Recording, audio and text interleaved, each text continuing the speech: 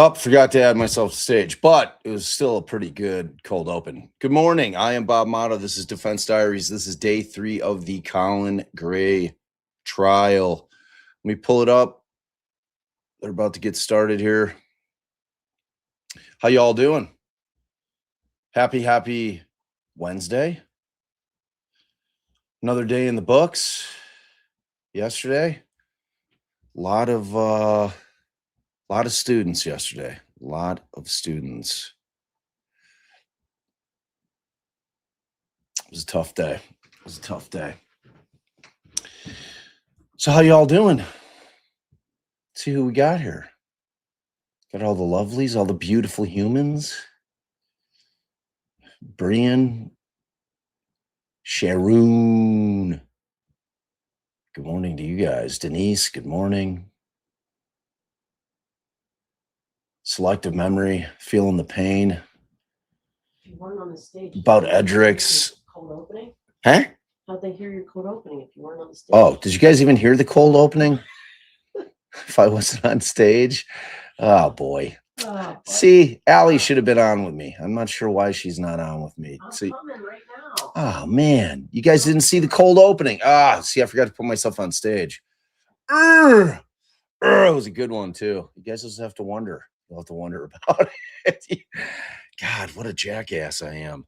Ay. See, I'm looking at two different things, so it's like I can never, whatever. It was a good one, though. It was a good one. You'll just have to trust me on that. Just have to trust me on that. Tracy was probably texting me, "You're not on. You're not on screen." What the hell's going on here? What in the wide world? Where's the sound? Oh, that would explain that. All right.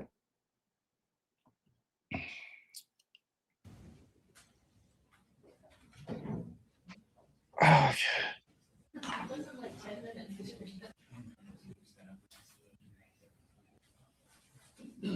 Here's how the sausage is made before a trial starts. Look at it, y'all. Look at it.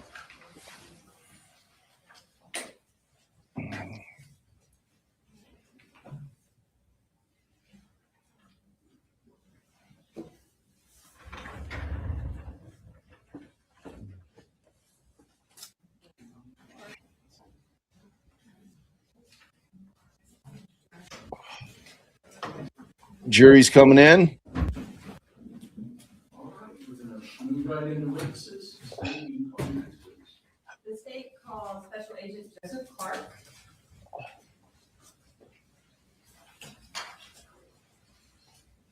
Oh, Special Agent Joseph Clark. I wonder if he's going to be the one who made the home visit of the Discord.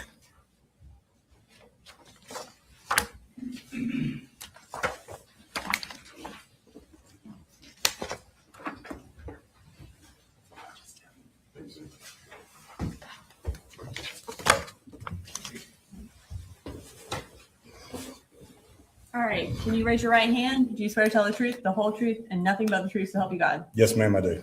And can you introduce yourself to the jury, and then also go ahead and spell your last name for the court reporter? I'm Special Agent Joseph Clark. It's spelled Josephclark. Okay. And you said you were a special agent. Who do you work for? I'm currently working with the Georgia Bureau of Investigations in the investigative division. And what region do you work out of? I work out of the Region 10 Atlanta office. Okay. And what region is Barrow County in? Barrow is in Region 8. Or 11. Or 11, excuse me, Region 11, sorry. So in the Atlanta office, you said you were in the investigative division. What exactly do y'all do in the Atlanta office? So the Atlanta office is a little different. We cover pretty much everything in the metro. GBI does the same thing where we support local agencies, primarily dealing with felony type cases. Region 10 specifically, due to the difference in the population, we primarily work homicides and majority of officer-involved shootings within the state. And generally speaking, in order to become involved in an investigation, how does that happen with the GBI? So with the GBI, we have to be requested as a request agency, and usually we get a notification that, hey, we need your assistance. From that point, they'll assess of what resources they need, and from there, we'll go ahead and disperse the resources, depending on how big the scene is, small or large, or if we need to pull other regions and other agents from different places to accommodate what's requested of us. So in this case, was the GBI requested to help with the Apalachee High School shooting? Yes, it was. So even though Barrow County is in Region 11, were other regions requested to help as well? Yes, they were. And so as far as Region 10, how did y'all become involved? Well, at the time of the notification, I was actually working up in North Metro, Georgia. Was notified that there was a active shooter situation at Apalachee High School. When I called in to see where they needed me, they advised that our whole office had actually shifted from the office in Conyers and worked their way towards Apalachee High School. Myself, I let our supervisors know, due to our high volume of calls that we have, that I would respond down to the Atlanta area. That way, if something did go out, we would have personnel at Region 10 to be able to accommodate what's requested of us at the time. And as part of your assistance in the Apalachee High School investigation, what was the first thing you did? I was notified that there was potential casualties, extreme casualties coming in. With Atlanta, we have Grady Hospital, which is a trauma 1. That's where usually the most severe go. I was advised that we would have patients going there. There was several numbers going around due to the chaos. There wasn't an exact number, but there would be multiple people coming in, possibly there, as well as CHOA. So they asked me to respond to Grady. Since we go to Grady so much, we know the processes, we know how to get things working. So they asked me to go and respond there and then start the process. So I guess initially you were unsure of how many people would actually be coming to Grady. When you arrived, did you determine how many patients had actually come to Grady? Eventually, it was determined that there was, I originally heard that there was 3, and then there was 2, and then there was 1 patient that was at Grady Hospital. Okay. Was anyone else at Grady Hospital in addition to patients? Yes, the family members of 1 person was there at Grady Hospital. And how did those family members end up at Grady? The family members were originally in the understanding that their family member was being transported there due to their injuries. They weren't advised that that person was not there at Grady. So when they arrived, I had to make contact with them. Okay. And did you have to do any sort of notification to that family? Yes, once the family got there, basically what I did is I set up a family room for everybody and called in resources with Grady. They provided the family room for me as well as the other agents that were there. Then I had to provide a death notification to the wife and the parents of the person. Okay, and who was that? It was Ricky Aspinwall. Okay. After you provided the death notification to that family, what did you do next? After speaking to Miss Aspinwall, I then made contact with the doctor of Taylor Jones, got a short briefing, just basically if she was stable or not, and then found out where her family members were in order to go make contact with them. Okay. At the time that you found the doctor, was Taylor in or out of surgery at that time? She was currently in surgery at the time. After locating the family members, what did you do? After locating the family members, we were able to obtain the evidence or the clothing of Miss Jones. Since she was in surgery, they had already removed that and gave that into our possession. Once we got the evidence, we went and met with her grandfather, I believe, and the rest of the family. There's You hear me? 30 people. Oh, yeah. I can hear you. Given Taylor's situation, Babe, can you hear me? talk to her Yeah, or interview I her can while hear you I were can at. hear him. No, ma'am. She was in surgery the whole time, so we just didn't have a chance to talk to her. Okay. And you indicated that you received Can you guys hear the court? Maybe it's just me. I can't hear you either. Oh, sounds like a you problem. her clothing from medical personnel. What did you do with that clothing? It was originally given to me in a brown bag with a label on it. Once we finished what we were doing at Grady and CHOA, I then responded back to, basically at a command center at Apalachee High School, where I took the evidence from Grady to Apalachee High School. I then took that evidence and turned it over to crime scene specialists so that way they could process it at a later You can date. hear both of me? Maybe you unplugged my headphones. I didn't touch anything. I haven't been downstairs. Did you unplug my headphones?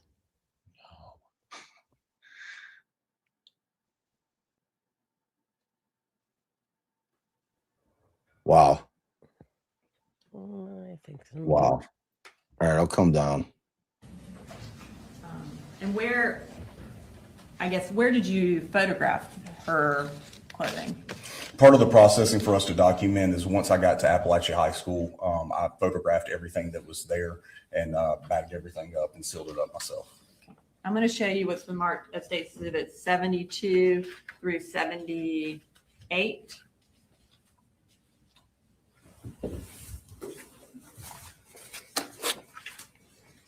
Will you review those and let me know if you recognize them?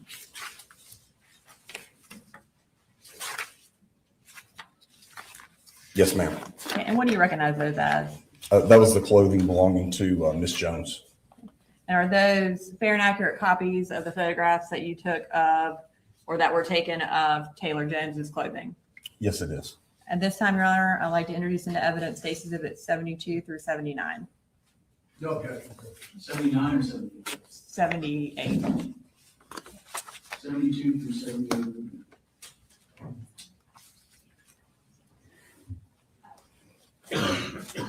And are also, and we'll just to clarify, are some of those pictures also of Melanie Delira Castaneda's clothing?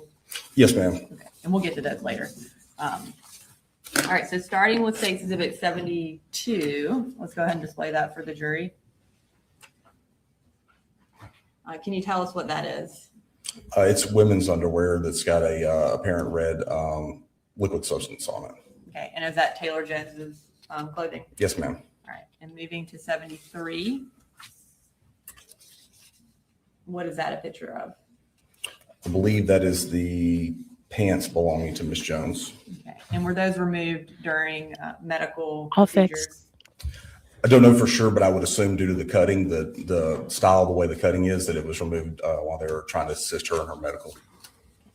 And then State Exhibit 74. It's a jacket, I believe, or no, it's the pants. Excuse me, it's the pants of Miss Jones. And then say,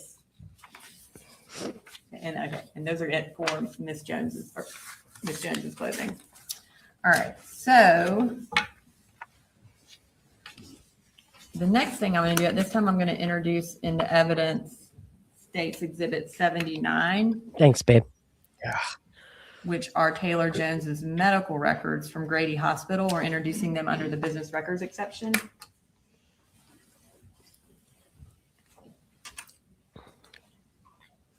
And the entirety of the records are electronic, and we've printed out a portion that are relevant for Agent Clark's testimony. Any objection? No, Your Honor. 79. Now I'm going to give you a copy for your reference.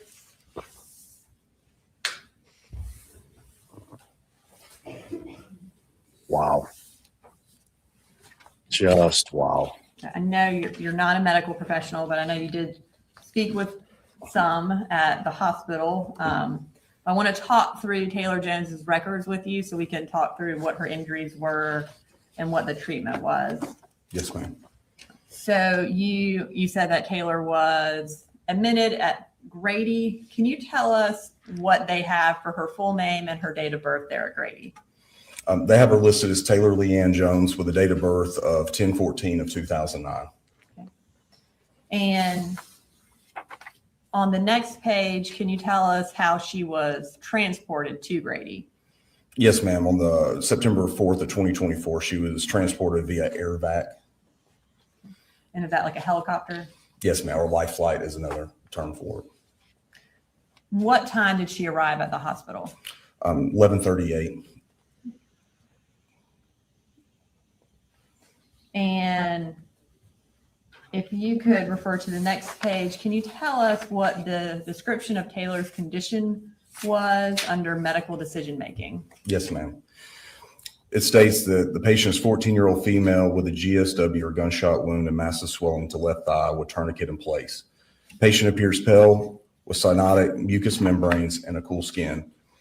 O2 being delivered via NRB mask. She was speaking, oriented, and maintained her airway. No traumatic injuries noted to head and neck. Manual and automated blood pressure cuff, unable to assess BP. On arrival with only access present, an IO in the injured leg and 20 G IV in left hand. Access rapidly established with peripheral IV and A-line placed in right femoral artery. Patient given 2 units with rapid infusion device. Once BP obtained, patient rolled and no other injuries noted. X-rays of chest and lower left extremity obtained and analgesia achieved with pain doses ketamine. HR remained tetracardic in 130s to 160s. Tourniquet left in place and patient immediately taken to the OR, 2 unstable for CT imaging. Okay. And then I'm also going to pull up page 8 from the medical records for the jury. Okay. And does this indicate the location of the gunshot wounds on Taylor's leg? Yes, ma'am. Okay. And how are they notated on this picture? With the numbers 1 and 2 and the circles around them. Okay. All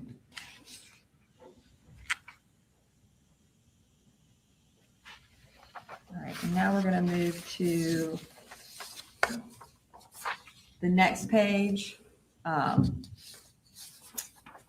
Will you read what it says under the section HPI?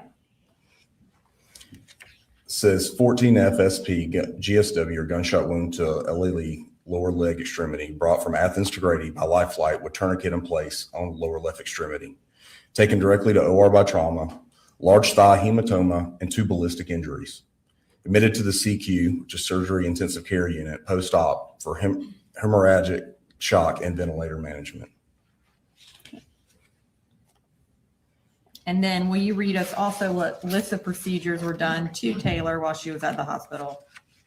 States 9-4, R subclavian cordis, 9-4, femoral artery, 9-4, ballistic wound exploration with the following: primary repair of SFA, femoral vein ligation, profound branch ligation, lower limb extremity X-fix and 4-compartment fasciotomy, 9-6 left femur IMN and fasciotomy wound closure.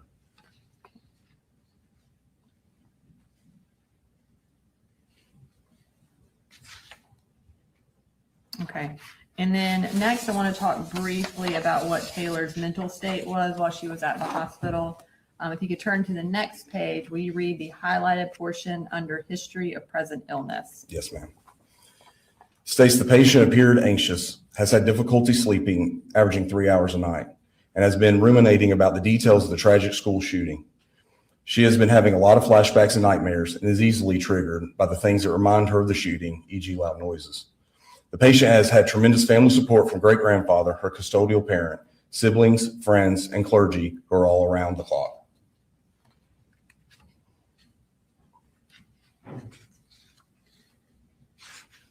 Okay. And then let's go to the next page, which lists her final diagnoses. Can you tell us what those were? Yes, ma'am. It states displaced fracture of left femur, acute respiratory failure, traumatic shock, major laceration of femoral artery, left leg, major laceration of femoral vein at hip and thigh level, left leg, acute prosthomoratic anemia, displaced commuted fracture of shaft of left femur, puncture wound without foreign body, left lower leg, lesion of lateral nerve, left lower limb, acute stress reaction, sleep. Why do they have a GBI guy doing this? It's weird. You're muted. You're muted. Is this a different victim? No, this is a GBI. I know, but is he giving details about victims we haven't heard yet? Because we heard a lot of victim nurse, victim nurse, victim nurse, victim doctor, that kind That's of not thing. the point. Like, I don't know why they don't have a nurse going through. Like, he's literally talking about the procedures and the injuries. Like, I don't understand why they're using this guy. It's like me trying to make words about medical situations. Like, I don't even think he said femoral. Medical I could say situations. femoral, right? He can't even say. He's like femoral. Femoral. Yeah, I don't know. It's weird. It's kind of strange. Terrors, anxiety disorder. And can you tell us what her date of discharge was? Yes, ma'am. It shows 9/4/24 is being administered, and her discharge date was 9/15 of 2024.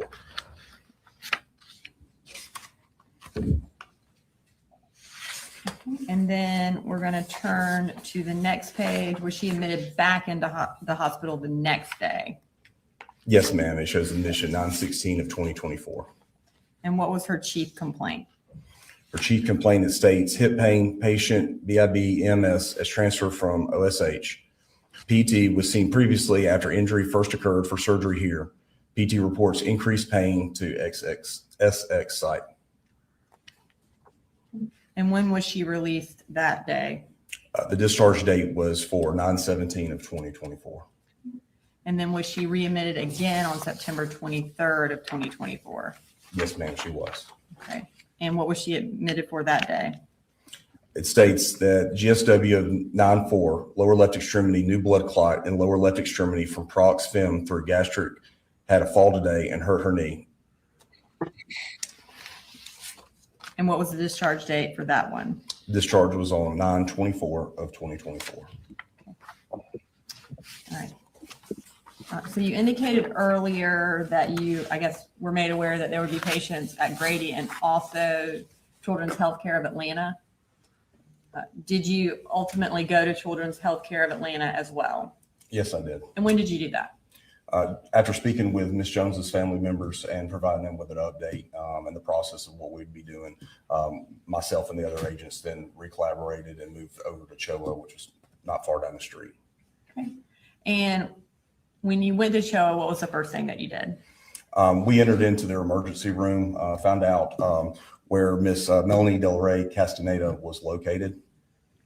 And did you go see her? Yes, we did.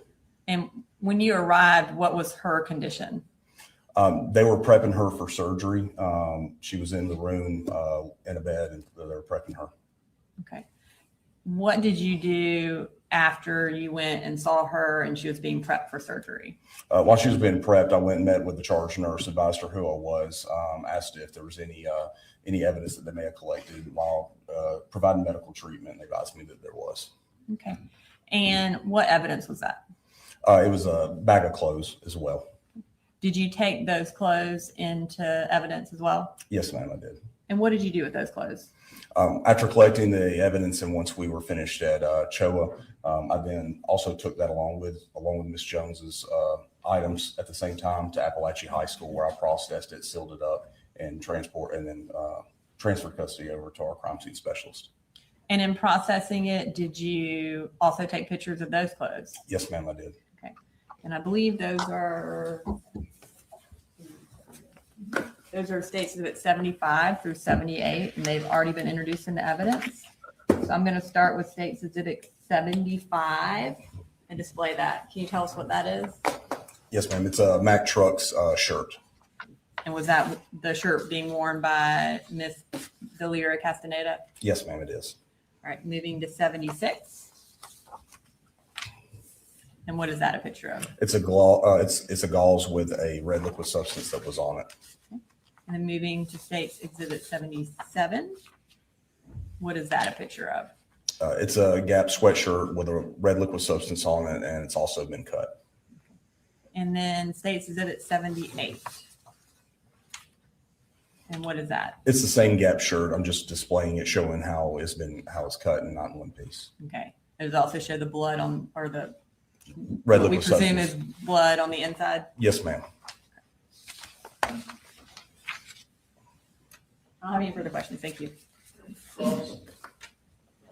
No question, Judge. Thank you.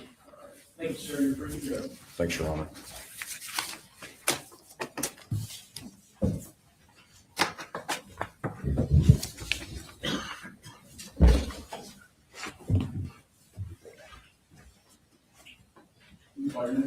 They call Damon Jimmy. Oh, she gone. She gone.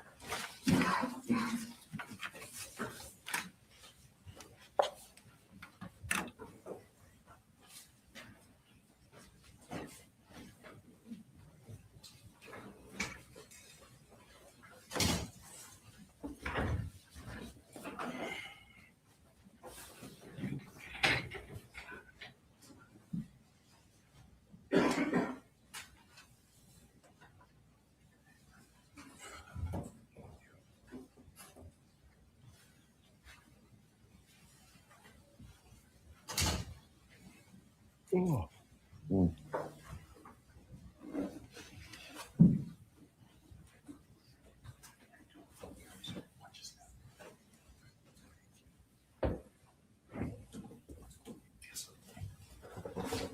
if you could raise your right hand, please. Swear the testimony you give, the matter now pending for this court, be the truth, the whole truth, and nothing but the truth. That's right. Okay. Put your hand down. If you could introduce yourself to the jury, please. Jury, my name is Zane Zani. I'm a freshman at Georgia State University. I graduated Apalachee High School in 2025. Okay. There's a microphone in front of you. You can probably move it around a little bit. It'll probably help. So you last year, the school year 2024 and 2025, where did you go to school?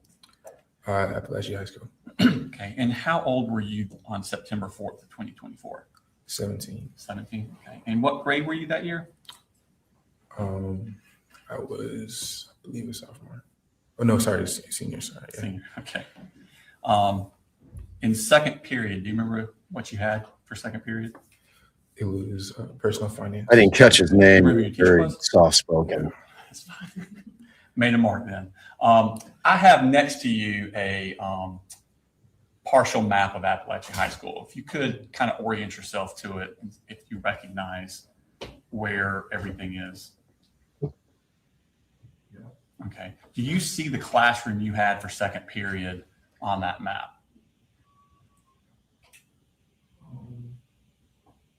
Yes. Okay. And where was that? You can point, get up and point it out. You don't have to stay glued to the chair. It was on this hallway. I believe it was one of these two classes. Okay. And at some point during the second period, did you leave that classroom? Oh yes, sir. Where did you go? To the bathroom, I was located right over here. Okay.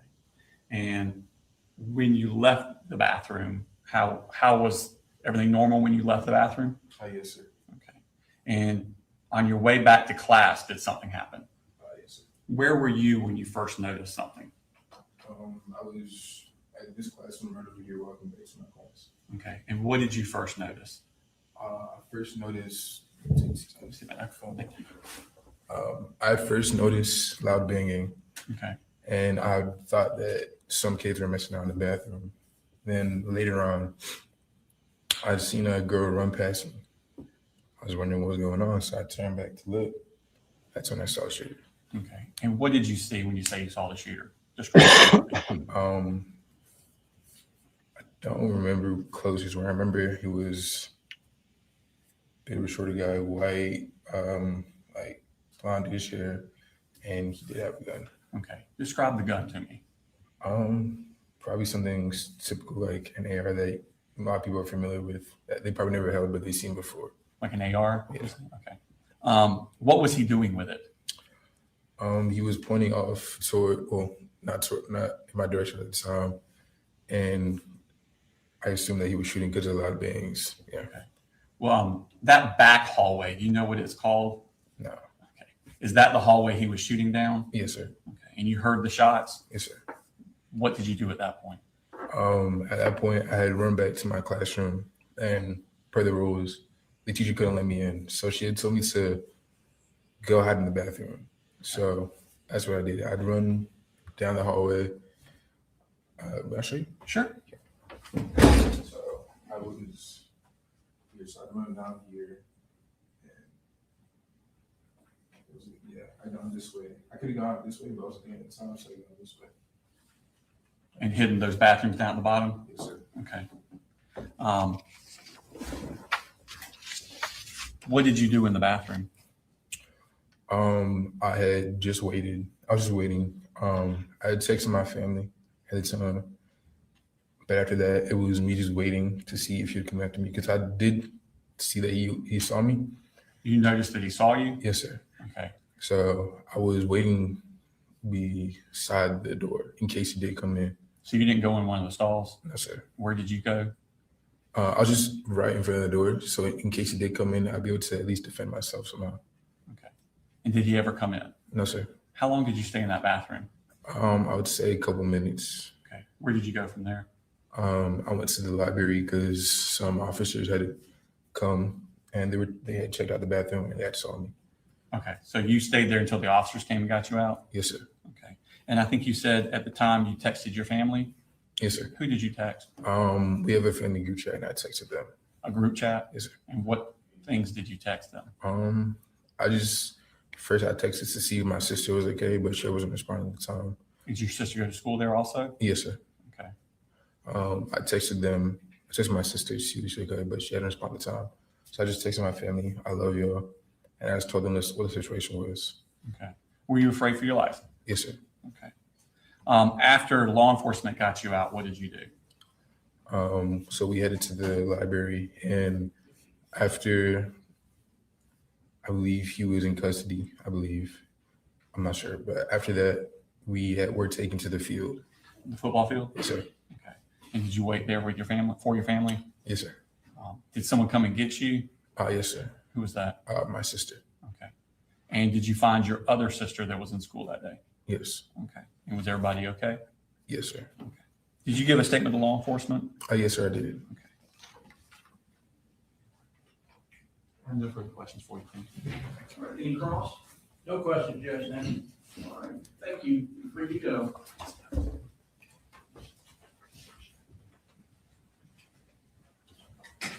State calls next. We're on state calls B. Martin.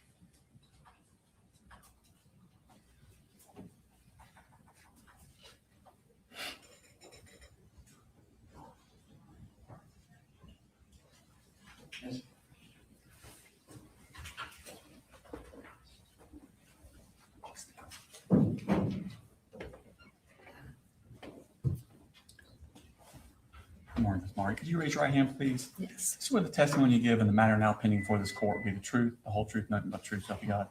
Yes. Okay. If you could introduce yourself to the jury, please. Hi, I'm Dee Martin. I was an assistant principal at Apalachee High School during the school year 24-25.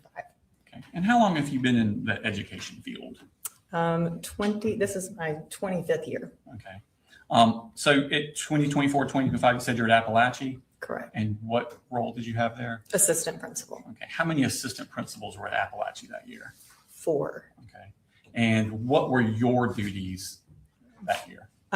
Discipline over 9th and 10th grade and PSAT, some testing and things like that. CTAE and math department. Okay. So you were over the CT. What's the CTAE? I think Ms. Harris It said something about is that. kind of our agriculture, technology areas. Okay. And as your CTAE, CTAE. is Ms. Harris one of your kind of like direct Yes. reports? Yes. Okay. And is that separate from your vice or assistant principal duties? It's in conjunction. In conjunction with, okay. Mhm. I want to take your attention to the morning of September 4th, 2024. This would have been the day of the shooting. Before the shooting, what were you doing that morning? The day before, we did not have Wi-Fi, so I was playing catch up on documenting things that happened the day before and going through the discipline queue. Okay, so you're in charge of discipline for, you said 9th and 10th grade? Yes. And so what is the discipline queue? It is where teachers put in referrals and they are in a list, in a waiting area. And we go through and handle the situations as they come up. Okay, and by handle them, I know they're all different, right? But just Right. in general, what are you doing? So having conversations with students, figuring out their side of the referral and what happened, and then going through to decide what the best course of discipline is for that student. Okay, So are there students in your office? Yes. Okay. Had you heard of a student named Colt Gray? Not before the email from Ms. Harris that morning. Okay. And so during first period, did you get an email from Susan? Is it Suzanne? Suzanne. Suzanne. Yes. Suzanne Harris. Yes. Okay. I'm going to show you what's already been introduced into evidence. It states it in number 32.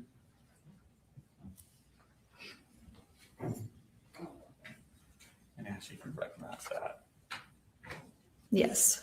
Is that the email you got? Yes. And who is Suzanne Harris in relation to Colt Gray? First period teacher. Okay. And what does she teach first period? A computer class of some sort. Okay. And when did you receive this email? Timestamps 8:46. Okay. So I probably looked at it within the next 5 minutes. I was going to ask you that because I don't read my emails for a long time. How quick are you at reading your emails? Very. Okay. Yeah. I mean, definitely within 5 minutes. Okay. And what is she telling you there? She is making Lisa Butler and I aware that the student has asked about active shooter drills. Okay. And who is Lisa Butler? Lisa Butler is Colt Gray's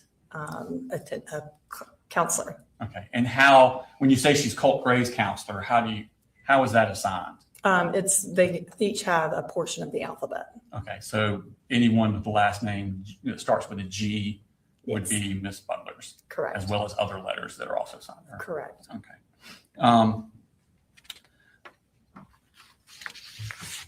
What did you do with this email at that time?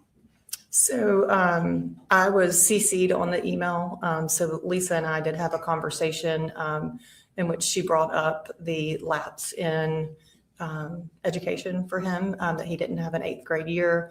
And there were some concerns about that. And so I started looking into those pieces where. That he did not have school the year before? Correct. Okay. Right. Was this apparently new information to Lisa Butler, that he did not have school the year before?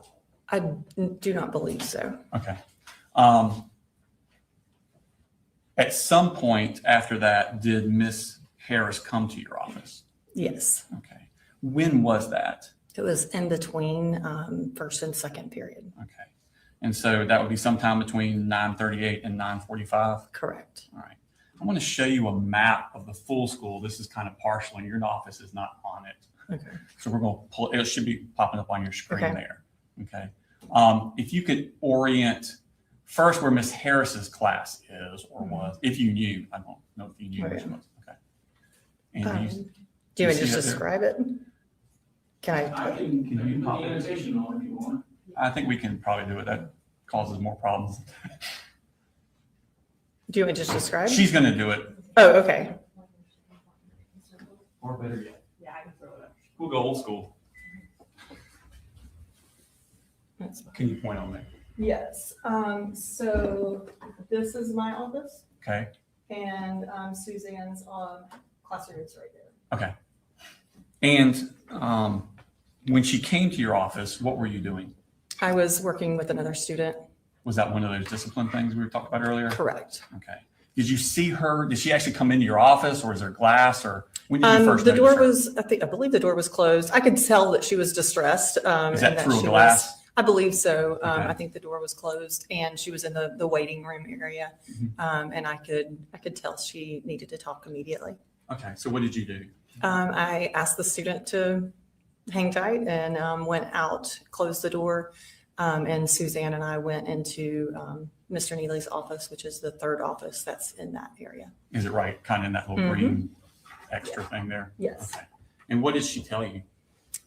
She, a lot of things, but she was very nervous and obviously distressed.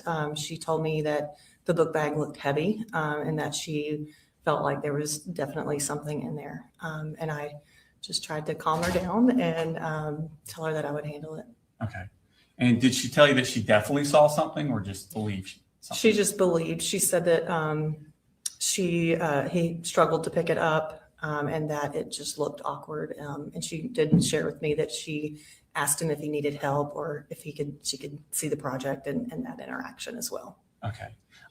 So what did you do with this information? Once you got this information? I immediately tried to not distress the student that was in my office and get him out of there as quickly as possible. Called the SROs to get them on the way. And just for my benefit, what does SRO stand for? School Resource Officer. So are these police officers that are assigned to your school? That is correct. Okay. And how many of them are there generally on a daily basis? 2. Okay. And so what do they do as far as your knowledge during the day? Do they have a place where they are, or do they mingle around? They have an office, but they try to stay unpredictable. And so they don't have a set routine. Okay. So when you called them, did they come to your office? Yes. Okay. What happened at that point? I quickly debriefed them on the situation as best I could. And we took off going towards Miss Greer's classroom. Before you left to go to Miss Greer's classroom, you said you had not known of Colt Gray. No. Did you take any steps to see what he looked like? Yes. And what did you do? In our school information system, Infinite Campus, I pulled this picture up and it was his 4th grade picture. Okay, I'm going to show you some marked states. This is number 107. Ask you to identify that. Yes. And what is that? This is his person summary report from Infinite Campus. Okay. And does it have the picture on it that you were referring to? Yes. Okay. Your Honor, is it accurate to what you saw that morning? Yes. Your Honor, tender state statement number 107 in the evidence. No objection at this time. I make that ordinance going out, but we'll discuss that later. Thank you. We'll publish that. So I assume you realized pretty quickly that that's not a high school student. Correct. Okay. Does it tell you when that picture was taken, or? No, we can look at enrollment history and figure out, which I did not do that at that point. Okay. Do you know why his more up-to-date photo was not in there?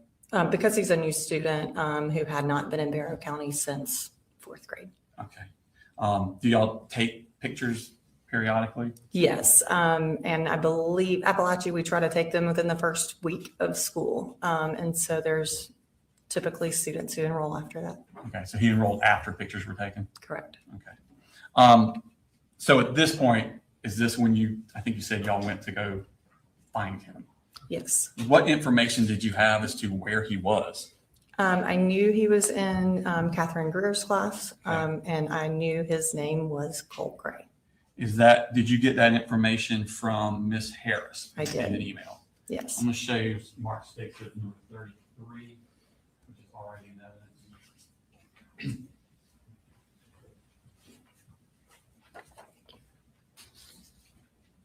And is that the email you got from Miss Harris?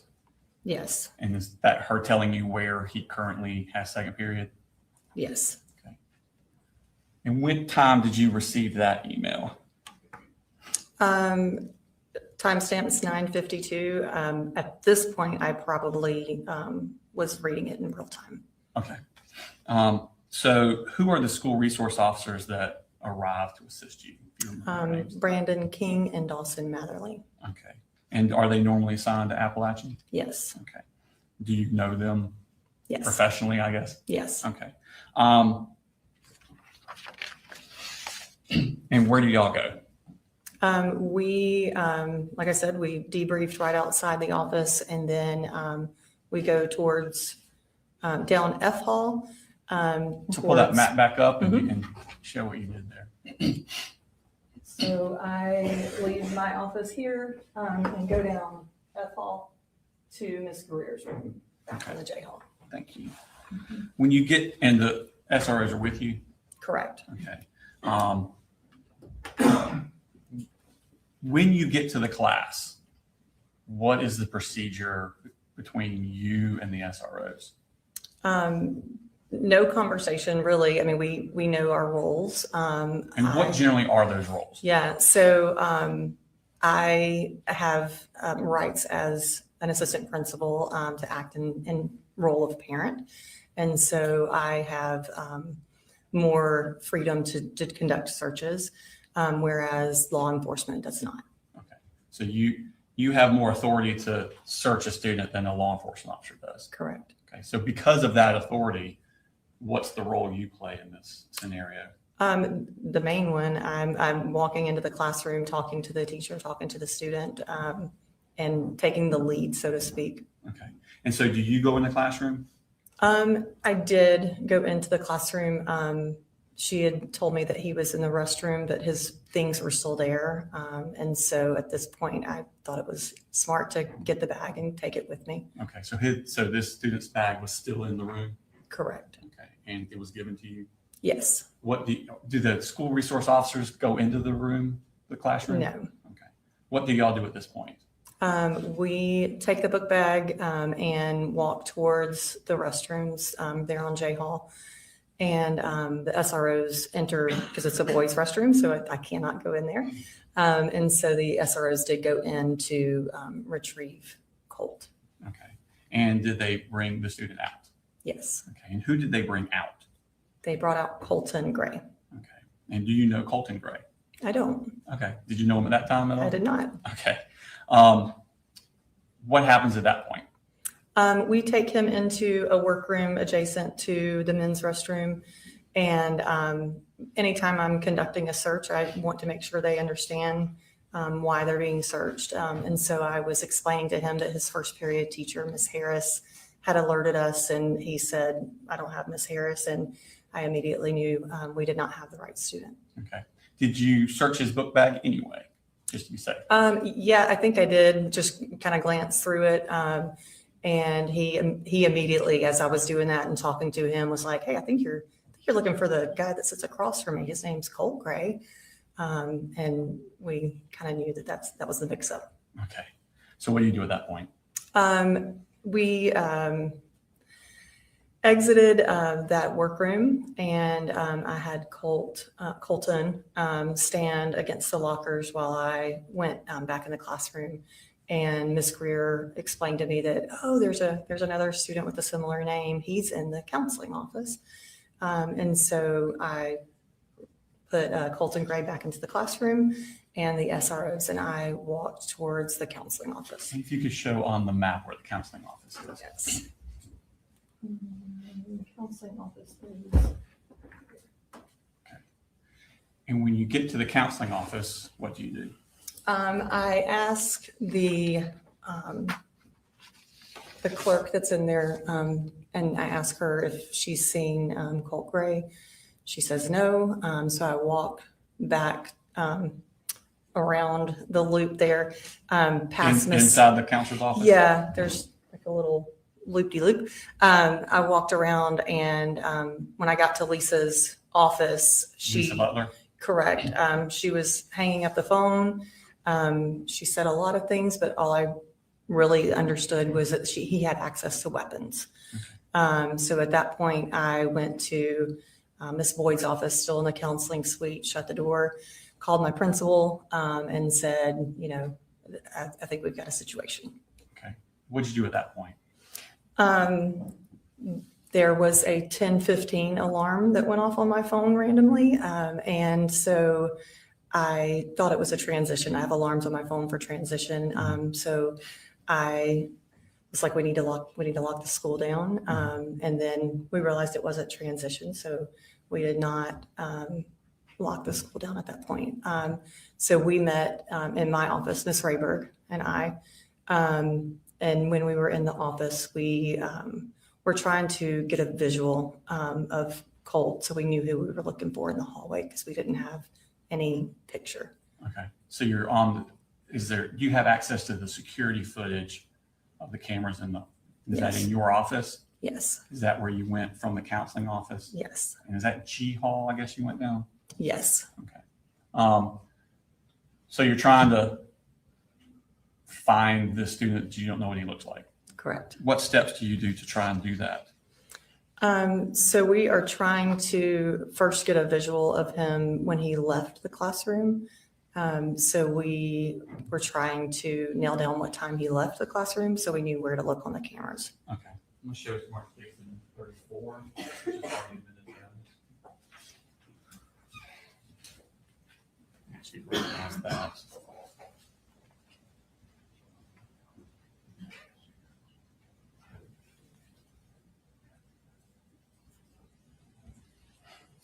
Yes, And what are those? I'm trying to. These are the emails to from me to Miss Greer asking what time that he left. Okay, show you. Can you pull that up? And what time is this that you're asking? What time he left? 10:18. Okay, and did you get a response from her?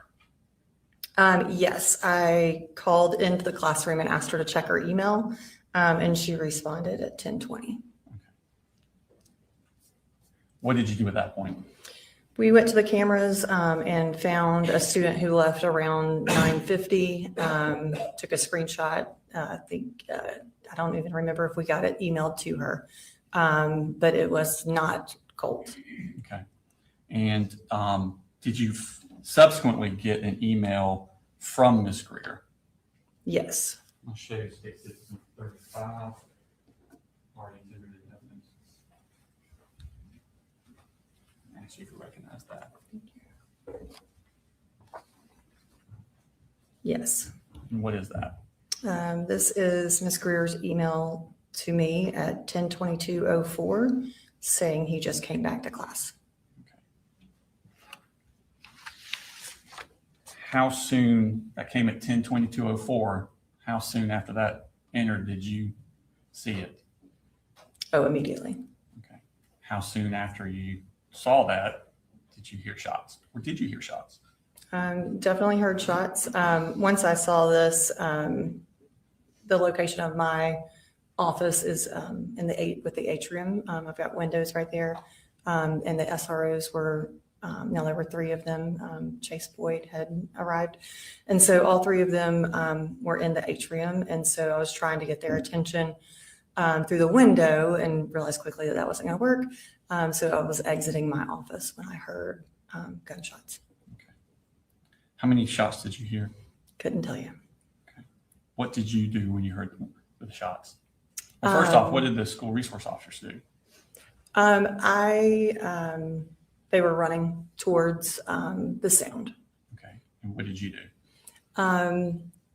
Well, my colleague Ralph Neely told me to get in the office. We sat in the office, looked at footage with Rayberg, and just trying to figure out what was going on and if the scene was secure. Okay. And were you able, so you're looking live on the security footage? Yeah. Were you able to see that the shooter was apprehended? Yes. Okay. What is your role, or what is administration's role at this point? So once the 8-button push happens, we are no longer in control of the building. The law enforcement is. And so I knew that I was at their discretion. So I was basically just trying to ask the law enforcement where they needed my help. Okay. And how long did you stay in your office? Maybe a minute, maybe 2. And where did you go from there? The 3 of us, that would be Neely, Rayberg, and myself, we went into the atrium and we were trying to kind of orient ourselves with what had just happened. And they were starting to release kids from rooms. So I felt like it was best for me to go out with the students and navigate them towards the stadium. Okay. And did you go up to the stadium?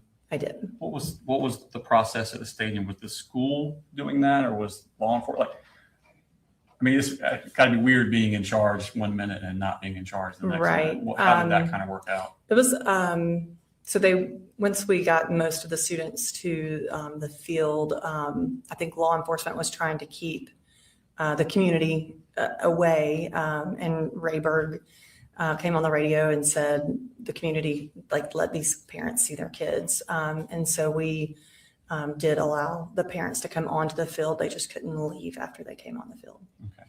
And what was the purpose not letting them leave? I guess trying to be respectful of law enforcement. Okay. Yeah.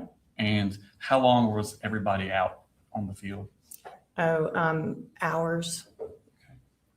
And at some point, did you give a statement to law enforcement about what had happened? I did. Just a second. I have no further questions. Thank you. Cross. Thank you, Arne. Good morning. Good morning. Just have a few questions just to get a couple of things right in my mind. Approximately what time did Ms. Harris come to your office? It would be about 9:40. About 9:40. Okay. And she seemed to be upset and wanted to tell you about this book bag. Correct. Okay. And did she describe the book bag to you? She said that it was awkward and heavy and had a poster board with a sock hat on top. Okay. So when you went to look, you knew that you were looking for something heavy with a poster board coming out. Correct. Correct. I assume you got, since she was concerned, she knew what Colt Gray looked like. Correct. Did she give you a description of him? No. Did you ask her? No. Okay. Did you ultimately find out he was white male? Yes. Okay. Had long blonde hair? No. Okay. You didn't find that out later? No. Did you take Miss Harris with you when you went down to the classroom to look? No. And you got an email indicating that he had gotten back to the classroom about 9:50. Correct? Can you You did. be more You specific? sent an email, I think it was around 10:20, asking what time Colt Gray had come back to class. I asked what time he left Okay, what class. time he left. Correct. All right, and that was 9:50. At 10:18, I asked her what time he left. And she said he left towards the beginning of first, probably around 9:50. And what time did the shooting actually start, if you remember? 10:22. So he had been missing then for 32 minutes, correct? Correct. All right. Thank you.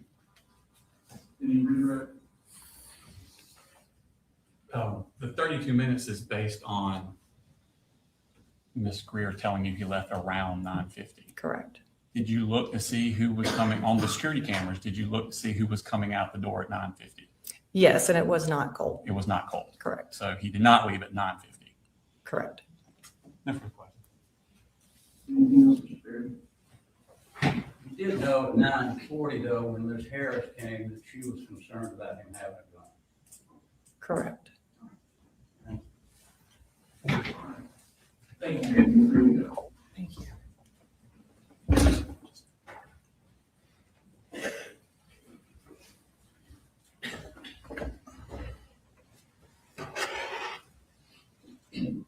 State calls next week.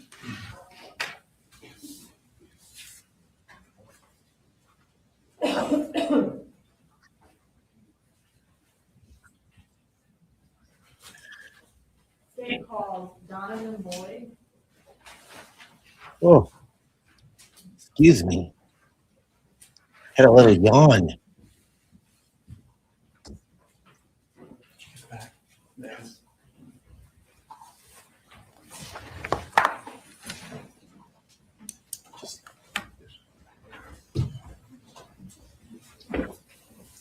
Please raise your right hand. Do you swear to tell the truth, the whole truth, and nothing but the truth to help you God? Yes, ma'am. Can you have us go ahead and have a seat and then tell us your name and go ahead and spell it for the court reporter? All right. I am Donovan Chase Boyd, Donovan, Boyd, Boyd. Okay. And what do you do? I am one of the sergeants for the school resource officers. So I supervise over half the county, depending on which semester we're in. And are you with the Barrow County Sheriff's Office? Yes, ma'am. Okay. So as a sergeant, you said you supervise half the county. Tell me what you mean by half the county. So we have the county split up into north and south as far as the number of schools that we have. So there are two sergeants. One of us is on the north side, one of us is on the south side. And then each semester we flip. So we have equal exposure and working with everybody and being able to help everyone. So. And about how many schools are on each side? It's fairly equal. I didn't think to count how many, but like there's an equal number on both sides, thereabouts. Yeah. And does that include elementary, middle, and high schools? Yes, ma'am. So you'll have an equal number, more or less, on both sides, but the alternative school is actually located on the south side. So. And then as far as your role in overseeing that, kind of tell me what your day-to-day is like. So it can vary as in any law enforcement capacity. Typically what I'm doing is I'm going and checking and making sure my guys have what they need. If they're dealing with an issue at a school, I try and be there to help them kind of work through things. Checking out on how they're doing personally and, just making sure that they have what they need to do the job that they're doing. Addressing any concerns or issues that may be going on. And then doing any kind of like spot training or planning for training in the summer. And tell me what the typical job of a school resource officer is who is assigned to a school. So our primary function is to see to the safety and security of the school. We also work very hard to establish relationships within the school, mentoring, working with students and staff, helping them with issues, not just in a law enforcement capacity, but doing community-oriented policing. Generally, how many school resource officers are assigned to each school? So each high school has two, and we are currently in the process of getting one in every middle and every elementary school. Prior to that, and even right now, we have a few middle and elementaries that share one SRO, and they go back and forth, and we actually have a set of elementary schools where the SRO goes back and forth. But at present, both high schools have two SROs assigned to them. And generally, are you assigned to a particular school? Not typically. We as the supervisors will fill in when an SRO is out sick or in training and that kind of thing, so there's not a gap. Or we'll go and check in at the school. But we're typically not assigned to a school per se. Back in September of 2024, were you in your same role as sergeant over the school resource officers? Yes, ma'am. So in 2024, at that time, I was a sergeant, and I was actually helping fill in at the Barrow Arts and Science Academy, which is one of our high schools. Is that also known as BASA? Yes, ma'am. And in addition to filling in as a school resource officer at BASA, did you still go around to other schools? Yes, ma'am.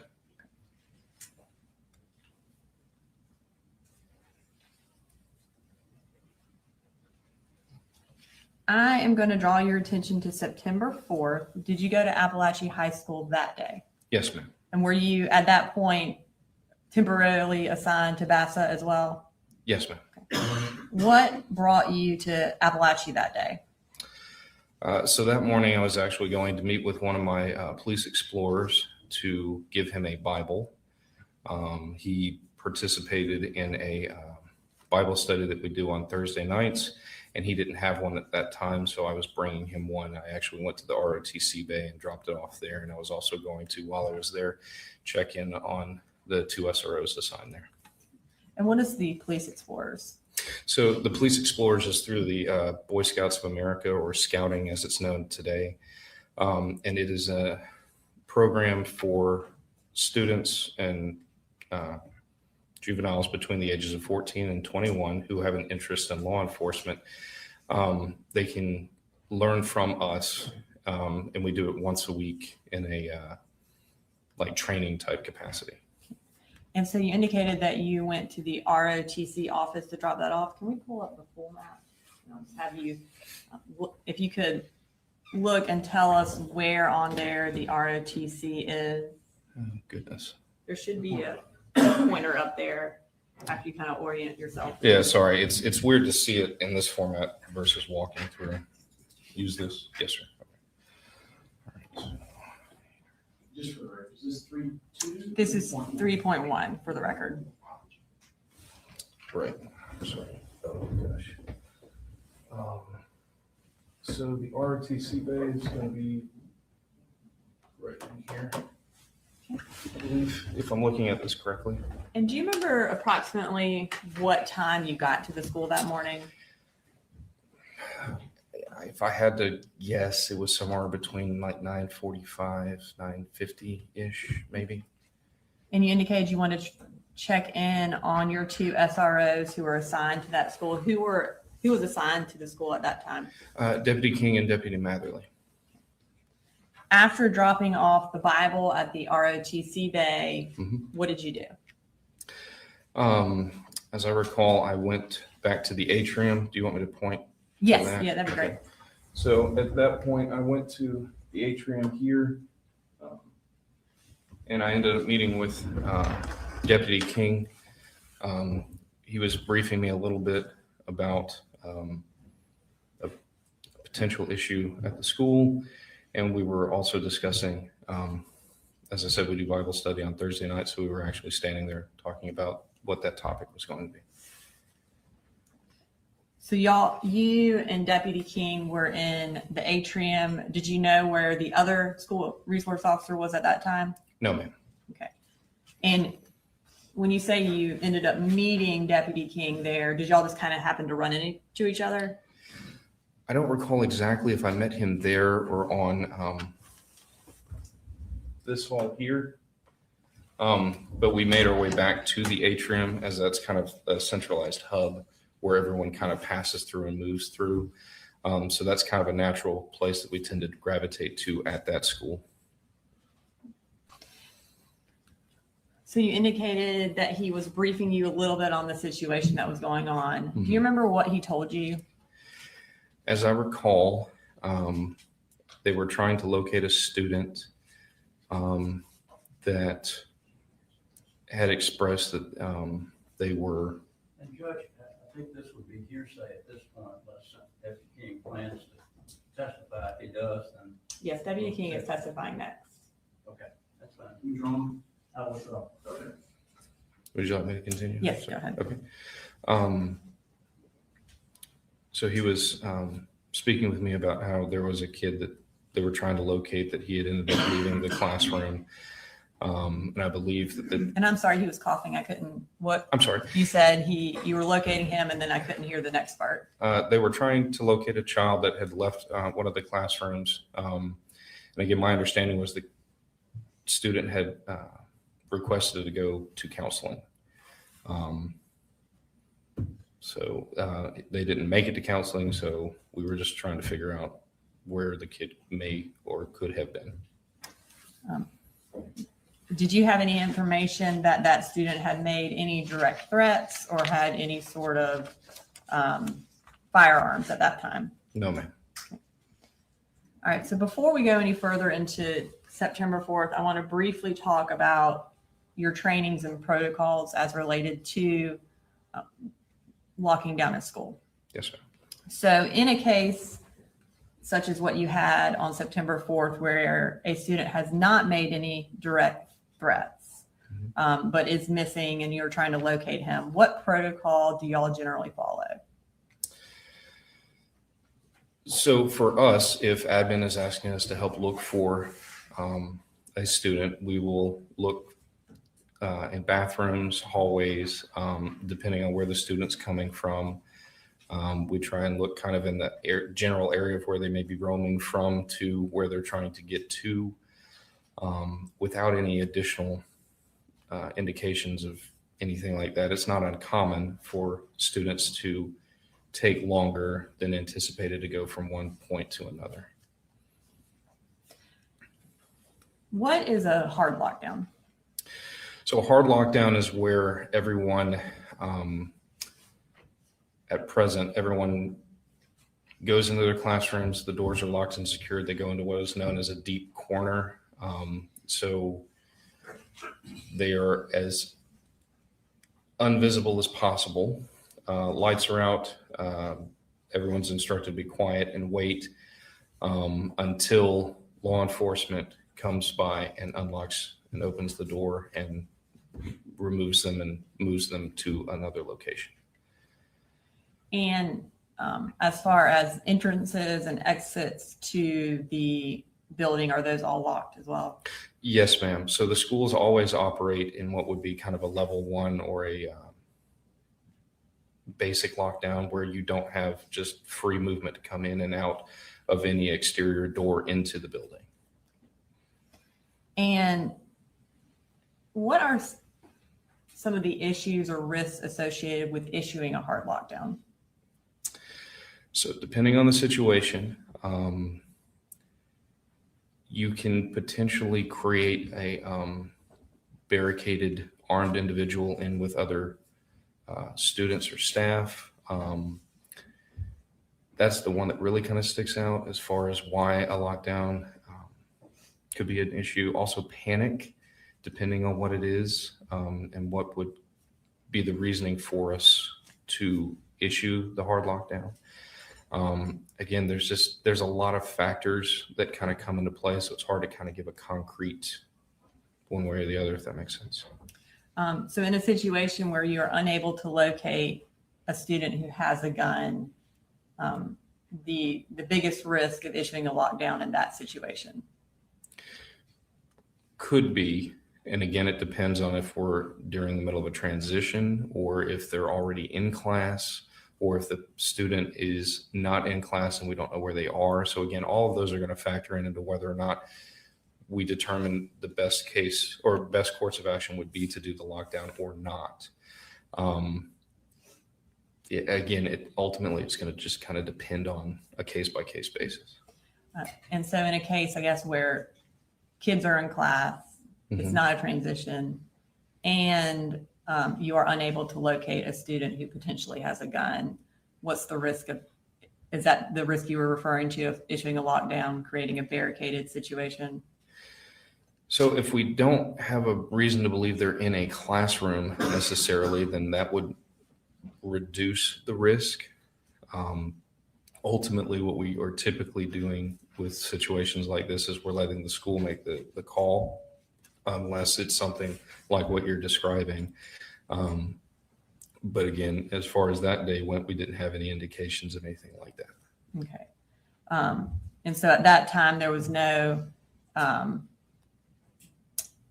hard lockdown was not something that y'all would have done in that situation.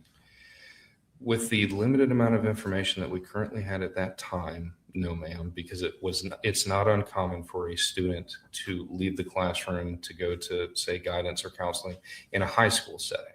And again, it would depend on the school that we're in. In an elementary school, if a child goes missing, we are more likely to call a lockdown in that regard, because then we don't have students moving about and it's easier to locate a missing juvenile in that age range because they can't really take care of themselves as much. In a middle school, it changes a little bit, but not as much. And then in the high school, because they're more apt to be able to take care of oneself, it's not as critical to do a hard lockdown just to locate a student that's missing from class. And I guess, is your main goal to find that student? Absolutely. Yeah. And of course, finding that student would prevent any future incidents if you found that student at that time, I guess. If the student had a gun and you found him, then that would hopefully eliminate the situation. Is that correct? Sure. Yes, ma'am. And I mean, that does happen on occasion. Yeah. All right. So we'll circle back to September 4th. Okay. So you are in the atrium with Deputy King. What happened while you were there? He and I were standing there again discussing Bible study after we'd kind of spoken about the very limited information we had at the time. There was a group of students with like the big pickle jars type things, and they were kind of tapping on those. And then we ended up kind of hearing like a tap, tap, tap. The best way I could kind of describe that would be like a muffled snare drum type sound is what it kind of sounded like at the time. I remember King and I both looked at each other for a split second and then went down the hall toward what we rightly assumed at that point was gunfire. Okay. And did y'all attempt to go in the direction where the gunfire was coming from? Yes, ma'am. That's one of the things we trained to do. And tell me what happened as y'all are running towards the gunfire. So do you want me to indicate where we were running down? Or? Yeah, if you want to indicate first, and then you can sit back down after. Sure. So I don't want to block anything. I'm sorry. It's better for the jurors. So we're here in the atrium, and we hear everything. And so we start heading down this hall here to what we would refer to as a T intersection because it makes a T. As we're coming down this way, as I recall, I got on the radio to let dispatch and other units know that we had an active shooter at Apalachee High School, and we just continued to that T intersection. Do you want me to continue with? Yes, go ahead.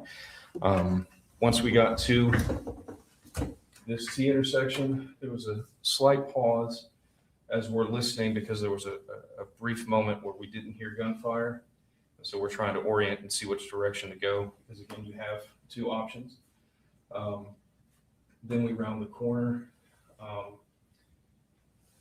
And when we make the turn and turn right down the hall, Deputy King and I are presented with a lot of smoke and dust in the hallway. The concussion from the AR firing and the drop ceiling, as best as I can understand, I'm not an engineer or anything like that, but the dust and everything shook down, making it very hard to see. All I could make out was a like dark or black silhouette in the smoke toward the end of the hall. It's actually, he was backlit. This exterior door here, you had sunlight coming in. We're down here when we first make the turn, and we end up making contact with them around in here where these bathrooms are. As we're coming down through here, I want to say somewhere in here, one of the victims was laying in the hallway. Because of the smoke and the dust and everything, I initially thought it was a duffel bag until I got close enough. Once we got pretty close to Colt, we were able to see that he was a student. The AR was down in front of him. He was compliant. We were able to get him down while Deputy King covered him with lethal cover. I proceeded to handcuff him and do a search and pat down for weapons and anything else. While doing that, I was able to take multiple full magazines for the AR-15 out of his pockets and kind of secure those out of the way. And then as I recall, the next steps were to let dispatch and the other deputies know what we had, where we were at, and what we needed so we could start responding to everything else that was going to need to be addressed after. So as you indicated, as you round the corner, you saw a black silhouette. Yes, ma'am. What did y'all, at that point, did you know it was who y'all presumed was the shooter? No, ma'am. What did y'all say as you round the corner and saw that? Show us your hands, get on the ground, drop the weapon, all things that we practice and trained to say. Again, at that point, we didn't know if it was a student. We didn't know if it was a staff member or teacher, and we didn't know if it was the shooter. We were purely going and trying to make contact with whoever it was in the hallway so we could make an assessment of where to go from there. As y'all continued to run down the hallway, did y'all know if he had dropped the gun at that point? No, ma'am. Again, we could not see. So y'all are basically just running in blind. Yes, ma'am. So you take him into custody and you search him and you take out the magazines. At that point that you are telling dispatch, hey, this is what we need, what do you start doing? I'm on the radio saying that we need to shut down the front from like Tom Miller down to like not quite to Carl Bethlehem, but like over by Kendall Park so that we can get med teams in and that kind of stuff. I let them know that we had one in custody, that we don't know if there's any other shooters. I have no idea how many are wounded. I have one in the hallway that I'm unsure if there's anything that we can do for, and I'm not exactly sure how I phrased that at the time. And at that point, we're just kind of holding the hallway because it was just King and I at that moment having to hold. So we're having to hold here, which is terrible to try and do with two people. Because again, we don't know, sorry, we don't know if there's any additional threats at the time. So we're having to try and hold, and we have to keep control of Colt, and we're responsible for him at that point once we took him into custody. Excuse me. A short time, and it felt like a long time, but a short time later, Deputy Cook responded from Heyman Morris, and he helped us hold things until additional units got there. And were additional units there pretty quickly? Yes, ma'am. I would say that they were there very quickly. I do recall the colonel, sheriff, Jeremy, one of the firefighter guys, with one of our RTF teams, got there very quickly, and they were in there and they started working through and triaging and figuring out who needed assistance and things. So we were able to get people out pretty quickly. And RTF, does that stand for Rescue Task Force? Yes, ma'am. Yes. So when more individuals get there, more law enforcement get there, and you're no longer having to hold kind of the scene with the shooter, what did you do? So at that point, we were going to have to systematically sweep the school and check the condition of everybody and start evacuation processes. As SROs, all of us in the unit have universal keys that work for all the school buildings. So when we started forming the teams up to go, I had a set of keys. So I started going and clearing with a group of some of our guys, but we had so many people that responded from all over the state. So we had people from Gwinnett and Commerce and GBI and FBI and GSP, but we went through and started the systematic, methodical clearing or static clearing of the building at that point.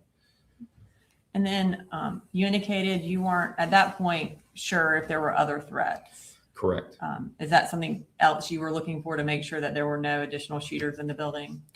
Yes, ma'am. We never assumed that the singular threat that we've dealt with is the only threat until we do a sweep and subsequent sweeps of the building to make sure that there isn't someone else who is either waiting or is actively doing violence. And on this particular day, were there potential threats at other schools as well?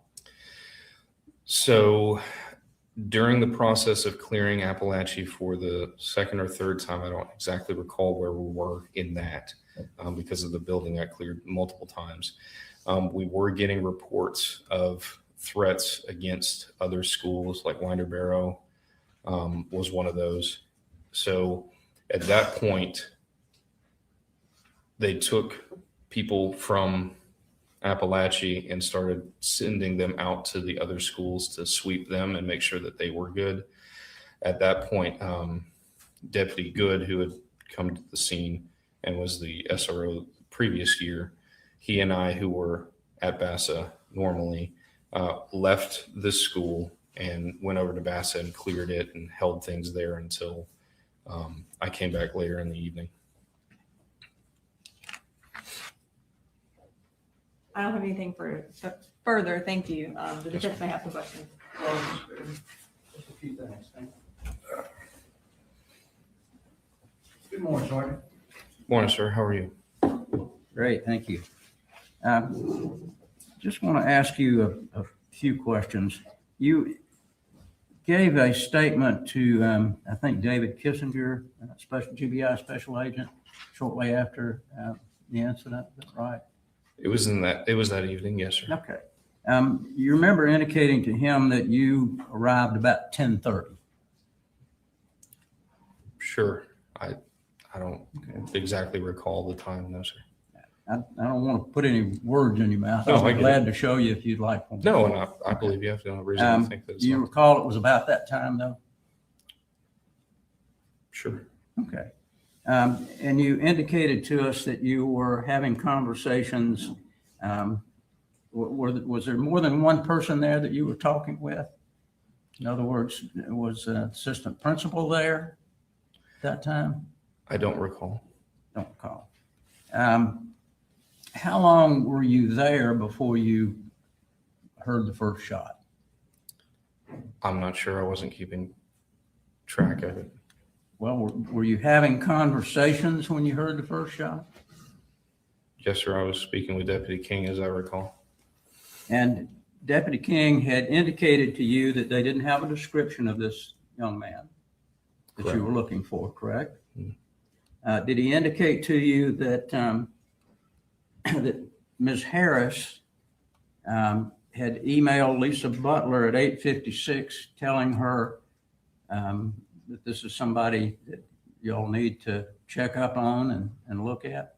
Not that I recall, no, sir. Did the assistant principal give you any information about this person? Not that I recall. So the only information that you got was from Detective King that there was somebody that y'all needed to look for? Deputy King, as far as I recall, yes, sir. Okay, but you didn't know what they looked like. No, sir. Did he indicate to you that he had already been looking in any of the bathrooms or anything? As I recall, yes. Okay, and do you recall which bathrooms he said he had looked in? No, not specifically.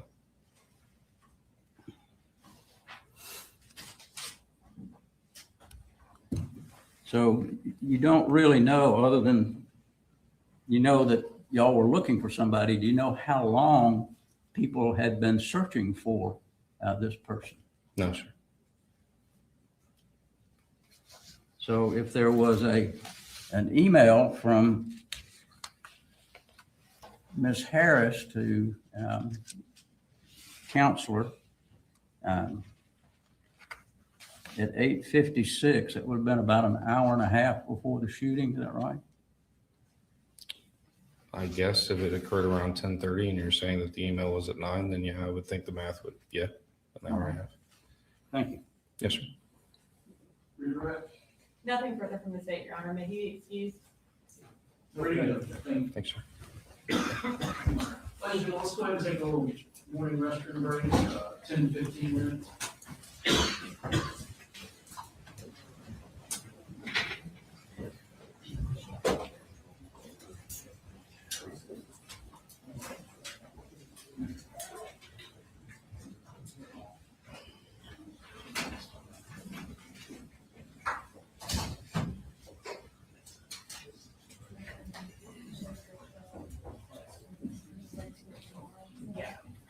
Just make it. Yes.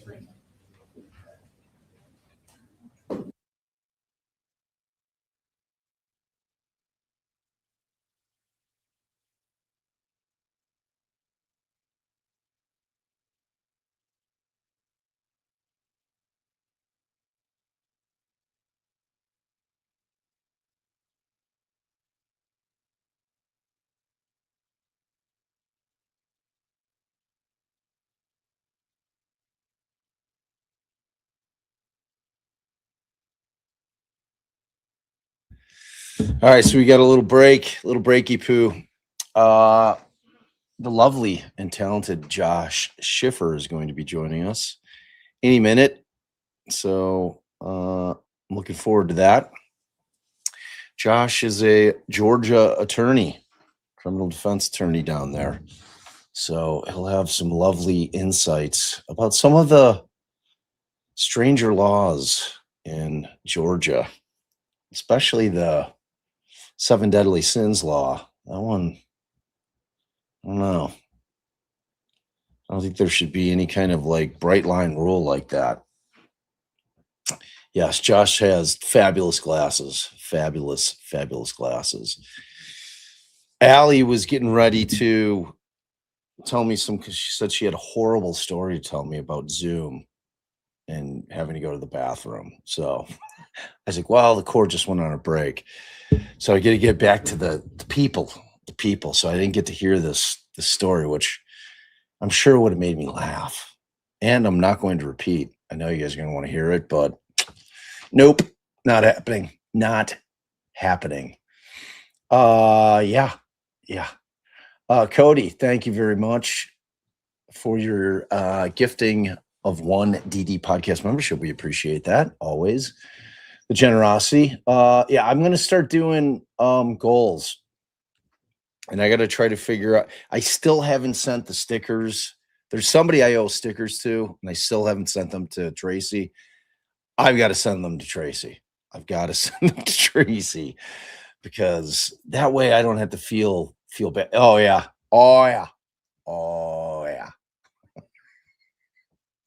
What makes you say that? This comment by Allie? There were no, I don't even know the story, so I couldn't have said too much. Couldn't have done it. Not gonna do it. 1,000 points of light. Okay. So babe, how'd it go with Zoom? Where you at? She's doing something. She's doing some shit. Hey, there she is. I am in utter shock right now. What With regard to what? fuck were you just doing? What do you mean? Hey, Allie's got to tell me this bathroom story. I'm like, what the fuck is going on? I was wanting to hear the story, but I had to get Wow. back to the people. I mean, luckily it wasn't like a super embarrassing story because I wouldn't have told you like wow. What like if it was all that. But I mean, your wife calls you and says, I have to tell you, are you muted? I have to tell you a funny story. And you're telling the public? You said a horrible story. Well, that's even worse. Yeah, it sounded funny. I was thinking maybe like you ran back to the bathroom and forgot to close the door, something like that. Now I'm never even telling you. Wow. I just can't even. I was like, he did not just say that. Oh boy. Well, now we got to hear the story. All the story. We all want to hear. You guys can all come up with exciting, funny stories on your own about it. Oh boy.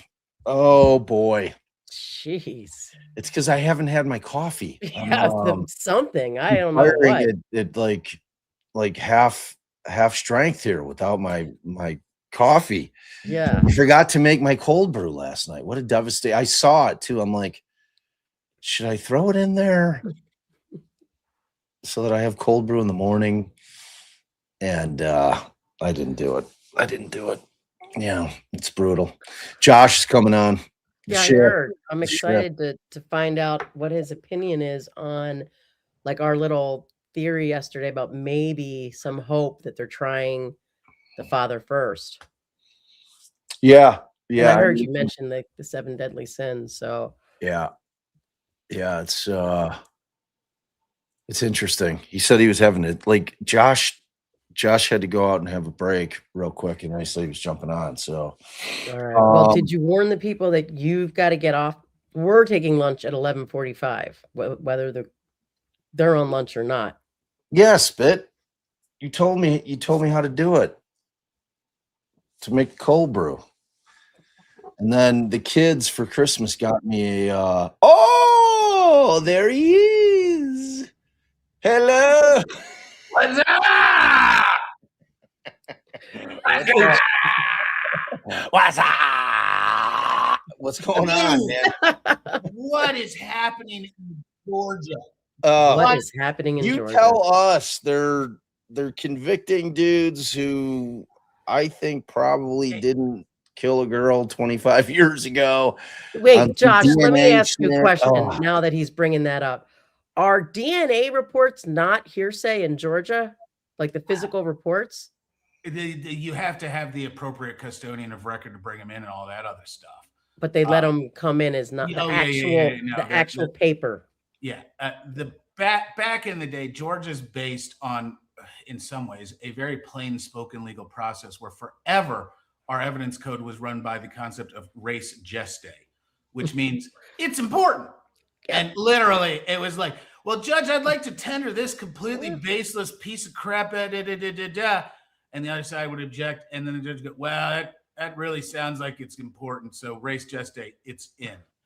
And then they completely redid the evidence code right when I started practicing law 15 years. But we really maintained the let's let it in unless there's a reason to keep it out, which generally then becomes the argument at trial. And if you've got a judge that wants to put their thumb on things, it's pretty clear what comes in and what doesn't. Yeah, because judge didn't seem to let anything in for the defense. If the judge wants to keep it out, it's all irrelevant or too prejudicial. That's the power of a crappy trial judge.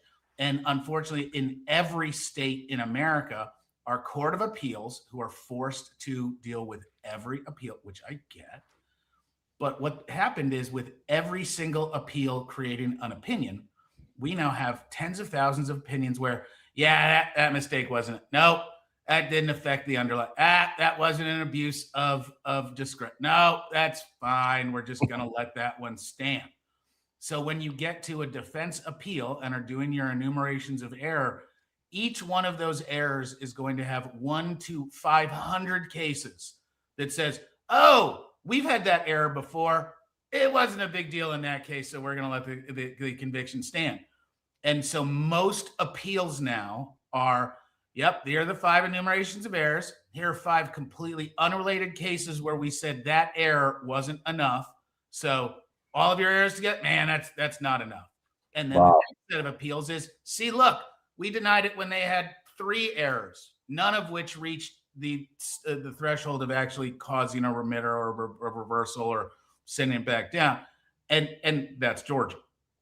Wow. Hey, first of all, those orange glasses are fire. Those are fabulous. I love them. My old pair, so now I got to get new ones made. They're awesome. The orange is amazing. I like the red. Don't you have? I live in Georgia, and all these colors. Tennessee fans are like, "Oh, you're a Tennessee guy." You can't make me a Tennessee fan out of no. I'm not even a big college football guy, but I know that you can't. That they are definitely Tennessee orange. There's no question about that, Tennessee bro. orange. I gotta go. There's a country song like that. I heard my daughter listen to it. That was Tennessee whiskey. No. It was something about wearing that a guy got her to wear Tennessee orange. Oh yeah. I remember that. We were both in the walk up to you and start singing Rocky Top at you. No, I can get away with the red and the black because that's UGA, and that I can be like, oh yeah, big dog fan. There you go, dog. All right, Josh. I know you're a busy boy, but did you get to catch any of the Faust trial? Oh, I watched a lot of Faust trials. So I'm not going to say I'm buddies with Ahmad Cruz, but he's somebody that's been around. We've all watched him up, and this was his first real big high profile case. And I just can't give him enough kudos for the bravery and courage in standing up when it was so abundantly clear how the forces were lined up against him and his client. Yeah. And it's why I love the true crime universe. It's why I love the fact that we get to watch this stuff on TV. Look at the feedback from the general public. Yeah. Right. This is one of those cases where everybody's like, listen, I'm not saying he didn't do it. I'm saying that the state's case had lots of problems and there was enormous reasonable doubt with Melton, the boyfriend, that the cops basically admitted, we really didn't investigate that thoroughly. Yeah. Can I ask you a question? Because this is we didn't watch the whole thing, Bob and I. We were late to it. We watched started with the examination of Melton. So when they got to the cop who was now they were putting on as a prior consistent statement of the defendant. And a prior consistent statement of Faust. Sorry, of Faust. I mean, of Melton. Jesus, Melton, right. I'm like, wait a minute. He's on direct and cross, being crossed about the statements he made to the police. He made those statements to the police. You're supposed to be putting in a prior consistent statement before the event, giving you motive to lie. And I was like, is this judge acting stupid? She's calling the defense attorney stupid. I mean, literally calling him stupid. She reads the rule out and I'm going, what the fuck is she talking about? That's the same statement that he is essentially has testified to, that they're saying you need to have said that a week before to your friend. I've been trying to go see my girlfriend for her birthday. We've got big plans for her birthday. Am I wrong, or was that absolutely not a prior consistent statement in that scenario? I think it's a prior consistent statement. I think you've got some admission. There was some real problems with the way, from my perspective, that Judge Lott handled that case. The rumor on the street is that other judges are kind of shaking their head being like, oh, well, that's a crappy look, because it was so clear there was some animus in between the defense and the court. And when you talk about those red line issues and how juries real work, we're always searching for the universal touchstones. And one of those is juries expect the process to at least appear fair. We can know that it's all cooked from the inside. We can know that most judges are former prosecutors. Judge Lott, actually a former public defender. I was kind of shocked. Kills me. What's going on here? This is not a shining moment for independence and fairness of the tribunal, because, and I think that if anything, Mr. Cruz could have even leaned further into standing up and just getting punched in the face and punched. He said it's something like, "Is this the Soviet Union?" Communist Russia. He called Communist Russia. He got kind of salacious, and we're going to see, because the Georgia bar, of course, does not want to get super involved in telling litigants how to litigate or judges how to judge, and especially run their own courtrooms. Georgia invests enormous discretion in their judges when it comes to how they want to run things in their court. You can't call out a lawyer in front of the jury. I mean, she made comments in front of the jury. Like the one time she was like, I think this is the first time you're both right. Yeah. And I thought, we all just heard you say this is the only time the defendant is right. And the question is, does the Court of Appeals, or sorry, this might go directly to the Georgia Supreme Court, are they going to have the cojones to actually reel in a trial judge, which is going to piss off all kinds of people they go to parties with? Yep. Or are they going to let a pretty nasty conviction stand when there are really legitimate questions as to the fairness of the process? This culturally looks like a railroading. Let us ask you, because I'm sure everyone wants to know, as far as these two swabs, oral swabs, no vaginal swabs, but both oral swabs marked A and B. To me, that's a conscious, I'm recognizing that I've taken a second oral swab because I'm labeling it B. Is that something that, do they ever have two oral swabs in a kit?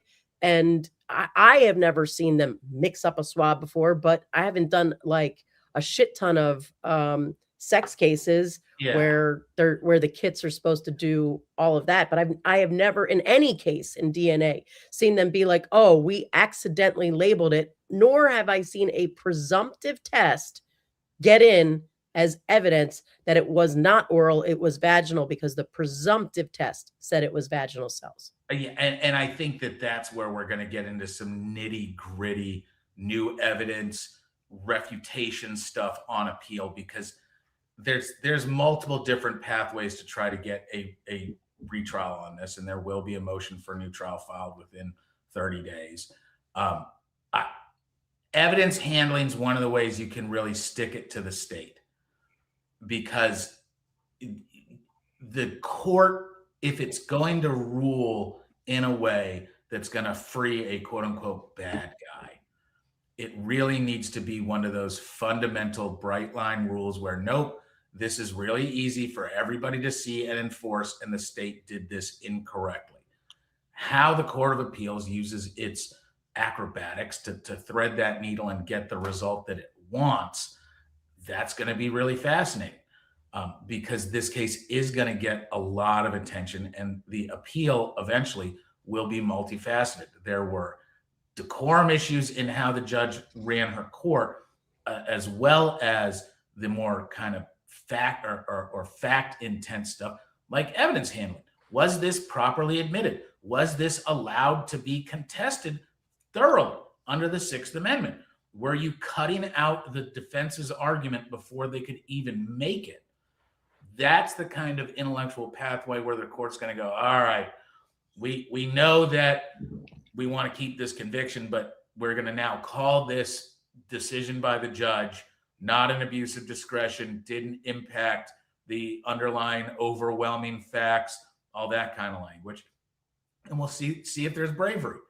But I don't think the Court of Appeals looks at this case as one that they really want to get deep with, because it's a mess. Yeah. It's a mess. And let me ask you this, Josh, and Allison and I.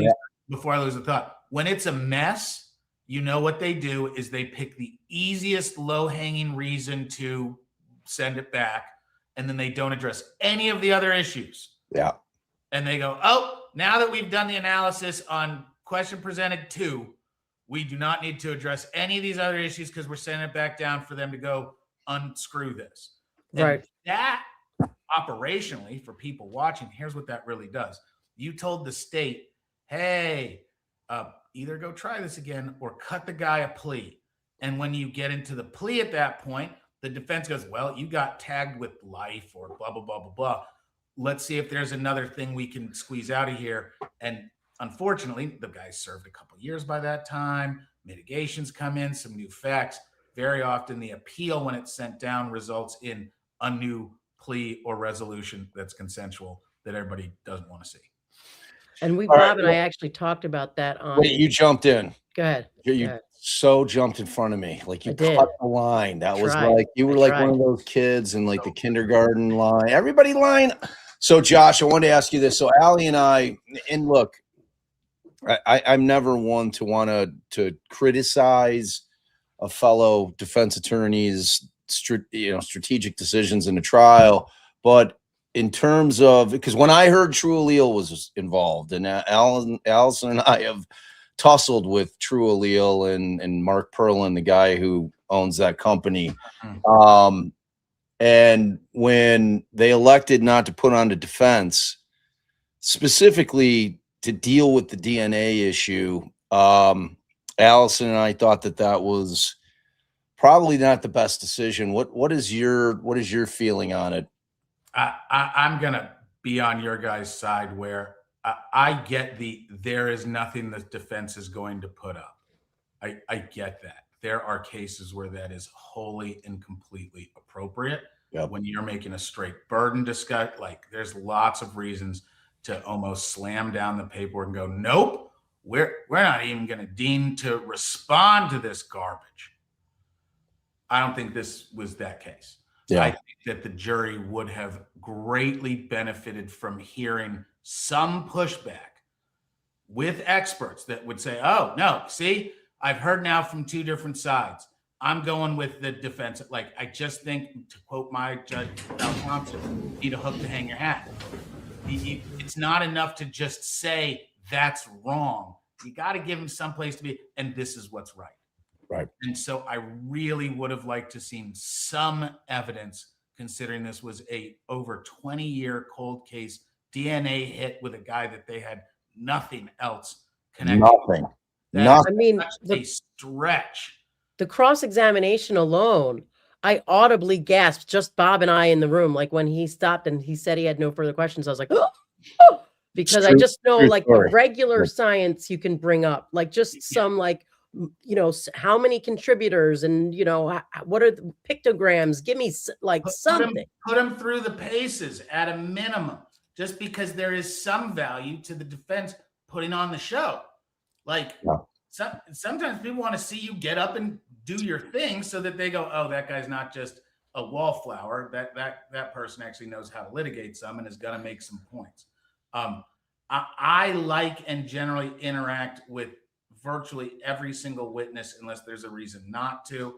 I don't have a fear about standing up without sinking the hole in one. No, you're up there fighting for your client because someone has said something and you need to circle that up. Right. All right. So you came out and said A, B, and C. Let's first of all push you on that. And second of all, if you've got an opportunity to put up some impeachment or rebuttal evidence in the defense, you got to do it. Just because otherwise the defense-minded jurors don't have a platform to stand on when they're in the back arguing with the pro-conviction jurors. And these jurors fought about, man, they reviewed tons of evidence during deliberations. They had readbacks, they had videos. There were people back there fighting for an acquittal. I think so too. With just the littlest bit of like DNA pushback and an expert, I think they could have got him there, because I have to say, I was just like, you're left saying, no one explained to me how his DNA can be And it possibly in her body, maybe just in her mouth. Like you can't even tell, because all it said is the word proximity. And the guy said, I didn't hang out around there. I didn't talk to those people. I didn't do that. And Allie makes the great point. It's not he didn't do it. You're not there arguing or advocate. No, you're just reporting the science as an expert. It's not a emotionally loaded, partisan-y position to no. Hey, you're an expert. You study this stuff, right? Yeah. And you hate people that murder, and you study this stuff and really want to get to the truth, right? Yeah. All right. So let's talk about what the state actually did. And then just have them state, this is the science. Yep. And that allows you as a defense attorney to then highlight the picking and choosing and preferred presentation that state experts like to make, because that's a sales job. We know it's a sales job. You're a state DNA expert. Your job is to go convince these people that the bad guy's DNA was there. You don't need to beat them over the head for an endless out. You just need to point out, hey, when you hear from a sales guy, you know you're being sold. Right. Yeah. 100%. Yeah. And my thing was, and I've seen a few comments in chat, and I've been seeing this. Look, Judge Lott made a lot of adverse rulings against Faust in this trial. There's no question about, you know, you talk to any defense attorney, that's par for the course. I mean, we are more than used to that happening to us. It happens in every trial. You know, we get pro state judges all the time, you know, and former defense attorneys. They're the ones that just like those former defense judges. You've seen this on the other side. How are you not being like, whoa, stop that? We know that's good. See, I had a former judge, Henry Newkirk, who was not only a cop, but then a state court or DA, solicitor, state court judge, superior court judge. And he was the best because since he spoke cop fluently, he'd be the one to be like, no. Yeah, that ain't right. No. Right. I remember as a baby lawyer getting my ass just destroyed in a motion to suppress about some FSTs, and I was a baby lawyer, didn't know what I was doing. And the cop was obviously undertrained and just making up everything. And so I asked the judge, and Judge, we'd like to strike all this testimony in his presentation. And the judge was like, no. All that's coming in. And I'm so butthurt about it. Like the judge could tell that I was hurt. Feeling it. Yeah. And then by the end, I realized the giant gift he gave me. Right. And that's what you get from that experience is some of the most pro cop, and they want cops to do the right job. That pisses them off when they see a cop violate the cop rules. And that's why I loved him as a defense lawyer. Yeah. You know, but I wanted to address the fact that, yes, Lott made many adverse rulings, many that I disagreed with, but that still did not bar Ahmad Cruz from putting on defense in terms of just addressing the DNA in some way. Because we were watching apparently he was limited in, I don't know exactly how, but the DNA was limited to a certain. Well, but not as to if he would have presented his own expert. Right. For the science side of it, I don't see how. I mean, because it's like, for my concern with the true allele stuff was, they assign these huge numbers. They're like, no one has really truly been able to challenge the science behind that black box that they call true allele. And, that just, it pops out these numbers, which I know the impact that those have on a jury. When they hear that number, they're like, oh, It's like everything. As soon as they've got an empirical data, they're like, look, that's easy now. Box says guilty, therefore he's guilty. Awesome. That's it. It's sadly that simple. All right, Josh, let's move over to this. I'm so glad. I hope you're able to hang throughout the course of this trial. And I'm going to always send you. I'm going to always. And some days, if I forget, text me. Be like, hey, dude, send me, because sometimes I brain fart. But this is a fascinating case. This is a historic case. This is a very important case, and it's happening right in your backyard. What are your initial feelings about, first of all, the charges against Dad? Do you think it was the right move? Do you think it's a bridge too far? Where are you at with it?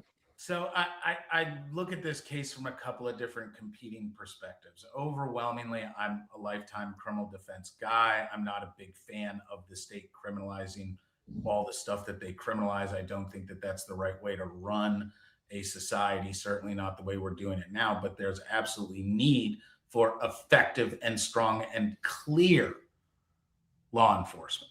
And that's my big problem with this case, is the gray line of when did the behavior become criminal? Would a person understand that their lack of action was accruing potential criminal liability and culpability? That's the hardest part for me of this case. It would be very different if during the visitations that happened prior, when the kid was reported by all these people of being unstable, if there was a clear law or ability or statute that the officers would have triggered, such as, all right, we've got a report about a kid in violence, and therefore we are permitted to remove firearms from your house or begin a process, something due process related. Remember, there ain't shit for due process in this case when it comes to the kid. Kid got a bunch of reports about him. And so the law showed up in a couple of different fashions and said, hey, Dad, tell us about your kid. You really should do better. And then they left. No, you make a really good point, Josh. I mean, we've got in this country, you can force someone into a mental institute. I mean, I've seen people, forced in under like some bullshit, So I do think that it would be a very good idea to implement if someone's identifying something when I say someone in the school, in the psychologist, somebody, that you at least go and just temporarily remove all the weapons from the house. Yep. And then it's like DCFS, But that the system is specifically set up not to do that. And with guns, but they'll do it with your kids. Well, somebody says, I saw that person, whatever, they're going to come in and they're going to possibly take your kids while they investigate. Oh yeah, but they won't. DFACS will take your kid in a heartbeat. And you're like, hold on, you can literally remove a kid that quickly, like that easily. You get some complete bullshit allegation with no substantiation, no investigation, and your first response is, let's take the kid out of their home. Like, they do that all the time, which is mind-numbing, because again, they will never take your guns away in Georgia, because that would be the way of getting run out of office if you're the local sheriff, and especially in rural Georgia, where the vast majority of people are going to have multiple firearms in their life. And that's really my biggest problem with the prosecution, is there's no doubt Dad made poor decisions and affirmatively should have made other decisions. But what can you force someone to do? Can you force someone to handle their firearms in a specific manner, such as if it's not on your body, it has to be in a safe? Like, legislating that stuff's really hard. I totally get that the DA had to prosecute as many people as possible for the murder of kids and harming of all these people. That's standard DA 101. So I knew they were going to bring charges. I wonder mostly about how the defense is going to present the case, because the defense is being headed up by Jimmy Berry, a literal walking legend. You can Google him. He has done every big case in Georgia for 40 years, 50 years. His conflict letter is legendary because he's one of the only lawyers that just gets to pick where he wants to go anymore, because everybody wants Jimmy Berry. Jimmy knows that this is going to appeal. Jimmy knows the Court of Appeals and Georgia Supreme Court judges better than anyone. Hell, he taught half of them. And so that's going to be the real question on how this case goes, because I suspect the state's going to achieve a conviction on the front end. Yeah. Yeah. And you make the statement about how Georgia is with guns, and it's surprising that a state who wants to say, I'm not going to tell you how to control your guns, is taking a stance like this. But the opening did lay out a lot of facts that said, Dad, it was pretty good when he would repeat, Good. and the It was gun good. stayed in the bedroom. Yeah. And the gun stayed in the bedroom. And the state did just like you're saying, an excellent job of, we're not here about what Colt did. Right. We're here for what Colin Gray did in support and da-da-da-da-da. And the state's got to lean into that separation. Yep. So Bob's trying to ask you about the 7 deadly sins statute, right, baby? Yeah. So, Allie and I have very, very in stone thoughts about charging juveniles. And this is obviously relating to Colt as opposed to his father. But that seems like a pretty draconian law. I mean, where there's no discretion if you're when did that come into effect, that law? Oh, it's been my entire career. The felony murder stuff is the ultimate tool for the state, because, and you guys know this from negotiating hundreds and hundreds of thousands of cases over your careers, the state loves to be handcuffed, especially on big issue cases such as a death. And the felony murder rule, which is one of the great betrayals in our nation right now, the idea that you can just be a passenger in the backseat of a car where the driver independently decides to do something felonious, or the cop shoots your coat, or the cop shoots any debt. It's a net. It's huge. And what you see time and time again is the state charges every single person that was even within 100 miles of the death and says, no, but you're in on the conspiracy and the felony murder. And Steve died. So guess what? You're facing automatic life. Let's start negotiating. So you've given the state a bazooka that they point at everybody tertiarily involved. Is like, you don't start cooperating right now, you're getting life. Everybody else is getting life. This is Georgia, probably a minority.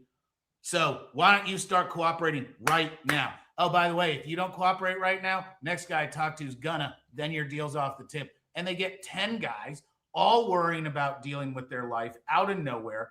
The defense lawyers come in and go, well, yeah, they can charge you like that. That's the way Georgia law is set up. Yeah, it's terribly unfair, but do you vote? Yeah, I didn't think so. So you are facing the potentiality of a life sentence, and the state has advantage. It destroys the independence of negotiations in criminal defense. It is one of the worst laws out there. Josh, do me a favor. Go down to the gear. You see the gear at the bottom? Yeah.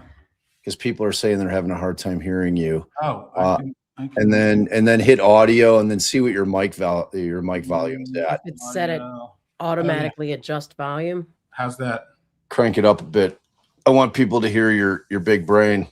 All right. How's that? Is that better? It sounded fine to me, but that does. Yeah, you sounded fine to me, but people in the chat. No, I don't have I'll plug in my big mic later. I was doing a British interview on Epstein, which, holy crap. You guys think that what we do, like Epstein has, we always knew it was big. We always knew the cool part of Epstein right now, which everybody, especially over the last 48 hours, is really tuning into, is other countries have taken the releases and are like, well, very clearly the United States is not going to do anything. So now we're being asked to do stuff. The big news there being the British investigations. There are 7 police agencies now investigating these flights where young women were basically smuggled into the UK using code names such as Mrs. Windsor, then snuck into the palace. It has the blind eye of all these security services. All kinds of different groups just didn't do their jobs. And why? Well, they're rich people, and those are girls, and you ain't gonna turn them in. Like, it's that chilling effect of what happens when the guy at the center, whatever you're doing, happens to be a prince. And no one stood up, no one did anything. A bunch of people arguably lied, and that's where the multiple independent investigations are going to expose more and more. And they literally are considering that this is the scope of scandal that could theoretically take down the British monarchy. Wow. Because if King Charles specifically put the kibosh on in criminal investigations into his brother, where his brother not only was involved in smuggling women into the country for indecent purposes, but at the same time was sharing confidential trade information. Oh my God, now we're getting into a whole nother level of scandal. It's not just the little head thinking for the big head. Now we have big money. I mean, mega money. Yep. And that insider information, it makes gold look like salt. Like that inside, just knowing, oh, we're going to be doing these contracts next week. I'll take a little piece of that insider. Well, and that's the issue that most people don't understand about the depth of this fraud. It's not, I stole it all. Right. It's no. I got my piece. I got 2 points on that contract. I got 4 points over there. They can't do that without me, so I'm going to get my piece. Yep. Or I'm going to have the influence over who gets the contract.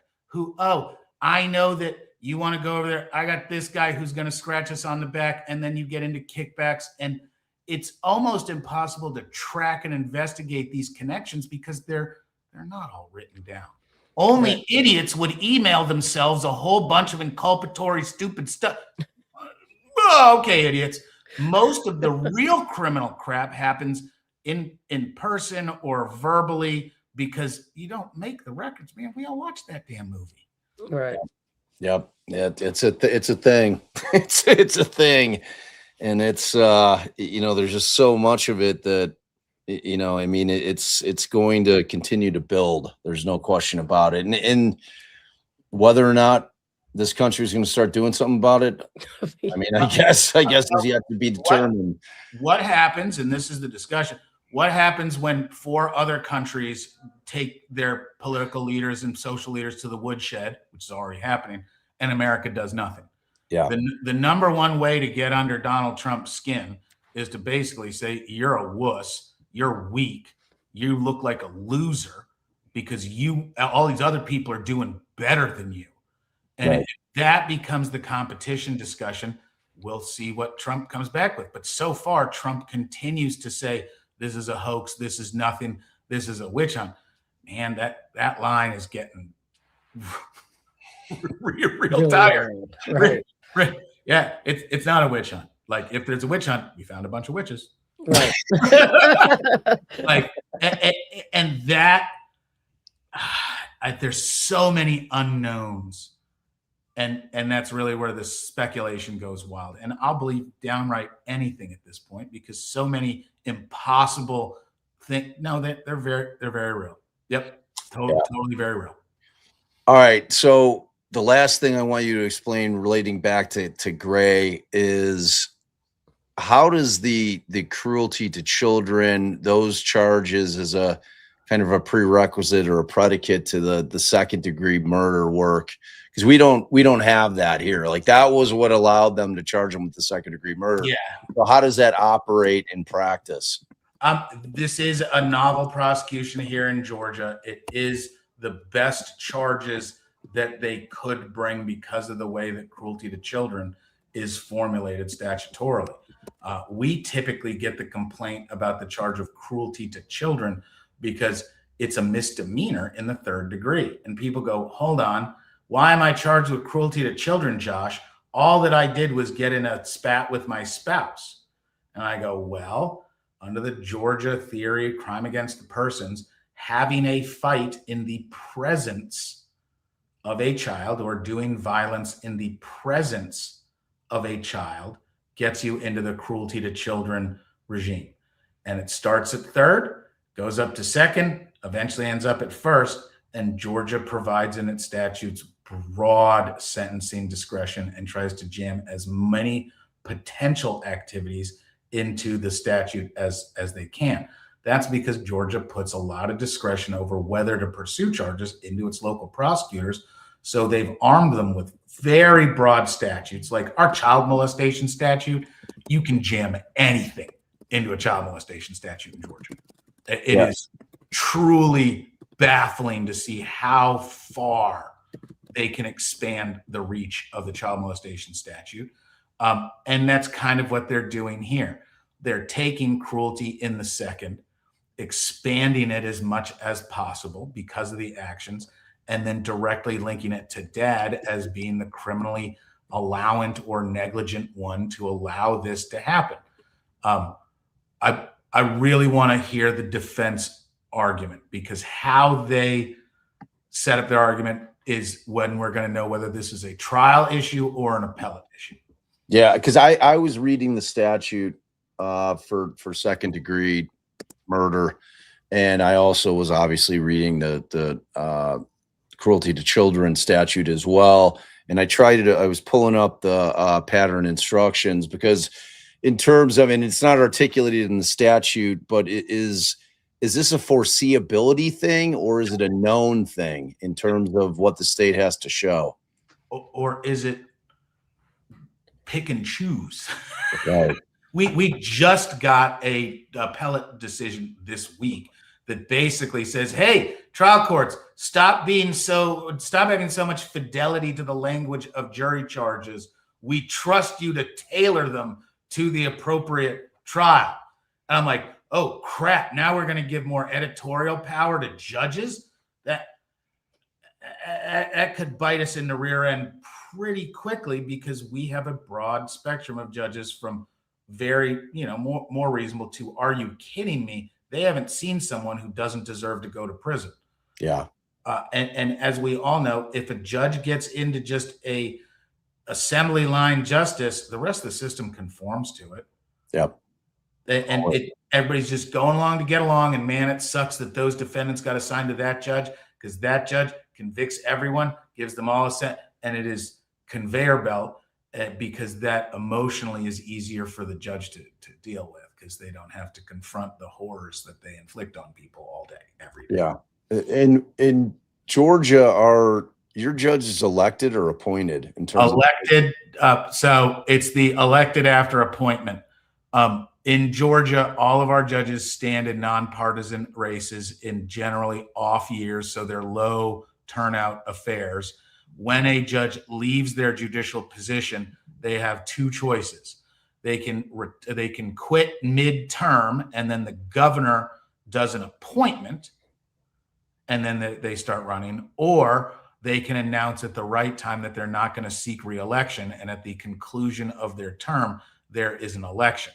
So being that most judges currently serving were appointed and then retained the position through the governor, and we've had governors who have all gotten along very well for the last 25 years, most commonly a judge announces they're going to retire or quit, and we then get a gubernatorial appointment, where our current governor, Governor Kemp, likes doing the 2-for-1s and 3-for-1s, where they take one judge and give them a promotion that allows them to make multiple appointments with only one retirement. Wow. And when this is playing, right? Your screen that's still No, showing. I had paused it. They're back, but Oh, okay. Yeah. Well, before we start, I just want to ask Josh one more question. So Bob and I are hoping, in our naivete sometimes, that maybe the state has elected to charge dad first, so the people can get their taste for blood, but they're going to give the kid a break because of his mental health, and that this is somehow indicative of them doing going to do the right thing by way of how they treat the child. Yeah. So the child issue, there were some shenanigans about getting him appointed at first because there were questions about death penalty and whether the state was really going to go nuts. But thank God they finally were like, nope, we're not going to do death penalty. I mean, they can't under the federal constitution, right? This is Georgia. We can do whatever Okay. we want. It's like Florida. Well, we can give him death penalty. You can stop it, but we're Georgia. We have no problem banging our heads against dumb shit. But this wasn't the case for that because clearly the kid has profound issues. So what happened in December, along with some changes in guards, et cetera, is the kid got told your mental health eval isn't done yet for the state, which isn't a surprise to anyone. We have like 2 mental health hospitals that do the entire state. Get in line. So his mental health, state mental health evaluation is going to happen here at some point, but they just punted that trial until September or October, something like that. So, And therefore, dad was first. And big questions that I have, is dad going to bring son to testify in his defense? yeah, that's, I guess, a Think good about question. it. Yes, next is Colt Gray. Colt, did you tell your dad what you were going to do? How much did you hide it? Did you discuss, like, there's some stuff that the kid can I mean, come if I'm his lawyer, I'm not letting him testify. The son's lawyer. You know, that's outside. Yeah, that would be. Well, but here's the other thing. Has the kid decided, all right, the die is cast. I'm spending the vast majority of my life somewhere. Where's the better places to spend it? Do you want to go to big boy prison? And that would be a challenging life. Or do you want to try to negotiate out some sort of not guilty reason of insanity, developmental defense, something where he can go to more hospitalized or some other relief?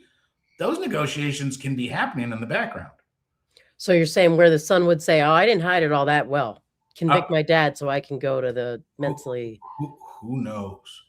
Oof. I know that the evidence against dad is the evidence against dad. He was told your kid is a danger. You then kept on buying him guns. And I mean, a lot of jurors going to get pissed off about that. The text from dad, damn it, I'm frozen, but I think you can hear me, right? Yeah.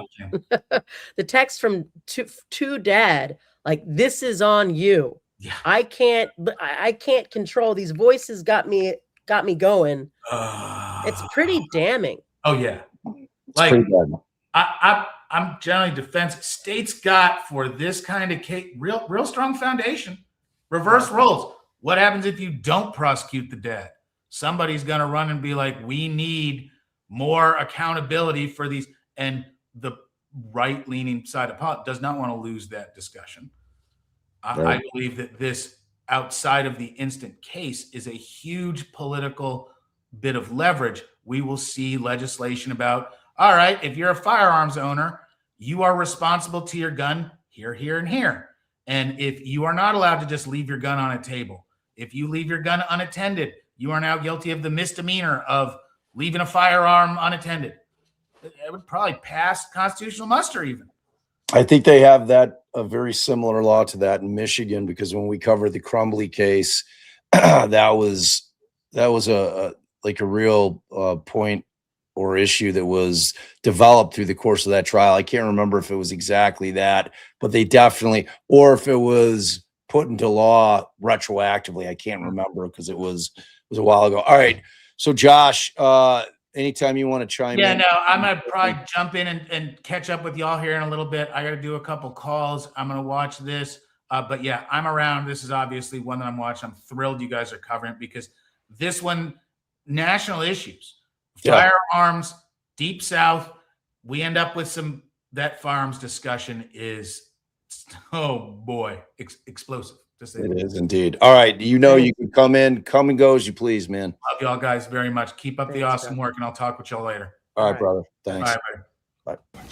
You can crank it to 1.25, babe. Could you raise your right hand? Swear the testimony you give in the matter now pending before this court will be the truth, the whole truth. You also and nothing might but be the able truth, to so like help you God. loop through the background, Please. which I love. If you could speak into the microphone when you get the chance, and if you could introduce yourself for the court, please. Good afternoon. My name is Brandon King. I'm a deputy sheriff with the Barrow County Sheriff's Office, currently assigned to the school resource officer unit. Okay. And what is a school resource officer?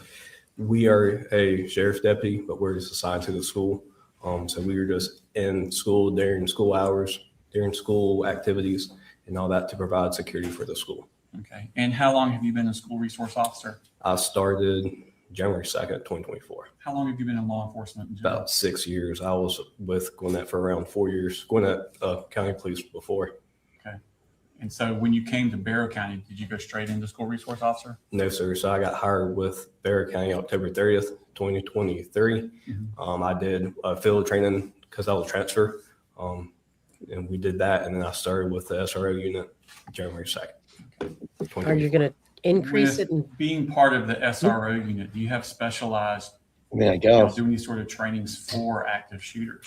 Yes, sir. So we do it during the summertime. Our unit usually does our own training for about 2 weeks-ish during the summer. I was a part of one of their trainings before. I blew right and to then the all day, my other but previous trainings with that's just Gwinnett County me. Police. Yeah. We did active shooter training, single I officer understand. response. I'm not doing that. Were you part of the big thing they had done at, I believe it was Russell Middle? Yes, sir, in earlier March. year? In March? Yes, sir. You were part of that? Correct. Okay. And what was the purpose of that training? That's the first time I've ever been part of a large scale training like that. They implemented people from the Rescue Task Force, which are people made up from Barrow County Fire Department who are EMTs and paramedics. And it helps get a faster response to render medical aid. What did y'all do before that? Would they just wait until the scene was secured to come in? I have no idea what Barrow County did, sir. I wasn't here before on that. So that's my first one. When I was at Gwinnett, that's what they did. At Gwinnett, they staged until the scene was completely safe. Here at Barrow, I don't know what they did. Okay. So what were you told is the reason they switched it to the new system? To help render aid faster, right? Because if somebody is critically wounded, the faster we get the medical attention or out of the building is the faster we can hopefully save their lives and keep them from dying. Okay. I want to take your attention to September of 2024. I mean, it wasn't that long anywhere. Yes, sir. Anyway, What I school were guess. you assigned to? Apalachee High School, How long had you been assigned to that school? January 2nd.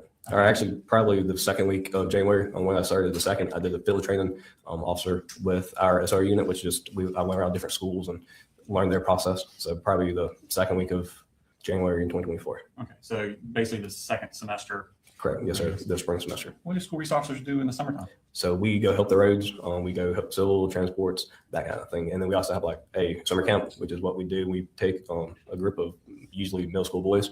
We take them on like day trips, like hiking, stuff like that. And then we also take them to Jekyll Island most of the time. And it's like a little camp, just kind of like a boys camp. Okay. So in September, when did school start for Apalachee? August 1st, if I recall correctly. Okay. And what did you do generally day to day from August to September? I was in the school all day during the school hours. I personally like to walk around. I can't sit still very well. So I did laps around the school, checked classroom doors, make sure they were shut. That's something I was really, really big on. I ruffled some feathers about how to close some doors a couple of times. I was also really big about keeping the exterior door closed and make sure everything is secure. What is the protocol for the secure, like how secure is the school on just a daily basis? So I guess the easy way to explain it, we're in essentially a soft lockdown. And what that means is classroom doors are shut and they have a mechanism in the door handle where it automatically locks behind the teacher. So when you walk out, if you exit the classroom and you shut the door behind you, it automatically locks. Okay. How would a student get back in? They would have to knock on the door and have either a teacher or whatever trusted student the teacher assigned to let the kid back in, the student back in. And how would someone say my kid forgot his cleats for soccer? How would I, as a parent, get into the school during the school day? So where our office is in the attendance office, and it's just set up just like there's an exterior door and a vestibule, and then another door, and then you'd have to go and ring the bell and tell the attendance lady, which is Miss Stanfield, I'm not sure if you're still there, while you're there, and then you just drop off the cleats. Okay. Or Pull whether up she's a larger picture of the school. This is 6.3.1. It's behind you. Is that it's in front of you and behind Yes, you? sir. Could you orient yourself to the school and then tell me where is this office that's your office or y'all's office? Permission to stand? Please, that'd be great. There should be a pointer there. So this is, if I recall correctly, this is the front off, or the attendance office is right here. Okay. No, that's me. So hang on. That's turning weird. It's atrium.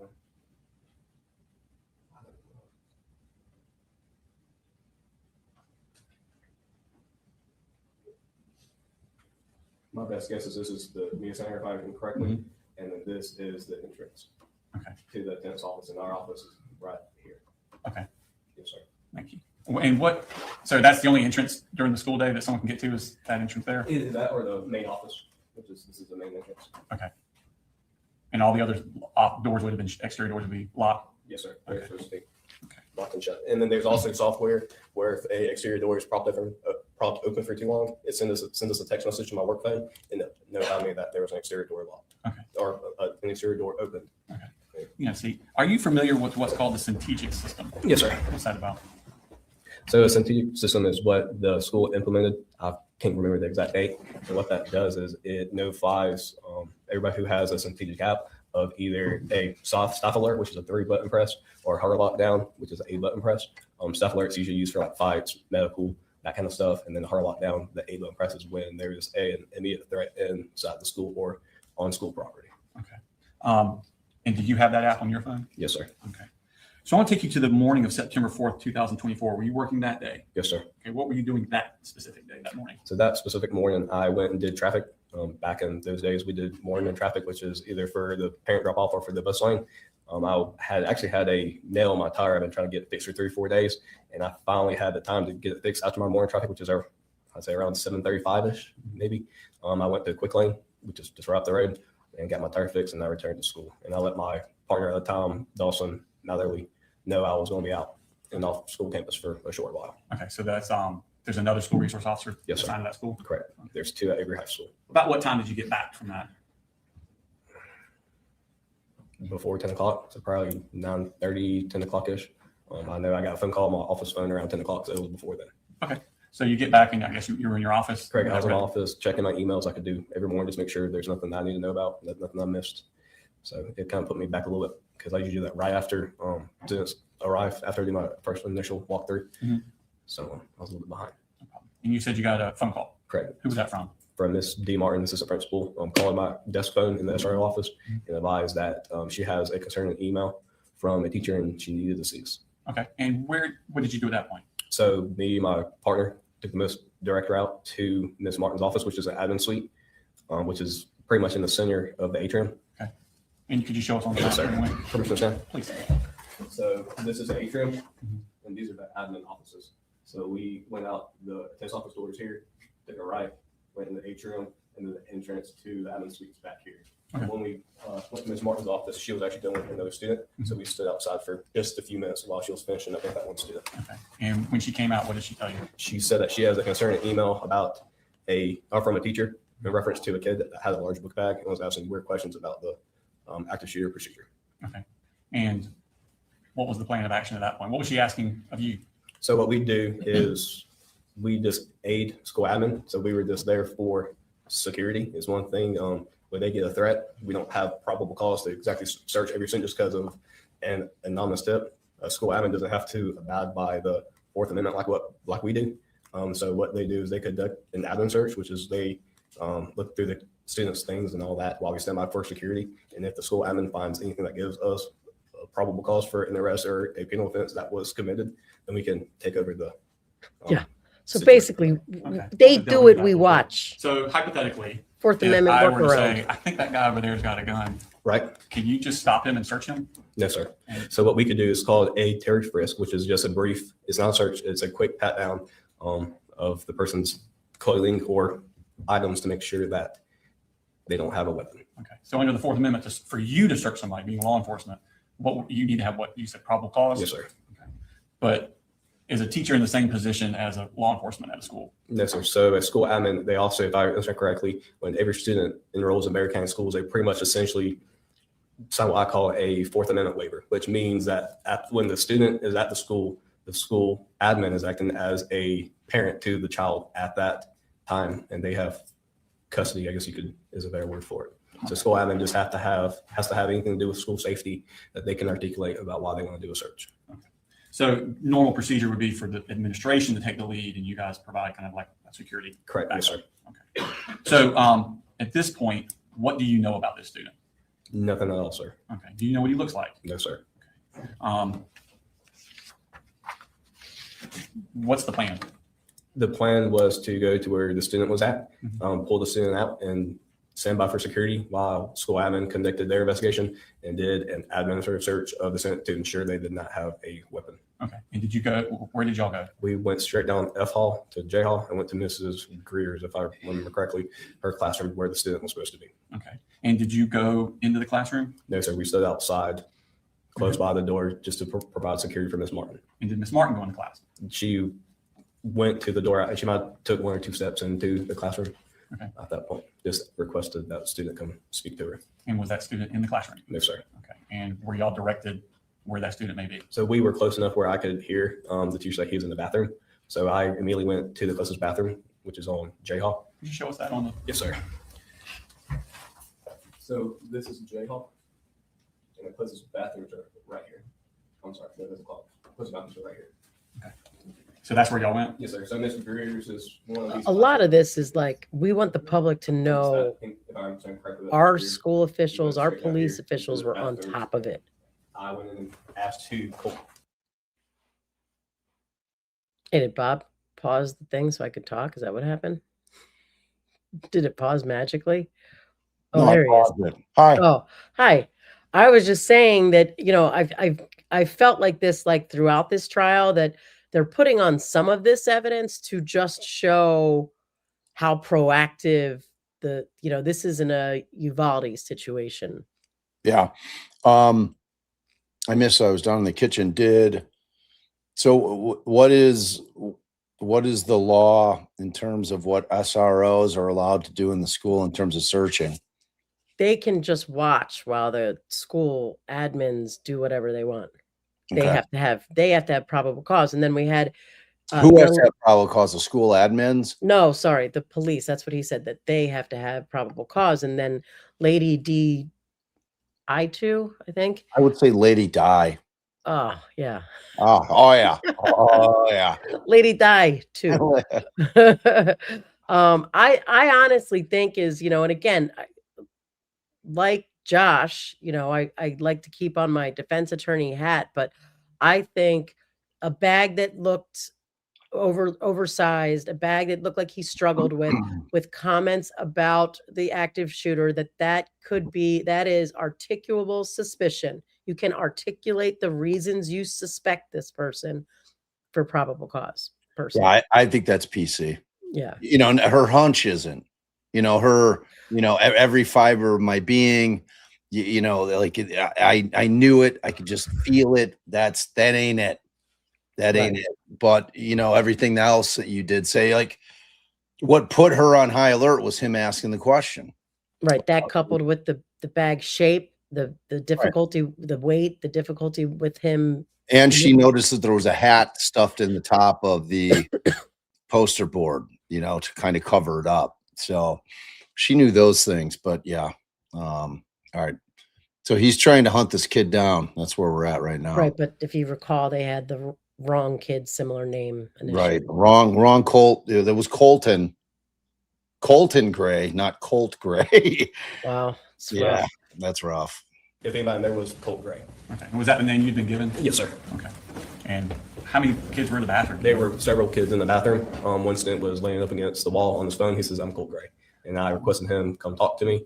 Deputy Mallory also went with me in the bathroom. I requested him check the rest of the bathroom while I got that one student out, and we escorted him to the nearest teacher workroom. Okay. And where's that located at?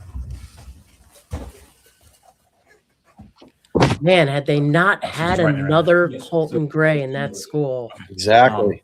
When you got to the teacher's workroom, Miss Martin the student left his personal belongings, his book bag in the classroom. Miss Martin got that when we went and retrieved the student out of the bathroom. Okay. Miss Martin conducted an admin search of his book bag, and I did a quick Terry pat, which is me patting him down with an open hand. I did not I did not move any objects in his pockets or anything Manipulate. like that. Just pat down to ensure he didn't have something I could identify as a weapon. and were Like, there that's any not an weapons? issue in this case, buddy. 100%. And he was in shock. He didn't know what the heck we were talking about. At some point, does he tell you that there's another kid with the same name? I can't recall directly if he told us or if when we escorted that student back to the classroom, the teacher advised Miss Martin there was another kid. with At that some name. point in that time, you realize it's another Correct. kid. The way I recall it, is the first time I've heard that is when we took that student, Colton Gray, but he also goes by Colt, back to the classroom. And then I heard the teacher said, we also have another Colt Gray, and he's in the counseling office. Okay. And where's the counseling office on there? Right here. Okay. So I apologize. I missed. So did he go to Greer's classroom? Yeah, in the same class. We're both, I think. Both the kids are in there. Yeah. I don't know if you were on yet when. So yeah, both Colton and Colt are in that class. So they went to the Colton's a class. much bigger kid with dark hair. Colt is a smaller kid with some kind of blonde hair. So they But went to the the class. reason, Oh, go ahead. I know if you wanted me to tell you. yeah, I do. But the reason I was asking, did they talk to the teacher? Did they talk to Yeah. Ms. Greer? So they went to the class and they said, we need Colt Gray. And then she pointed out, she said Colt Gray, thinking Colton, but the other Colt was also in the bathroom. So I don't know. He's in the bathroom.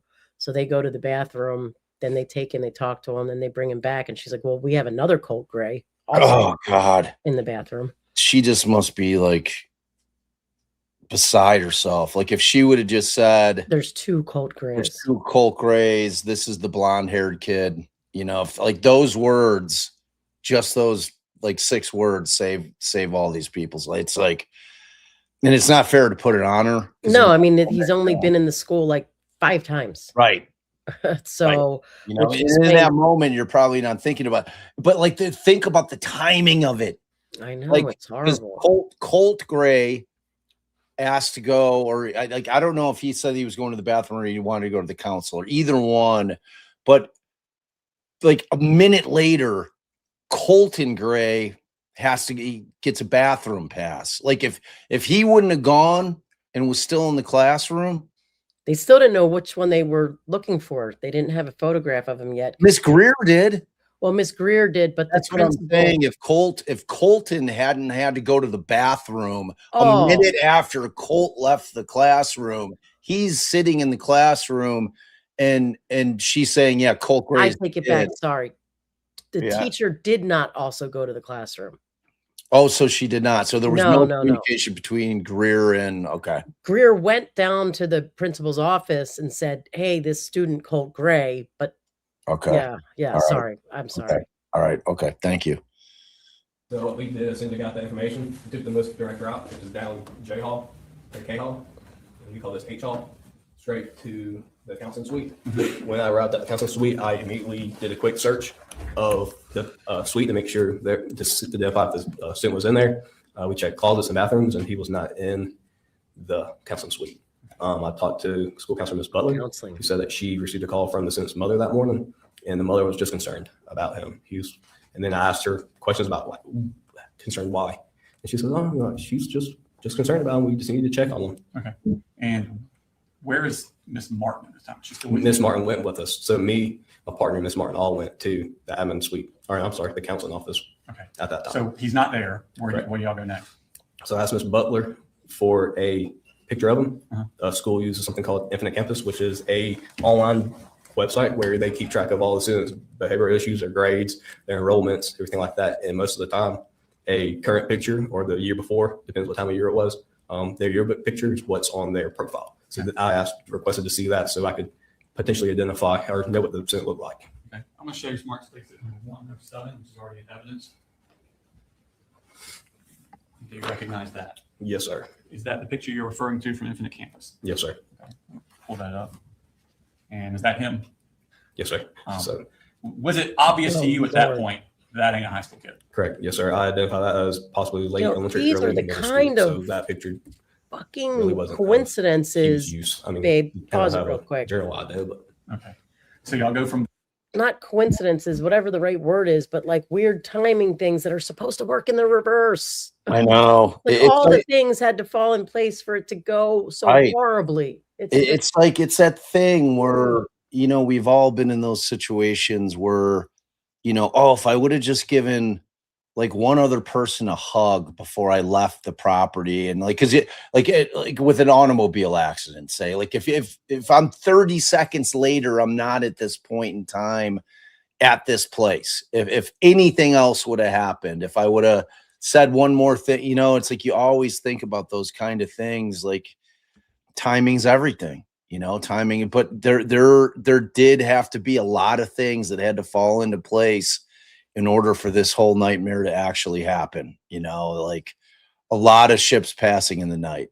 I mean, it was Just so close to have been avoided. It's so tragic. So tragic. There to where? So after I sent that picture, I informed my partner to go with Miss Martin back to the admin suite to look at video surveillance to see what we could identify what the kid was wearing, what he looked like, and exactly where he went, because he did not go where he said he was going to go. they should have kept As soon as we left Greer the with admin them. suite, or I can't say admin suite, the counseling suite, I observed Sergeant Boyd walk up G Hall, and I gave a quick rundown of what exactly we had, which is kid had a large book bag, asked some questions about active shooter procedures, informed him that Miss Butler received a call from a mom concerned, and didn't give really information, didn't give any kind of. Where is this conversation with W. Boyd taking place? It's either at the intersection of H Hall and G Hall, or somewhere G Hall close to H Hall. So this is G Hall, and we call this H Hall. Okay. So it's either, if I recall, somewhere around here, it might have been a little bit further down G Hall, but somewhere in this general vicinity. Are y'all moving and talking? Yes, sir. Okay. What direction are you moving to? We were walking down G Hall to the atrium. My plan of action was, since I didn't know what the set looked like, I was trying to go somewhere where I could observe the vast majority of the school. The good thing about the atrium here, you can see down all these long hallways. Granted, you can't see all the school, but at that one particular spot, you can see the most of the school. That's the best spot to see the most. Correct. Okay. Y'all normally go there?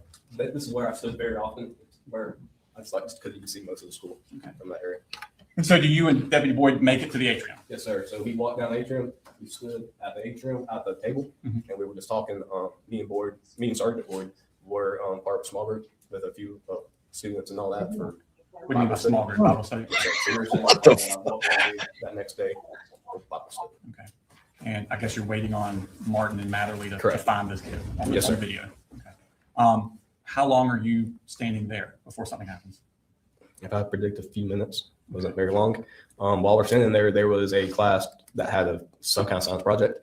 They had empty pickle jars with plastic spoons, and they were beating on the jars, and it kind of makes like a drum sound.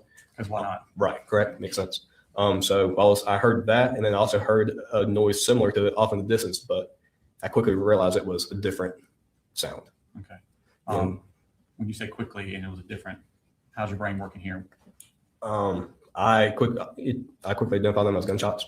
I took off down F Hall. Sergeant Boyd followed me. Did you say anything to Deputy Boyd before we took off? No, sir. Like, we both just gave each other that look, like, are you hearing what I'm hearing? And we both just took off. And is that the direction you're hearing the shots come from? Somewhere in that corner of the school. I'm not sure exactly what drove me to that corner. It's just probably like the kid was supposed to be over here on J Hall. That's the best. It sounds like it's coming from that area. So that's my best, I guess you call it guess at that time, to start there and start looking for what's going on.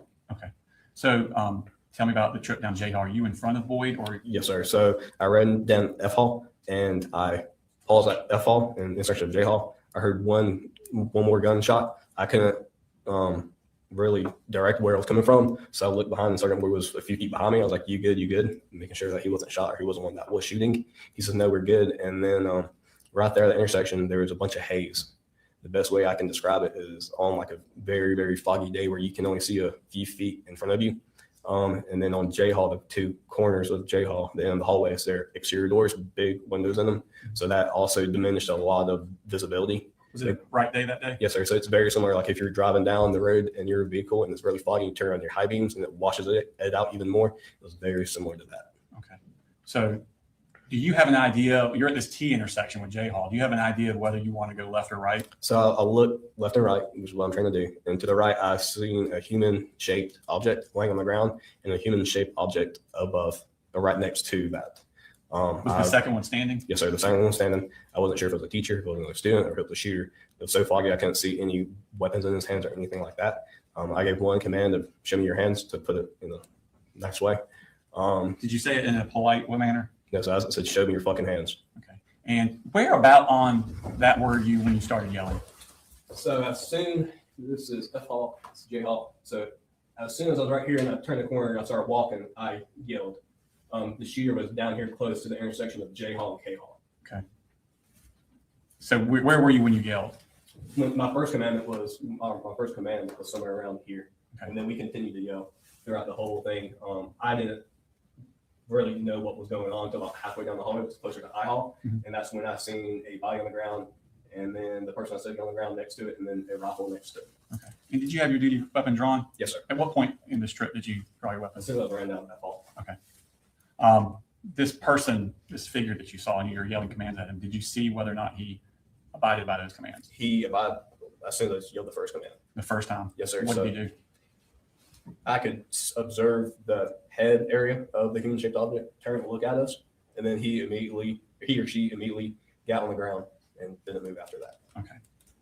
What did y'all do at that point? So me and Sergeant Boyd were stacked up. I was in front of him behind me until about the halfway point where we could observe a lot better and see what we had. And then we split off. I was on the right side of the hallway. Sergeant Boyd was on the left side. We were running down the hallway still yelling commands to not move and to not reach towards the rifle. Okay. What was he doing? He did the textbook as we were trained in the academy. He got on the prone position, which means he got on the stomach. He put his arms out to the side like an airplane, and then he turned his head and didn't look, turned his head away from us and wasn't looking. Are you telling him to do these specific things? No, sir. So he's doing that on his own He volition. did exactly on his own, almost like he knew exactly what to do. So what did y'all do when you were riding with him? So when we got close enough, Sergeant Boyd pulled his handcuffs out, and I kept him at gunpoint to provide lethal coverage while Sergeant Boyd placed him in handcuffs. Were you able to determine what was on the ground? So the human-shaped object was a body laying motionless. There was what I identify as an Air Star style rifle very close to the shooter. And then after Sergeant Boyd placed him in handcuffs, he conducted a search incident to arrest, where he found several magazines still fully loaded in the shooter's pockets. I'm going to show you what is marked as State Exhibit number 8. So you can identify that. Yes, sir. That is a shooter. Is that the person that complied and was handcuffed by Deputy Boyd? Yes, sir. All right, at this time, I tender State Exhibit number 108 in evidence. No. All right, 108.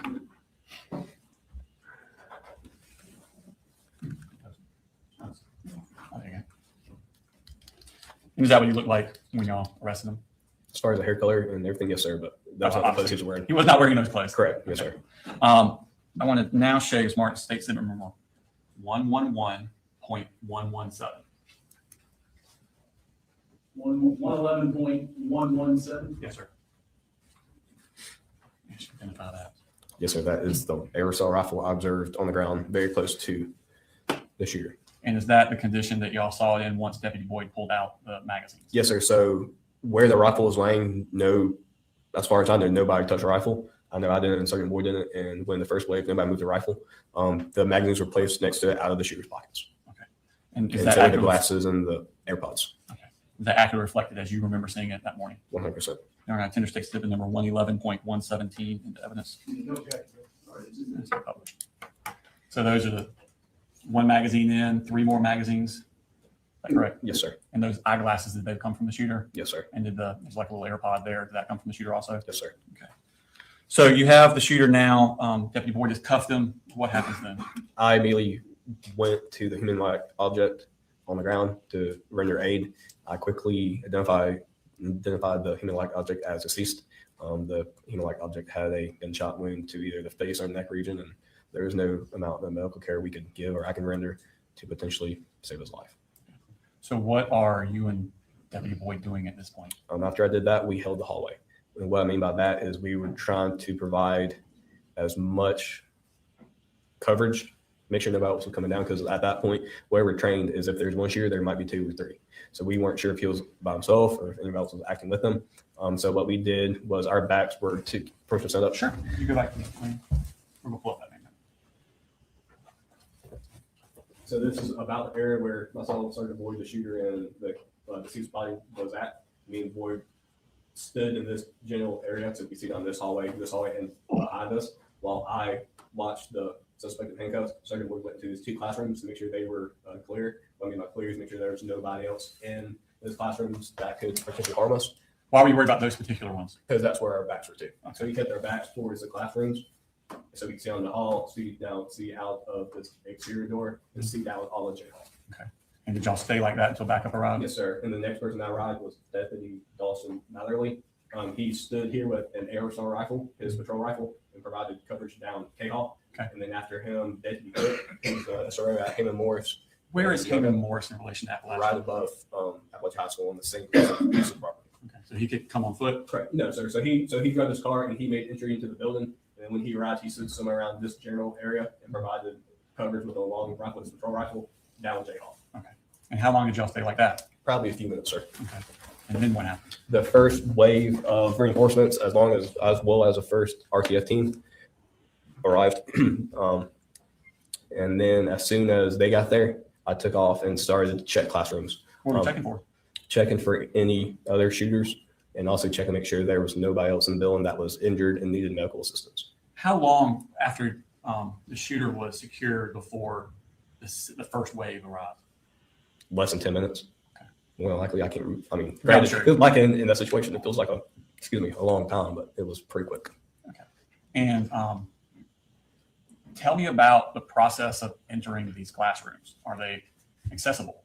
No, sir. So during the hard lockdown, and plus hearing the gunshots, everybody was stacking bookshelves, desks, chairs, whatever they could against the door. So when we made entry, it was kind of like it wasn't like making forced entry, but you had to really push really hard to get whatever bookshelf or desk or whatever out of your way to gain entry into the classroom. Were they also locked? Yes, sir. How are they unlocked?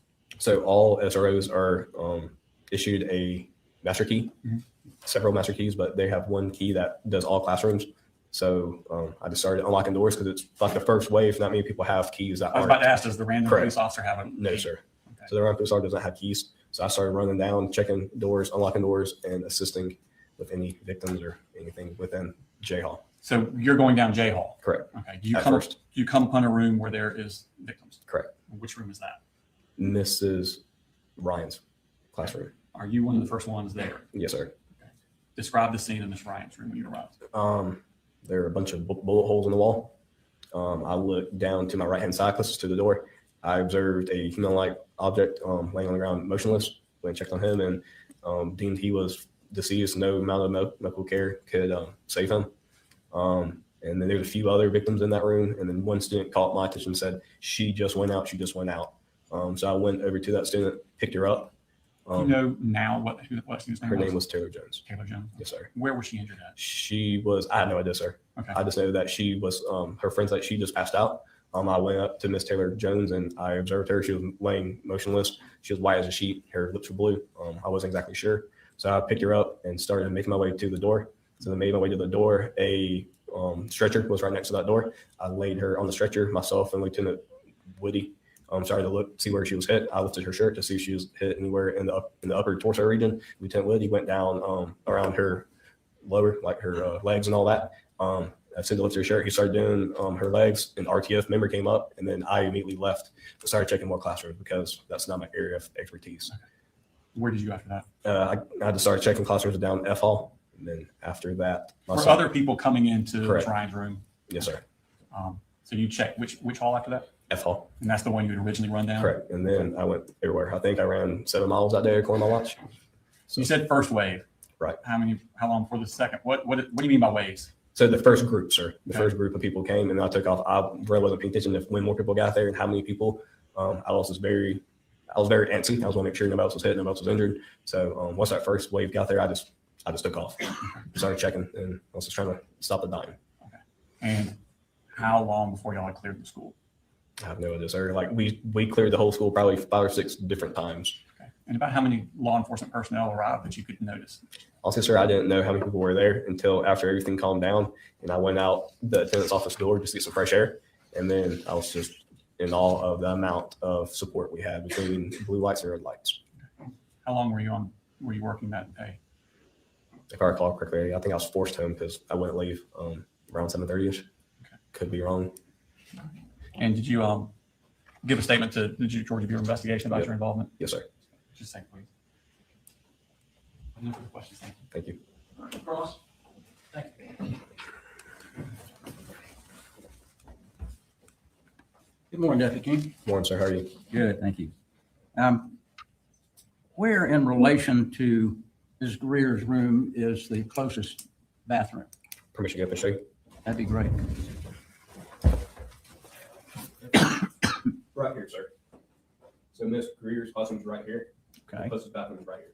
Now, is that the bathroom that you initially checked? Yes, sir. Okay. Where's the next bathroom that would be closest? On I hall, sir, which is right here.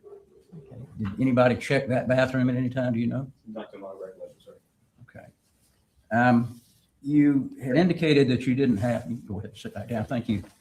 You had indicated that you didn't have a description of Colt Gray. Right. But you talked to Miss Butler and she provided that photograph. Yes, sir. Did she indicate to you that she had seen Colt Gray close in time to this situation? No, sir.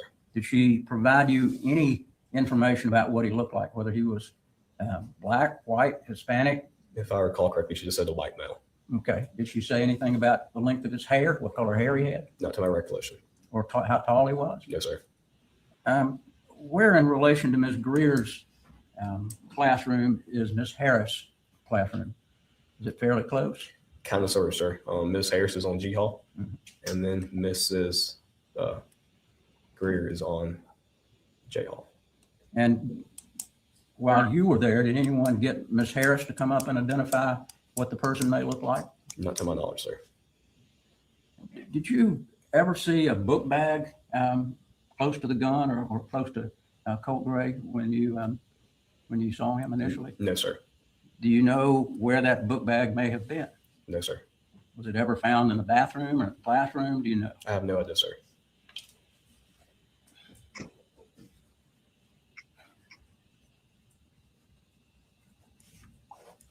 You didn't take a statement from Mr. Gray, correct? No, sir. All right, that would have been someone else. Correct. Yes, sir. All right, thank you very much. Thank you, sir. Can you read that? No, I have to get excused. Thank you. Thank you, sir.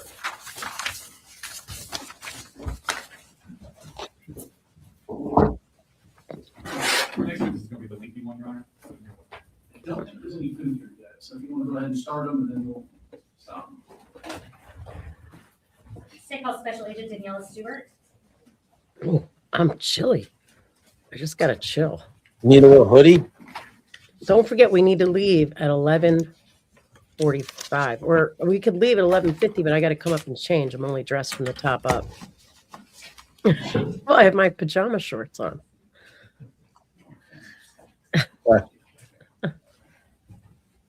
Bobby's coming with me to physical therapy so he can learn all the ways to help me, stretch me at home, be my nursemaid, my handsome, sweet nursemaid.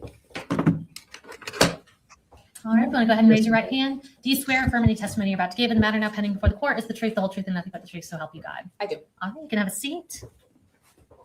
And if you will start just by introducing yourself to the jury, and I'll have you spell your name for the court reporter. I'm Daniela Stewart, DANIELLA STUART. And Special Agent Stewart, where are you currently employed? I'm currently employed with the Georgia Bureau of Investigation. And what region?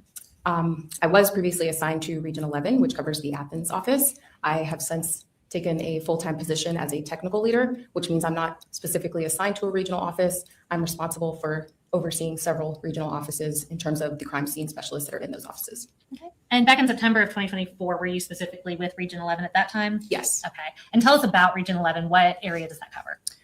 Region 11, the office is in Athens, and it covers the 11 counties that surround the Athens area, and Barrow is one of them. And tell us a little bit about your role now, and then I'll have you kind of go into what your role as a crime scene specialist is as well. Okay, so as a technical leader, like I stated previously, I'm responsible for helping train new crime scene specialists and teaching them how to work crime scenes. I'm responsible for 4 offices. So I have the Athens office, I have the Calhoun office, which is in the northwest region of the state. I have the Metro Atlanta office, and then I also have the Augusta office. Okay. And tell me about what being a crime scene specialist entails.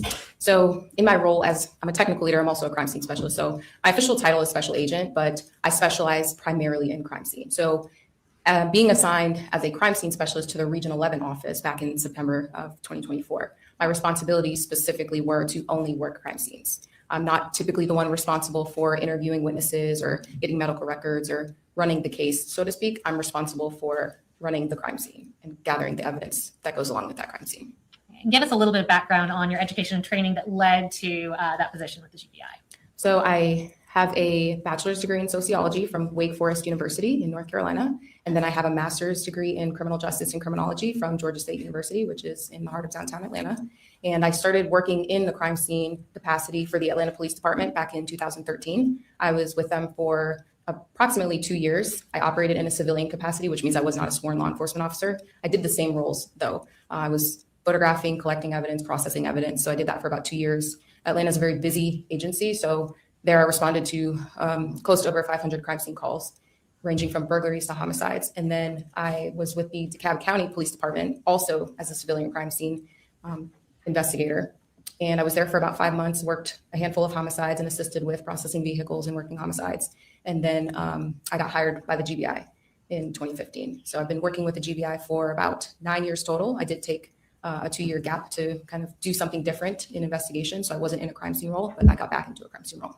Once you're with the GBI, do you get additional training in crime scene processing? You talked about photographing, collecting evidence, that kind of thing. Does the GBI continue to train and hone your skills in that area? Yes. So we go through a special agent academy. Well, first of all, to be certified as a law enforcement officer, you have to go to a police academy, which back then it was about 10 weeks. You have a 2-day crime scene processing class within that academy. And then when you get hired with the GBI, we have an agent academy, which back then it was about 11 weeks. So another 400 or so hours of additional training. We have a week specifically of crime scene in How there. do you label? I'm also a graduate of the National swabs? Forensic Academy, which is an 11-week or 10-week academy From in the Oak Ridge, same Tennessee, which is just outside of Knoxville. So we do training in blood stain pattern analysis, shooting reconstruction, latent print processing, photography. We get specialized training specifically in working crime scenes and analyzing evidence. I also teach for the University of Tennessee. So I teach crime scene classes throughout the state and also throughout the country for them. And specifically within the GBI, we have additional training crime scene wise. We do monthly training on various crime scene topics. So we're constantly training specific model that we have. Well, we have 2 models to be better for insides. It is primarily a measurement tool. So if you've ever this too that we can the image We're not generating evidence on scene. The dot on the wall. The laser. There you go, babe. I skipped all that shit. All right, finally. Just for you, honey. When you look at the screen, you can see what distance that is. So the scanner is essentially using similar technology. There's a laser inside of the scanner that you can't see, like you'd be able to see that red dot. You can't see that laser. And when it strikes the surface, it returns that information back to the scanner and it's measuring that distance. It captures approximately 2 million points per second, and it is very accurate. Okay. And have you Very testified as an accurate. expert in court before? Yes, And how many times? I've testified as an expert approximately 2 or 3 times. And Judge, at this time we would tender Hey, Special Agent those are Stewart as an state expert in crime scene agents. processing and Leica scanner use and data. Okay, yeah. All right. So you can do this expert. So I'm going to ask you kind of a broad question. When you're processing a crime scene, so I'm talking specifically regarding to photographing, scanning, collecting evidence, talk us through what your general process is in doing that when you get to a crime scene. Yeah, so my general process when I get there is I first make contact with whoever was on scene, get a little bit of a briefing, kind of understanding of what's going on, what am I working with here? And then we typically would do a walkthrough with that individual. And then we start taking photographs because we want to photograph the scene exactly how it was before we add evidence markers or anything additional to the scene.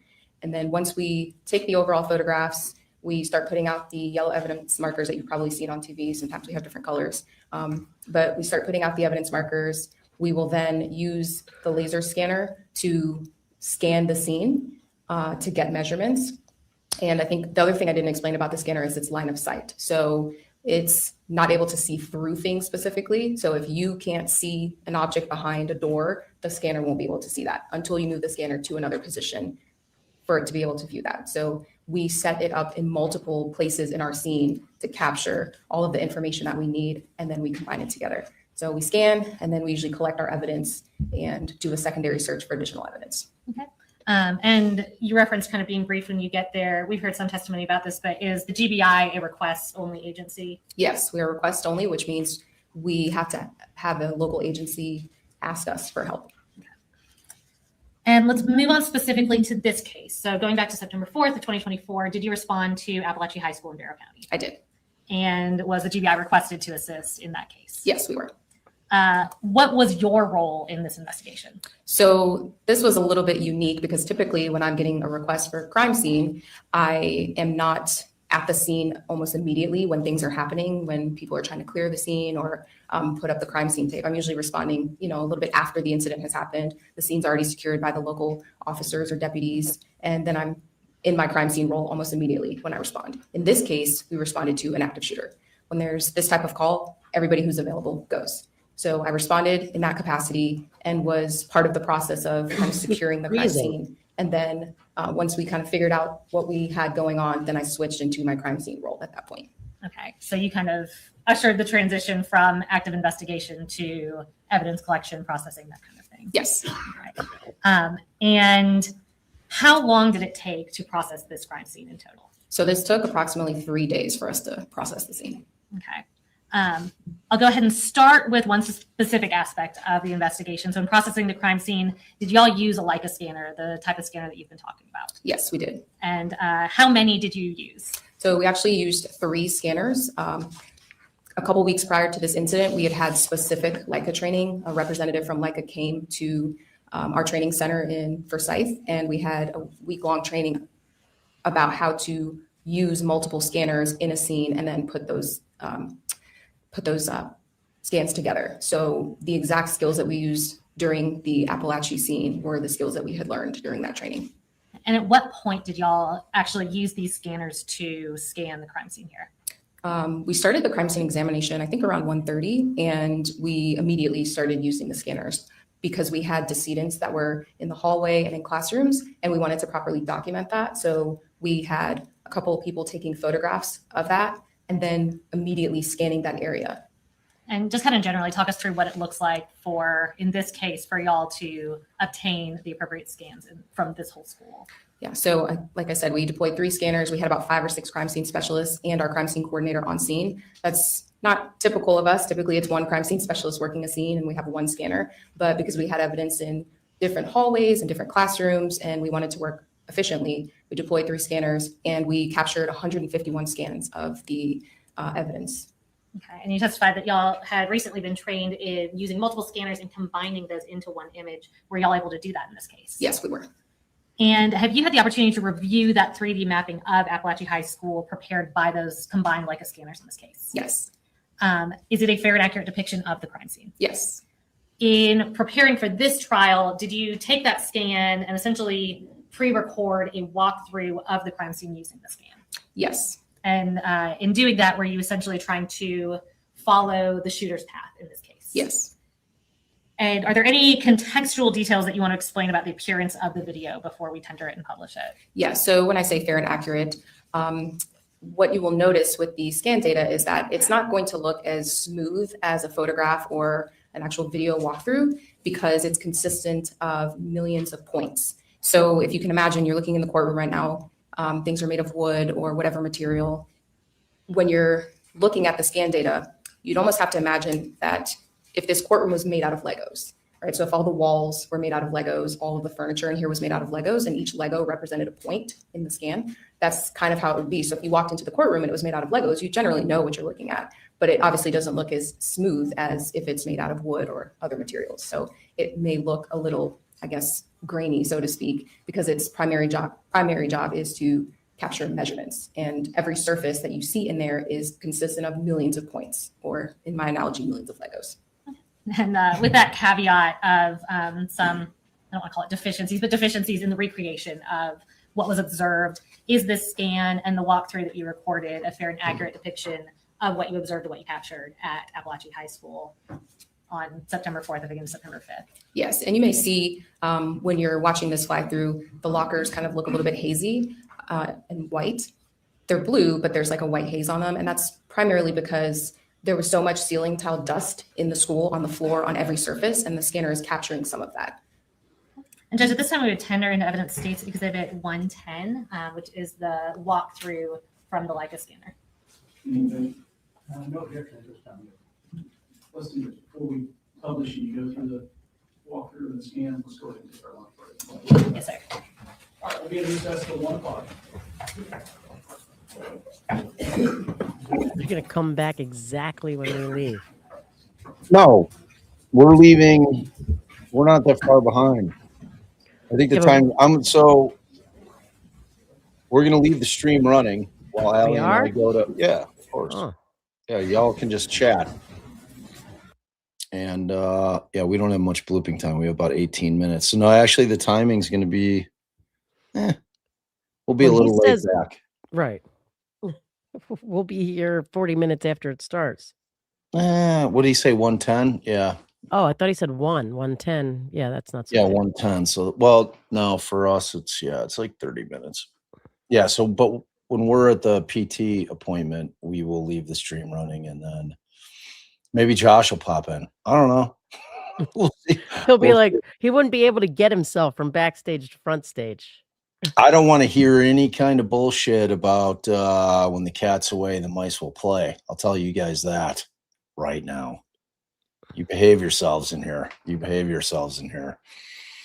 All right, so we do have a fair amount of time to kill. Yeah. Lunch. Let's see. I was trying to see if there are any Nancy Guthrie updates. So I'll talk about the updates that I heard this morning.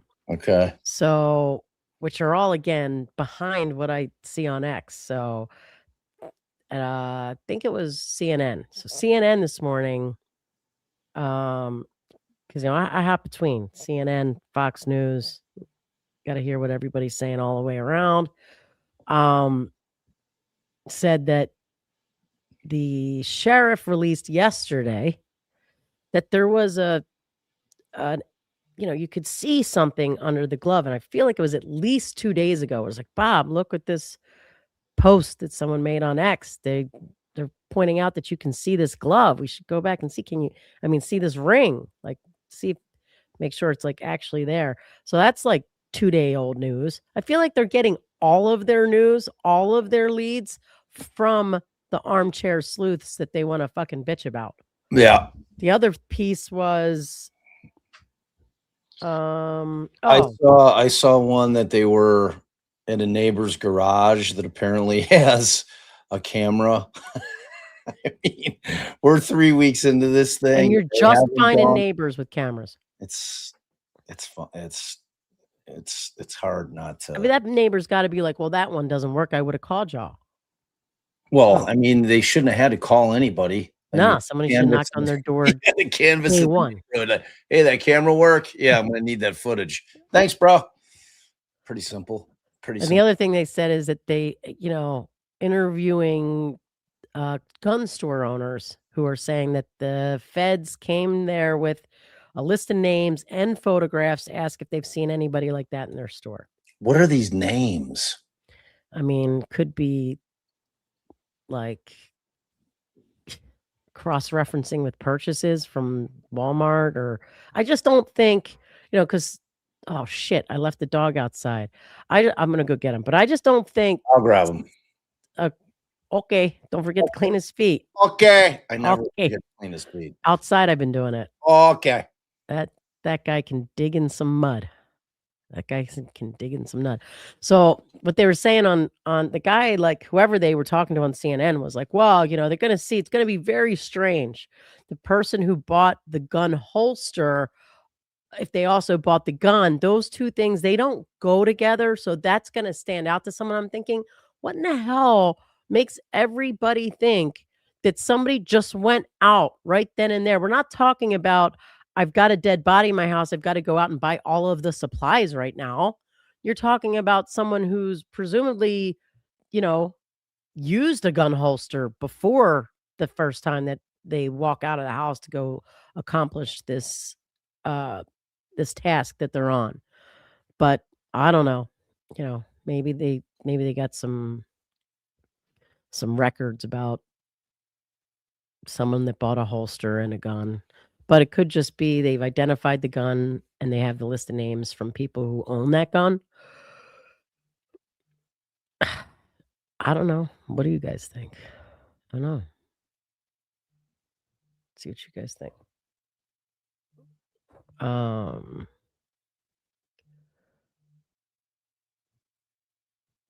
All right. Well, Granny Debbie says, aren't they going back a year and forward on contacting these places for the 40 people?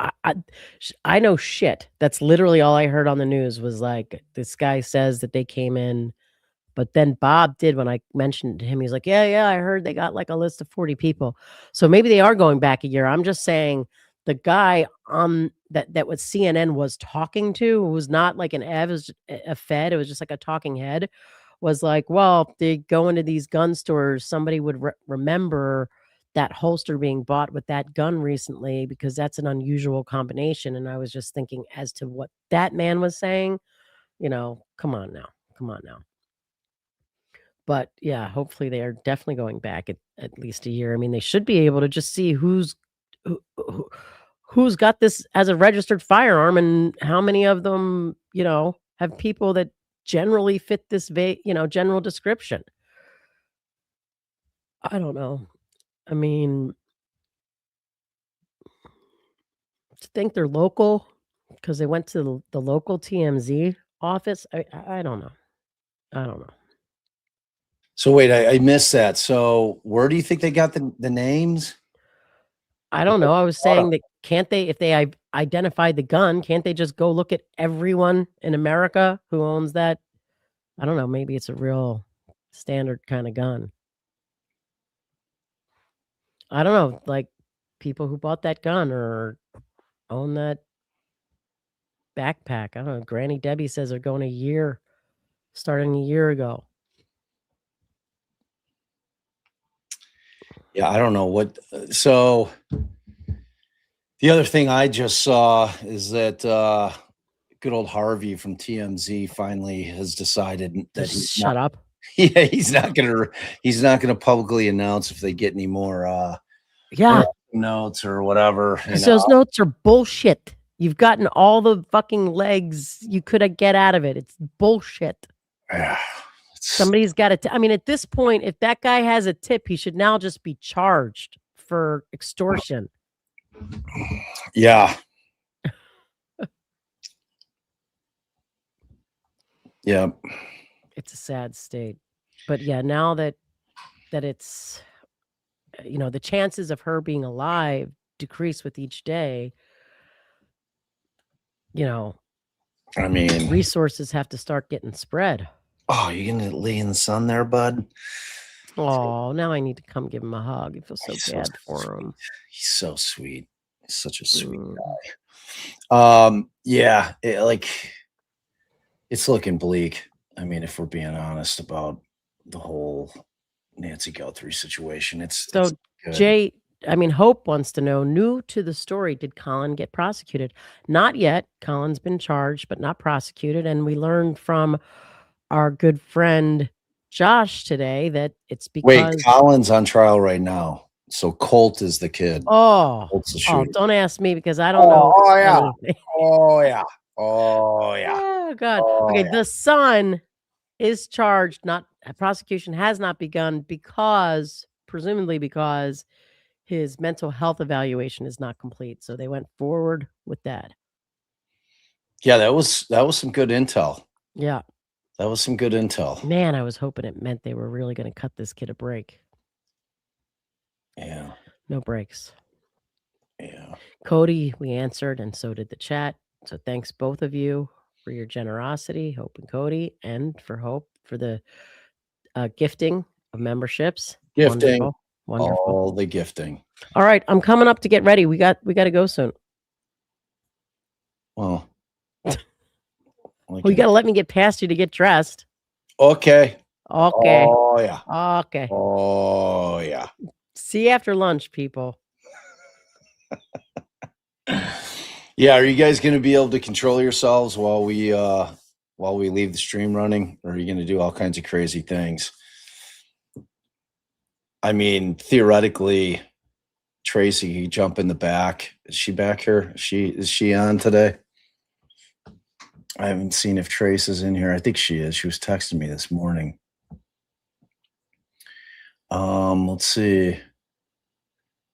I see DB was getting into some trouble in chat. DB had made a good point though. It was what I like to consider a ponderable. Because when I was talking about just kind of the series of unfortunate events that kind of led to this thing happening, that if one thing had happened or fallen the right way, they would have been able to stop the shooting. But so DB had asked the question, the ponderable, if all those things had to take place in order for this thing to happen. I'm trying to find it, DB. It was back a bit. How was the father supposed to be? Yeah, how was the father supposed to be held accountable, or how was he supposed to have known? And to me, that's not what the issue is. I tried to post.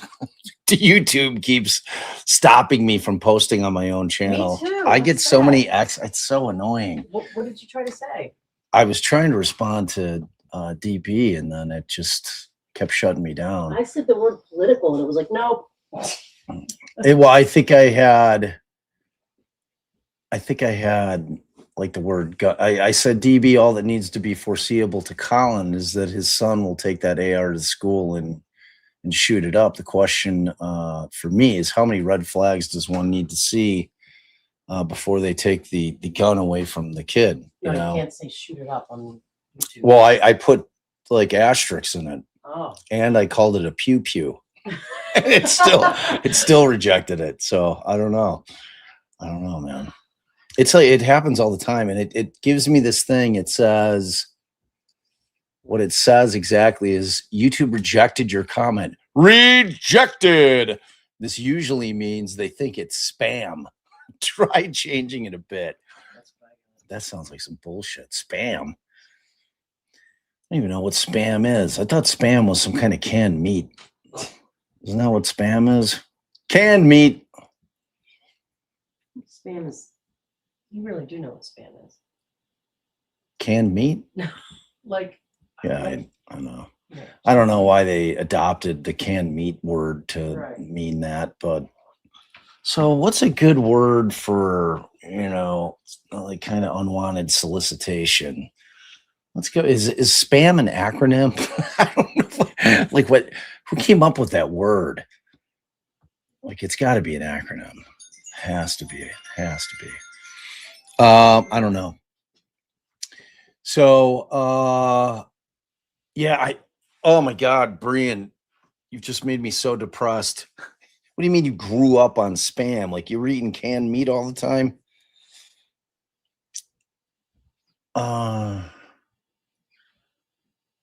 Oh yeah? Where at? The guy who got arrested in the Guthrie case and released is on the news with an attorney now? Like right this second? Which guy? The dude, Carlos. Oh, Carlos. Poor Carlos. So I had made this huge PSA like post I was going to post on Twitter for the good people of Tucson and the outlying area, and Allie's like, no, don't do it. Don't post that PSA. I was like, what? So I'm going to read it to you guys. It was just a PSA. Just a bit of a PSA. Okay, let's see. What the heck? That is not my drafts, bro. I'm gonna be pissed if that draft vanished. Oh, thank God, because we gotta go. We don't have to go, dude. What? It's showing my replies. What? How do I reply drafts? How do I get to my drafts? Does anybody know how to work Twitter? Wait, they got another ransom letter. He was just saying he wasn't going to talk about it publicly. This guy. Oh my God. Oh, he wants the sun. Like Kim, Harvey was literally just on with somebody saying, we're not going to go public with any more ransom letters. And now you're telling me they went public with another ransom letter? That guy, what a greasy mofo, man. He greasy. Harvey. God. It's like, when in the world did TMZ become a legitimate news source, or start to think that they were a legitimate news source? Like, it's literally the video version of the National Enquirer. Tell people. Do you guys remember that? They still milk he said April Fools. It's fucking February. What is it? I don't even know what date it is. 18th. Tell everybody how your April dog's under your Fools. feet and the only little piece of sun. Oh, he's such a sweet boy. Tell them. Yeah. Allie is definitely mauling the nook with hugs. Tell them where he is. I said he's under the table, like in the sliver of sun, enjoying it. I'm surprised he didn't lay outside. It's really nice. He's really Wow. Come on, man. I'm going to tell you right now, like, America, the United States of America has been very slow to embracing the bidet, but it's a game changer. It is a game changer. It's like my buddy who lives down in Tennessee, where we got together for sorry, Billy. I was like, what? I mean, I was putting that in your defense. I was putting that on Harvey, not you. I thought that was some stupid shit Harvey said. Yeah, let me see. Wait, I wonder. I'm kind of upset about the fact that I can't find any of my drafts. What's going on? What's really going on? What's really happening? Let's see if it shows. It's so weird. I'm so much more efficient on the X than I am on my phone than I am on the computer. It's confusing to me on the computer. It just is. I don't understand how it works. I don't get it. I don't understand it. Wait, I lost. There was something. Let's see. What was I saying? I lost my train of thought. You were saying. Oh, I was talking about the bidets. Yeah, so I was down in, for my buddy trip, for my annual Super Bowl buddy trip, and my buddy's got bidets in all his bathrooms. Like, not the highfalutin ones, like the ones that you get at Home Depot or some shit and you kind of install. But man, I'm here to tell you. I am here to tell you. It's a game changer. It's an absolute game changer. I mean, we're walking around as Americans with some stanky asses. That's all I can tell you. Because there's no way with paper that you're able to wipe everything away. It just seems like there's still residue. That's why those bidets, man. I'm going to make a motion that everybody has to get a bidet because the stank ass in this country has gotten out of control. A bidet is the only way. That's exactly right, Laura Jean. And on that note, we'll see you at the lunch. All right, Allie's really put, like, it's 25 minutes. The place is 30 seconds. All right, hold on. All right, Allie's got a pass, and she's wearing her pajama bottoms, so don't want anybody to have to see that because they're so cute. All right, she's in. Shoo! Yeah, no, I mean, it's like I can't. You can get both, but if you're gonna do, it's a little more complicated to hook up the warm water option. But to avoid stank ass, it's worth it. It's worth it. A little cold water on your butt never killed you. You know what I mean? It's good stuff. Oh, Bob, can you call? You guys have a bidet and he refuses to use it. All right, I'm going to send you a link. Put him on here. I'm going to put him on blast. Like he just doesn't understand. You don't understand until you use a bidet how magical they are. Magical. Absolutely magical. Well, you dry your butt. That's the point where you take a little toilet paper and do a little pat down there, or a towel. Yeah, Brink. I'd probably go the TP route. I don't use that one ply shit. I have a life philosophy that if you go to somebody's house who has Scott tissue, and because there's one thing in this world that you do not go cheap on, and that is ass wipe. You just don't do it. You do not do it. So anytime I go in and somebody's got some single ply, I'm like, these mofos. I'm like, they don't care about us. They don't care. Because then I always want to sneak up to their room, their bathroom and their bedroom, and see if they have good toilet paper up there. And they're leaving us the shit. Oh yeah. Oh yeah. Ultra soft Charmin is definitely the way. I like that better than the heavy duty Charmin. It's like that ultra soft. Deep Thoughts by Jack Hanley. What's up, Florida Defense Team? Good to see you. I got to meet the lovely Florida Defense Team. It's Lisa, right? I'm terrible with names, so don't take offense if I butchered it. She was over hanging at Cat Not Williams when we were all steaming about the verdict in Edric Faust's case. Yes, I did. I did it. I feel so proud of myself. I'm so awful with names. But yeah, oh, you came in a perfect time. I'm talking about bidets, trying to kill time here. So some real lofty conversation going on over here right now. But you know, I'm prone to do that kind of thing when I'm killing. Whoa. I'm doing a poll. Cottonelle over Charmin? No, ma'am. Rejected. Doing a poll immediately. And if any, I'm going to put Scott Tissue for those of you in there that are big Scott Tissue fans. I mean, just no. Say no to Scott Tissue. It's not, it's sandpaper. It's terrible. It's the worst. It's the worst of all time. All right.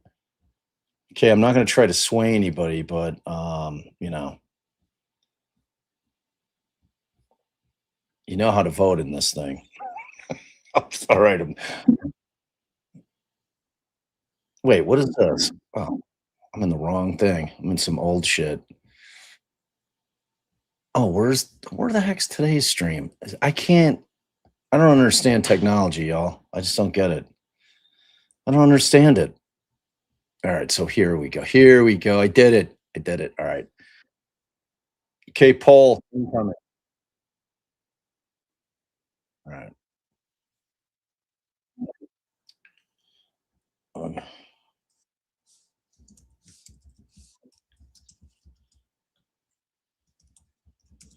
This is an important question.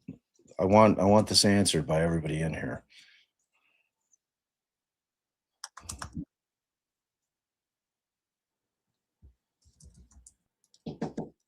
Who is it?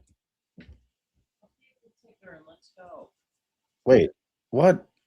Did you hear her? She's barking orders. Oh, we can hear you barking orders through the door. Wow.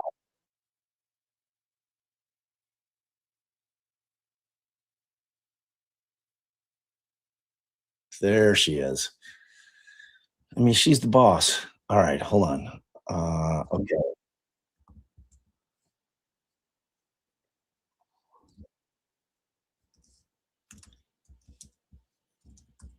All right, she's gonna lurk around the back of the computer until I get up and that's what she does. She'll go behind my setup.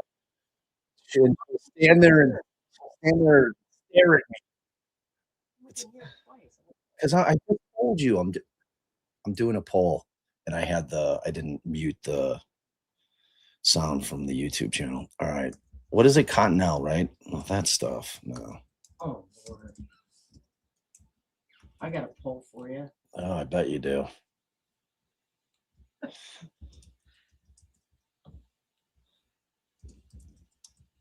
Okay. All right. Polls up. Get to voting, y'all. Get to voting. I do. I mean, those bears are pretty adorable. Yeah, you think? The stink eye. Allie's giving me the stink eye. All right, she's insistent. We're going. All right, I'm going to check this poll. You guys, I'm trusting you. No parties. No parties. I will know if you threw a party in the chat while we were gone. I know it. So my kids, they can't get away with it. I sniff it out every time. Cameron tries to have a little soiree when we're gone, I catch her. I always sniff it out. I always sniff it out. So no bangers in here while we're gone. You got it? No ragers, none of that stuff. Just be good, be kind to one another, and no parties. No parties. All right. We love you. We'll be back in a bit. I want to make sure I've got the stream running, and it is live. It is running. So when the trial starts back up, you guys should be good to go. Of course, I'm sure I screwed something up right there so that it won't work. And I'll be looking at it because I have to go film. I want to film the PT so I know what to do because I like to be able to have that reference point. All right, you guys. See you in a little bit. Bye. Bye.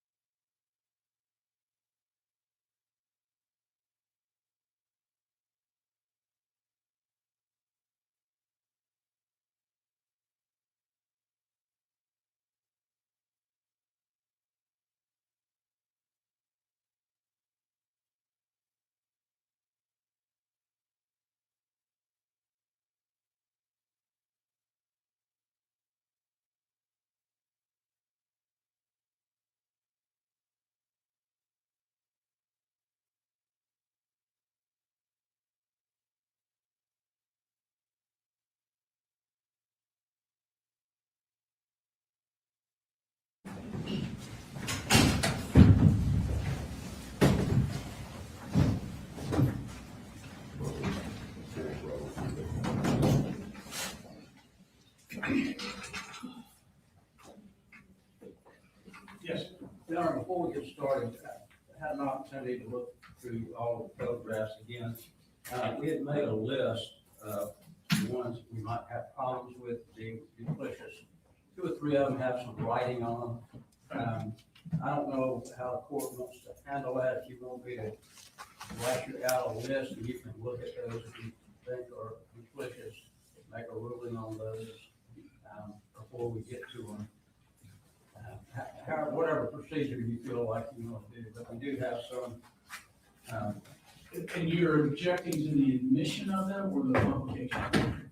The publication of them to the jury because duplicitous, some are not even probably, I don't even know how they're in there. So. How many are we talking about? Probably about 15, 18. Has the state seen his list or have y'all I have talked about the not. issue at all? I haven't given it to them because it just came back out and looked at a couple of others. So I can write that list out, give it to them, they can look at it, and I can give you a copy. Let's start there, and if they may consent to some of it, and that can narrow it, if not, then that's fine.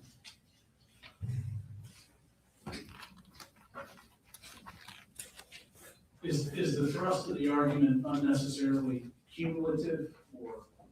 Pretty much, Judge.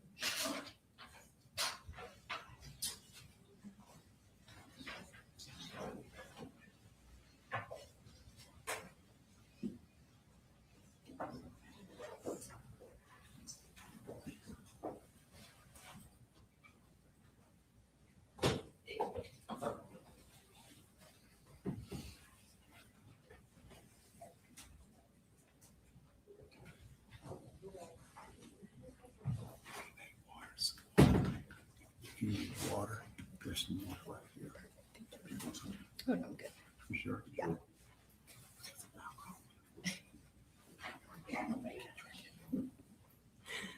This is a pointer. Just in case they bring anything up there, you got a point. So.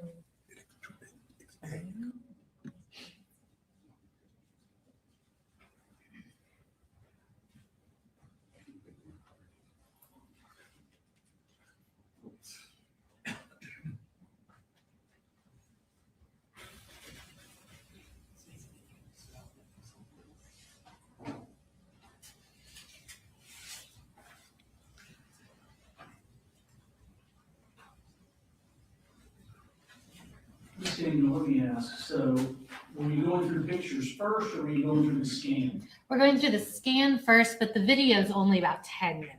Okay.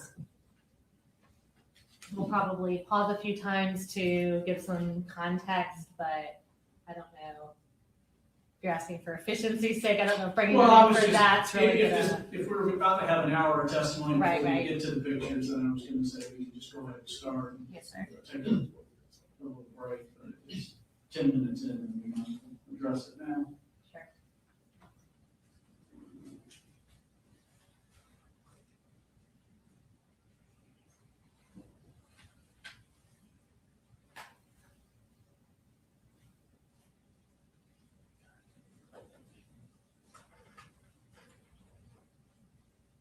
Or to go and just tell them I'm addressing an issue that we have. I did.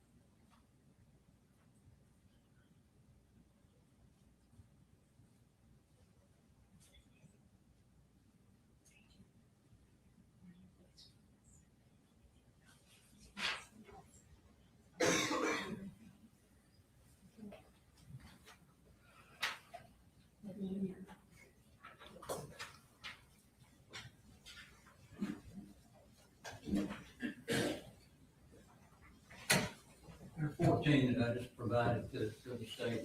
Okay. It's mostly duplicitous and a couple that have writings on them, a couple that don't have any photo value. Give me a minute to look that.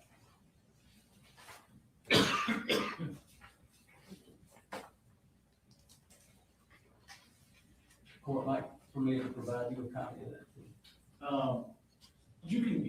You gave her the list, yes, Daniel. I can take it from her. Well, you have it already written out? No. Here, I'll just take a picture of it, and I can hand you the original.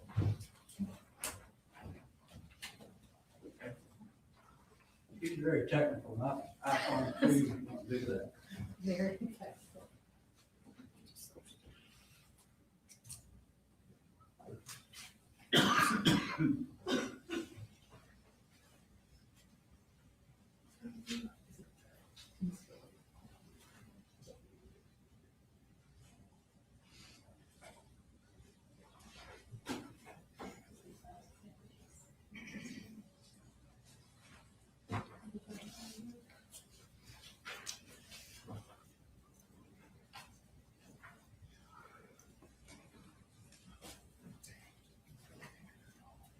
When you say, when you say same, do you just mean they're showing the same thing? When you're same, do you mean just like they're showing the same?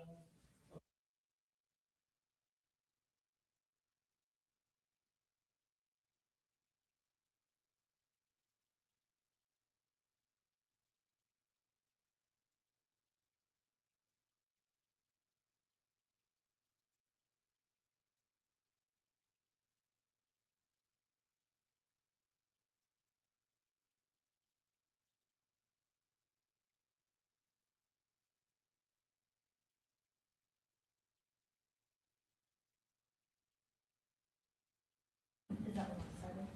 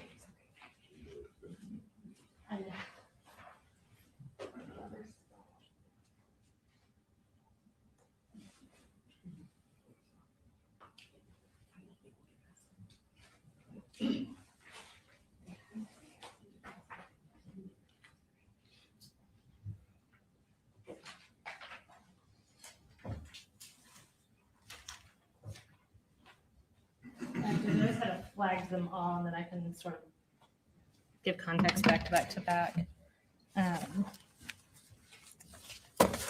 So I'm going to start with States Exhibits 111.9, 10, and 11.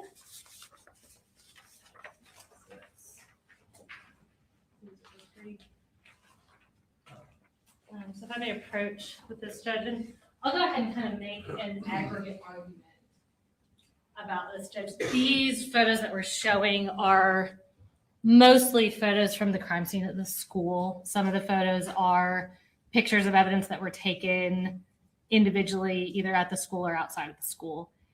A lot of these photos, this is pared down from obviously thousands of crime scene photos, but this school, like a lot of schools, the hallways look very similar. The classrooms look very similar. The walls within the classrooms look very similar. So as we're going through it, we do have some pictures to orient the jury to where we're talking about, what we're talking about. So those three, for example, Judge, I think those are essentially three pictures going down a hallway. But we're showing the jury what hallway we're talking about as we're going down the hallway and helping orient them while we're talking about the crime scene itself. So the purpose of that is not to show three pictures of the same object, but to provide orienting photos as we talk about the crime scene, in addition to showing the evidence that was at the crime scene. All right. And with these three, you know, I don't. And Judge, Ms. Brooks did just apologize for cutting you off, make a good point of part of this too, even as recently as last night in talking to Special Agent Stewart about this, part of it is to orient our witness to where we're talking about in the crime scene as well. Again, with the sort of visual redundancy throughout the school, it is hard to tell what hallway you're looking at, what classroom you're looking at, what locker you're looking at without some kind of orienting point. All right. Again, with these three at least, I don't know if there's any particular degree of prejudice to the defendant. I'll go ahead and determine that 111.10 is needlessly cumulative. I think essentially everything in it is depicted in 111.9 and 111.11. I don't know that we gained anything from 111.10. You think that, because you know your case, I do not. If there's something you're aware of that I'm not, go ahead and let me know. Can I get this back from you? Yes, ma'am. And I would also ask if there's something excluded, Judge, if we needed to use it as to refresh the recollection of our witness, even if it's not placed into evidence, for the court's permission to do that. Sure. 111. So Judge, we'll try to pull these out of our presentation as we're going, if there's any additional ones, so we're not wasting any more time. The next one, Judge, is 111.13. That's this one. That's this one. And I believe Mr. Berry's objection to that one was relevance. Judge, no probative value for that particular photograph, does not depict any bullet holes or blood or anything that the state would need to show. It's just And Judge, it is a poster board. It is the poster board that was used to conceal the weapon that the jury is going to see in surveillance videos. It's been referenced repeatedly by witnesses throughout the trial. It also shows a shoe that I believe to be Natalie Griffith's shoe that was testified to that she lost when she was being carried out. All right, so this is purported to be the poster board that was wrapped around. Used to conceal the weapon. And the shoe that has blood on it would be Natalie Griffith's shoe. All right, I would overrule the objection. There's some probative values we have heard about the poster board. So that's 111.13. All right.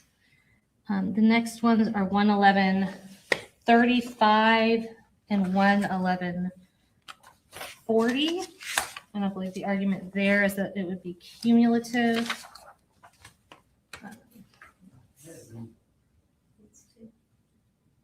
May have been 130, I'm sorry, 139. Oh, I'm sorry. Let's see.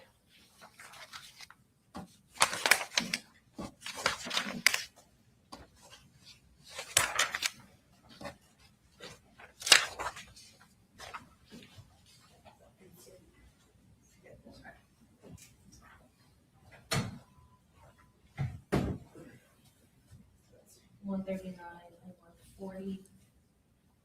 And Judge, again, those photos orient both the witness and the jury as to where we're looking in the classroom. One photo shows evidence markers that the other does not show. One shows closer up the evidence in the classroom better than the other one.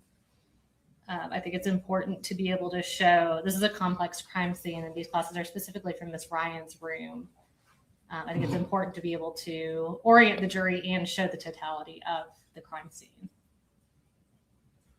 Judge, Yes.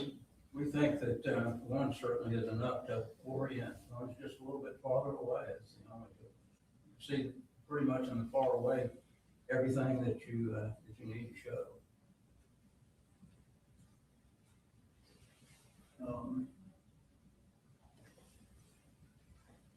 I'll come back to this. Okay.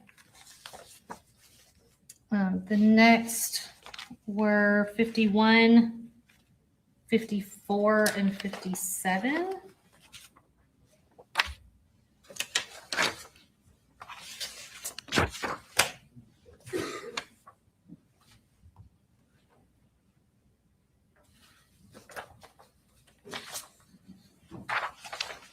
You might have. You've got these two, you've got this one. I may have front 58 in there too, to make sure some of it. So 54 and 51 together, and then 57 and 58 together. Okay.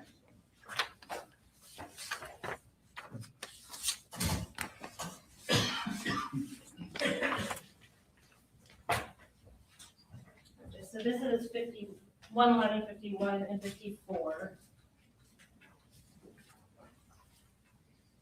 And then I'll go ahead and hand you 57 and 58. So the first one, Judge, actually does show two similar but completely different whiteboards. So we would argue that shows different bullet defects from Miss Ryan's classroom on two different whiteboards. So Mr. Gray, my understanding is these are two different whiteboards, not the same whiteboard. And you can tell that one of them has writing on it, but the other does not have. Does your objection remain, or with her adding that? If the one whiteboard is different, if they're two different classrooms or two different whiteboards, I don't have an objection. My understanding is two different whiteboards. Yes, sir. All right, so If they are, then I will withdraw that. all right, thank you. The next two, Judge, show bullet defects outside of a bathroom. They are similar pictures. One is closer than the other. The one that's further zoomed out shows the bullet defects in their totality. As we get closer, we want to be able to show the jury the kind of damage that this weapon was doing as he was firing it. Those are defects that were caused around the time that he was firing at Mason. I think it's important to be able to show the jury what this specific firearm with these specific bullets was doing at that time. It's hard to tell in the zoomed out picture. When you provide the more zoomed in picture, you're able to see that more clearly. And again, the more zoomed out one provides orientation for the more zoomed in one as well. Honestly, there's nothing that would prevent the state in 111-57 with more zoomed out from publishing it. And then as we do on a phone, zooming in and showing, it's the same effect as if they just did 58 separately.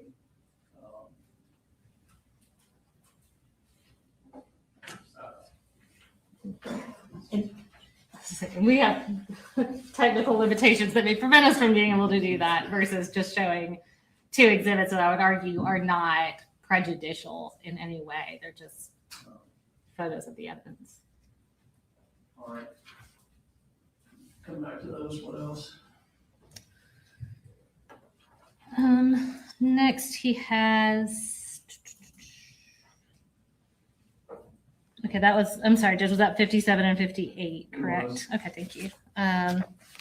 Next is 111.81 and 111.83.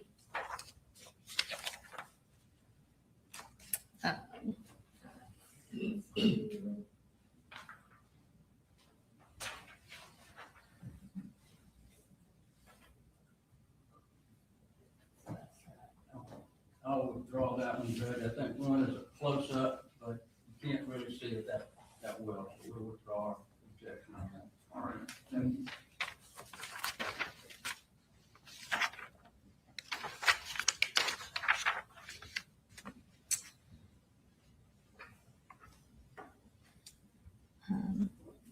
Next we have, I believe it's 84 and 94.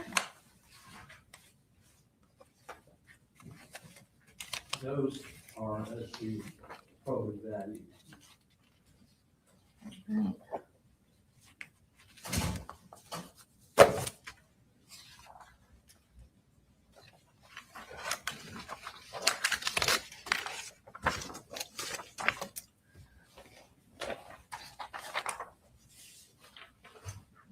Judge 111 is 84, does show a defect. It is small, but again, it's orienting for the jury. It's above the poster board there. That's a hallway we have very few pictures of because I believe that's the only bullet defect on that wall.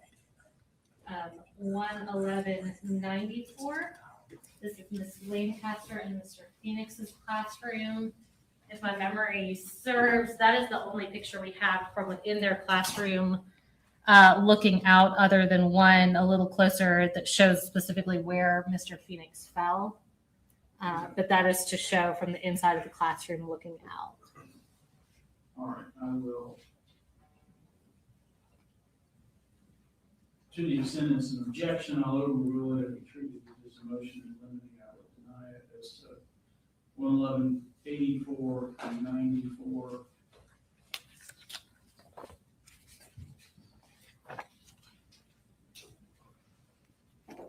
And then I think the next one.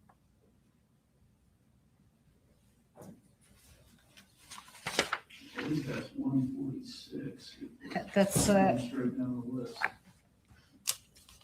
is that 146, Mr. Berry? Couldn't tell if it was 146 or 116. 116, Judge, I think. What's this one? Right. It has writing on it. Generally, I don't know if put the writing on there, but it's directive sometimes, so I'll always object to any writing on the photograph. That just shows. That is going to be this witness's, I believe this witness's writing. Correct. That's just to orient where it comes from. We're going to tender that actual physical piece of evidence into evidence. The writing on it says from backpack. It is part of the same exhibit as the backpack. So I think in this specific case, I don't really see how that has any sort of negative impact. Well, in your understanding and your proffering is that the witness is going to testify to the same that's written on here. Correct. And then when the physical objects are tendered in, they're all in the same evidence bag. That object, I think another object in the backpack. All right. What I'll do is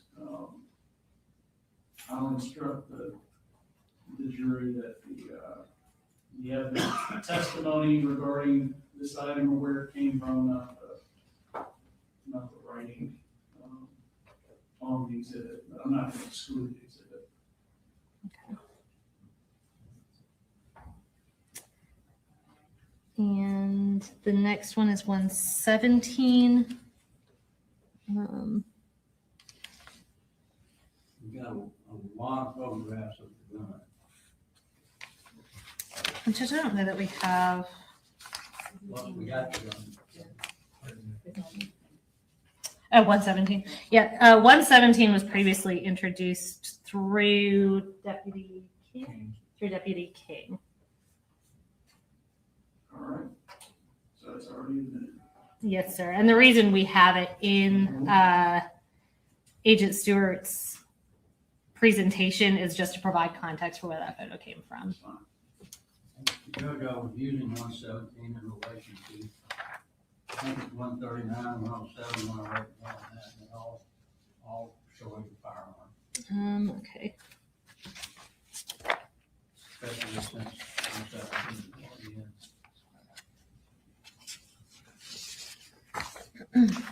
107, 108, 109, and 139.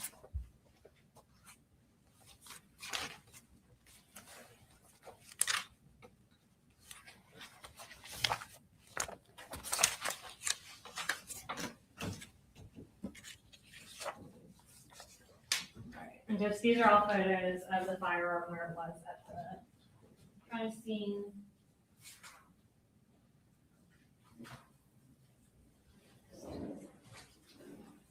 Each one of those, Judge, said shows pretty much exactly the same scene. It's not really for orientation because you can orient it completely. Okay, and if I can think of my argument from the bench so that I don't try to remember this. So this is 111.107.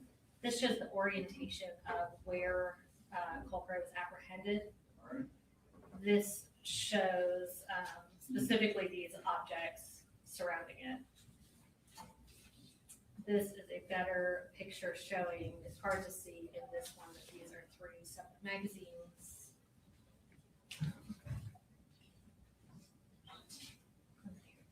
That's the last one, and that is to show the distance between where he was apprehended and where Mason's body was.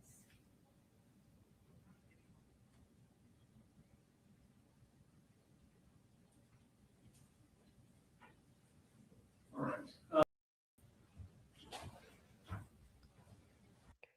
All right. Just wanted to get this switched over, pause, say hello. Super exciting. Super exciting. Allie got the time wrong. We were half hour late. So we'll be returning at 3:45. So let's see where we at on this. So I will allow 107, 108, 139. There is some difference from each, whether it's orientation, showing its respective position to Mason. A little bit closer photo, 108, I think 109. I'll call that needlessly cumulative. You can see it fine in 108. Is the judge gatekeeping right now? Is that what's happening? Is the judge gatekeeping? We're talking about gruesome pictures.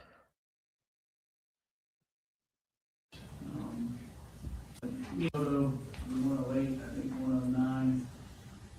I'll call that needlessly cumulative. You can see it fine in 108. All right. He excluded a picture.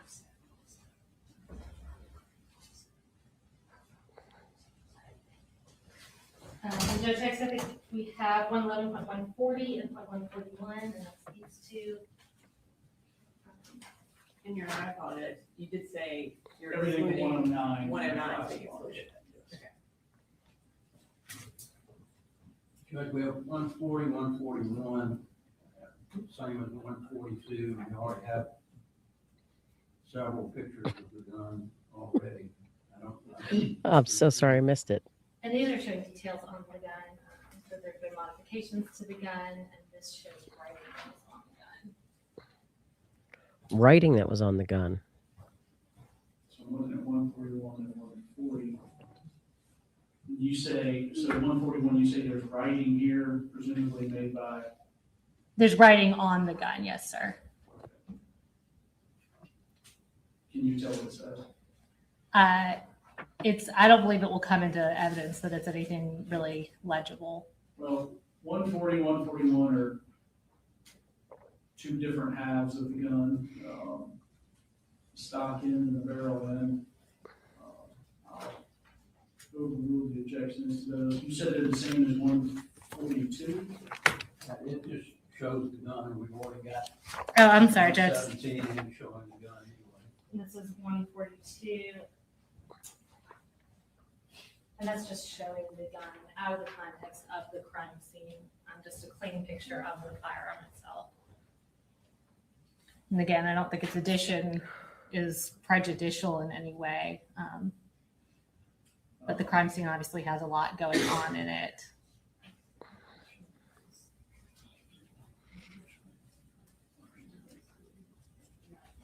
Okay, that one's good. Who got 20 inches of snow? And Judge, we're not publishing 142 through this witness. We do want to introduce it through this witness, but it'll be used for reference at a later time. All right, well, I'll just reserve ruling on 142. Since you lay the foundation of this witness. Yeah. I didn't see what it was, but it's not. 142 is the full ground against Irimie.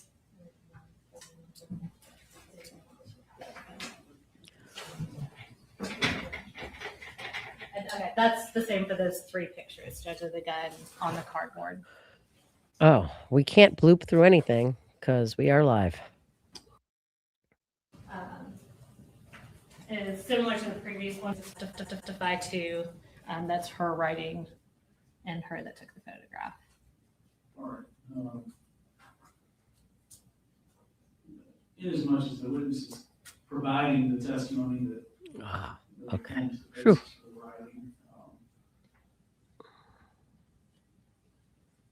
I'll overrule the objection if you want. I'll tell the jury that the testimony is the evidence, not the writing. Although the writing is just something that is a recollection recorded or refresh the recollection.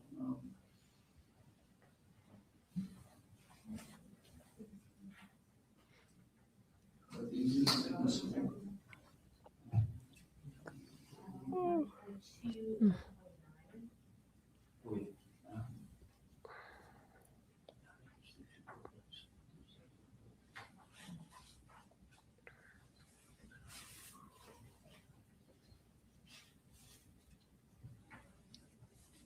I think 122, Judge, is probative, and also 129 shows the same bullets that are, I think, in 130.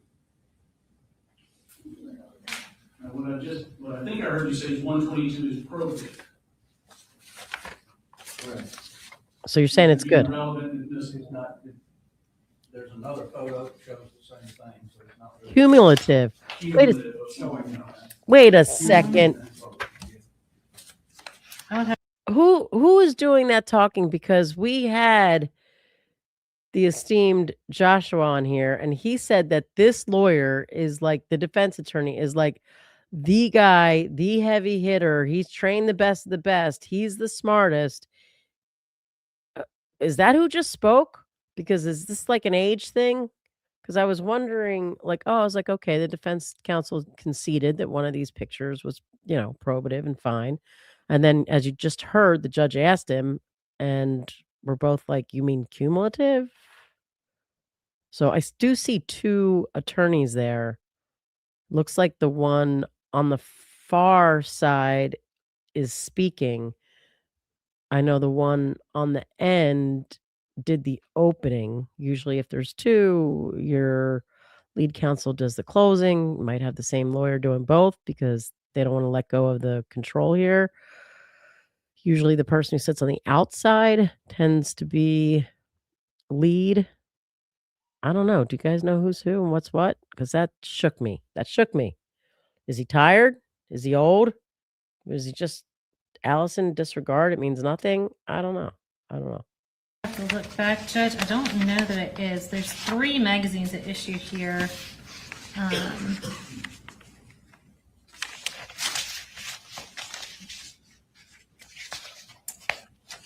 There he is. Who is he? Somebody help identify That's- who's who.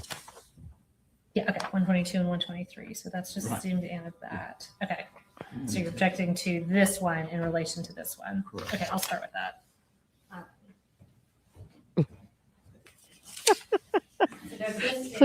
Objection, Your Honor tries to be like all diplomatic about it, but then Pokemom's like, what? That dude is ancient. So it has that 60 capacity, but it's We gotta figure out who's who. You think the 60 is the capacity of the magazine? Yes, sir. Is it a double magazine? Oh, the judge knows some stuff. Okay. He's like, what? That's what the firearms expert tells us. We're calling a whole expert to cover all that, Judge. All right. But I think the writing on the magazine is very relevant as to what Colt Gray had on him at the school, and that's not easily visible in the zoomed out photo. All right, I'll allow those. I think the last one, Judge, is a series of shells, unfired projectiles, and there's another one. Shows the same thing, but they're laying flat. 122 and 129. They're flat. So this is 122. What was the Do you guy's have name 122 Josh up there? mentioned? 122. So we got this going here. Okay. So you're saying 122 and 129 are cumulative? Okay. Okay, I see what 122. The judge had some questions about that gun. I think I was muted at the time. I was like, oh, he's like, I know something. What are you trying to say? So she's going to call a whole expert to address it. But the judge was like, wait a minute, that doesn't seem right about the capacity of this magazine. All right, so let's see what you guys are saying.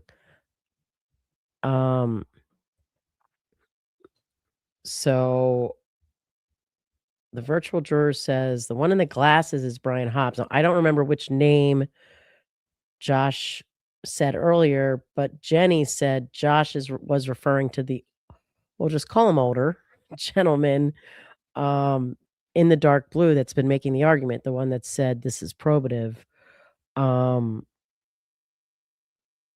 instead of cumulative. I mean, it could be nothing, but it makes you think, how old are you? How old are you?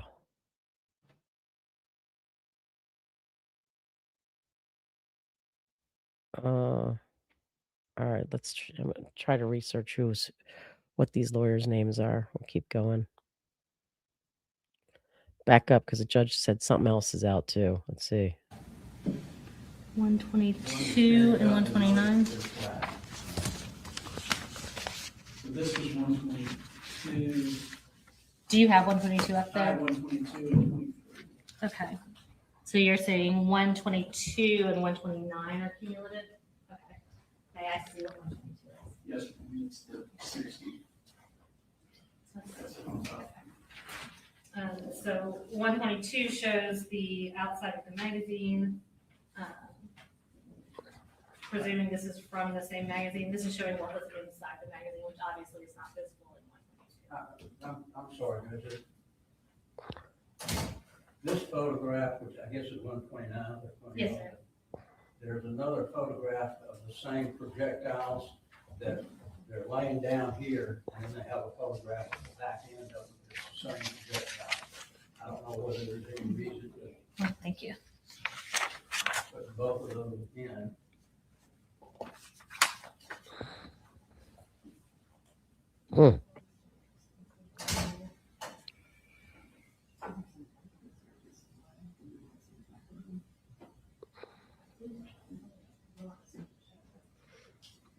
Judge, we can take out 111.128.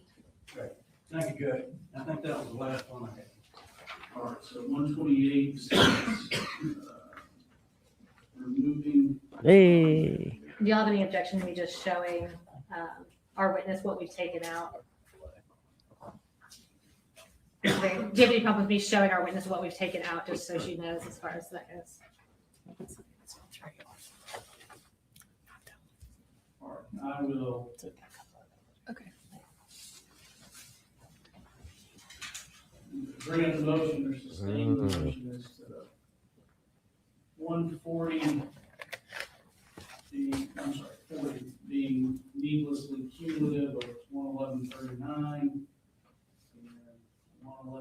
1158, needlessly cumulative of 11157. So we're removing 11158, 11140. And can I get, Yes, ma'am. I think these are the ones that are fine. These were 3 that were excluded. I'm going to apologize to the court reporter in advance. I was trying to keep them in order, but I do not know that we're there at this point. So 58 and 40, in addition to, what did you say about 109, Judge? 109. That's already been removed. That's been removed. Okay.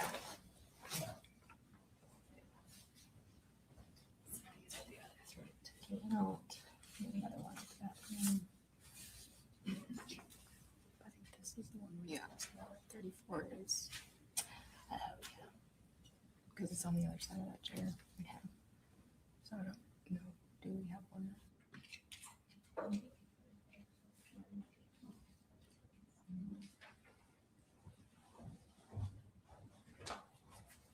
What's the delegate grade?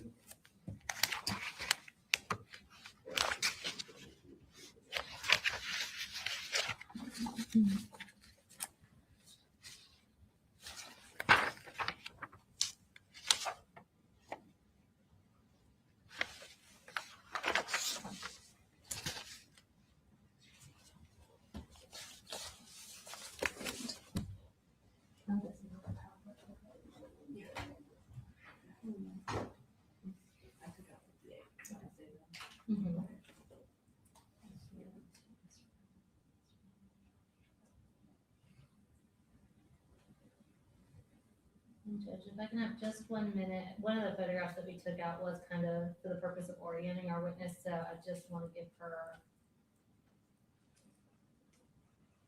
How much blooping time would come in handy, but you know, it's the after lunch thing.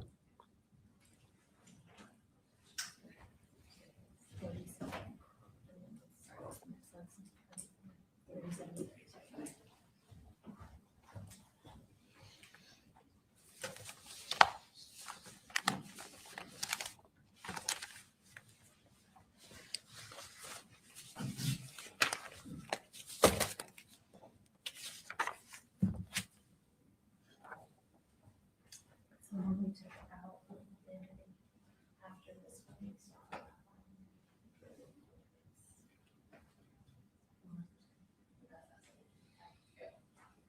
and I'll have it, like I said earlier, I'll have that one up here if you need some kind of orientation, then I can refresh your recollection with that. All right, Judge, I think we have our presentation updated. Is that right? Yeah. Okay.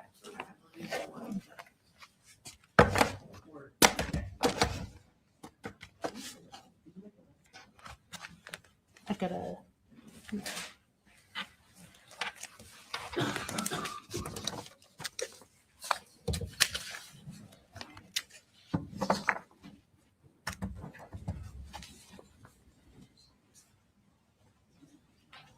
Judge, when I tender these into evidence, are you okay with me just tendering the numbers that I can put on the record now, that those numbers will exclude the ones that were omitted, so we're not confusing the jury by listing a bunch of things we're not admitting? Does that make sense? And just for the record, Judge, we have no objection to those that we did not object to. I think that's fine. Yes, ma'am. He's just indicated he has no objection to photos that didn't specifically appear.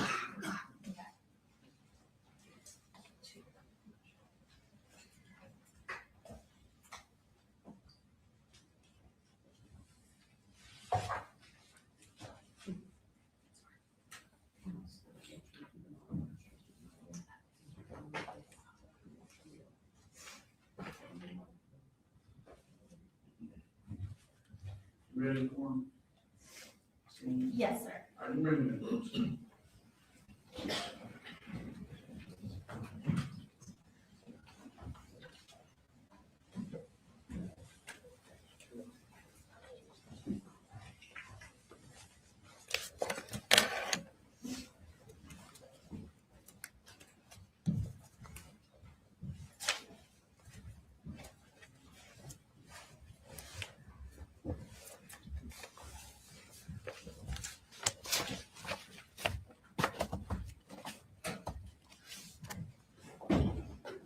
Ladies and gentlemen, sorry, we had to work through some evidentiary issues.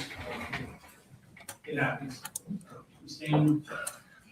All right, so just to kind of refresh your recollection where we left off, we had just tendered your scan of the school and the walkthrough that you had prepared in relation to that.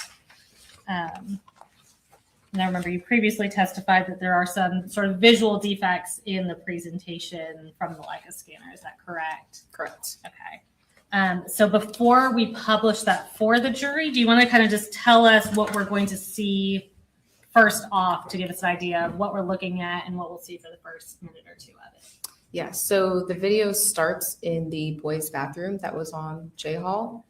And then in the video, will be coming out of the bathroom and then turning left down the hall and proceeding down the hallway towards Miss Greer's classroom and Miss Ryan's classroom. Just for clarification purposes, is it the same bathroom that Colt Gray was in and exited in the direction he exited towards on September 4th of 2024? Yes.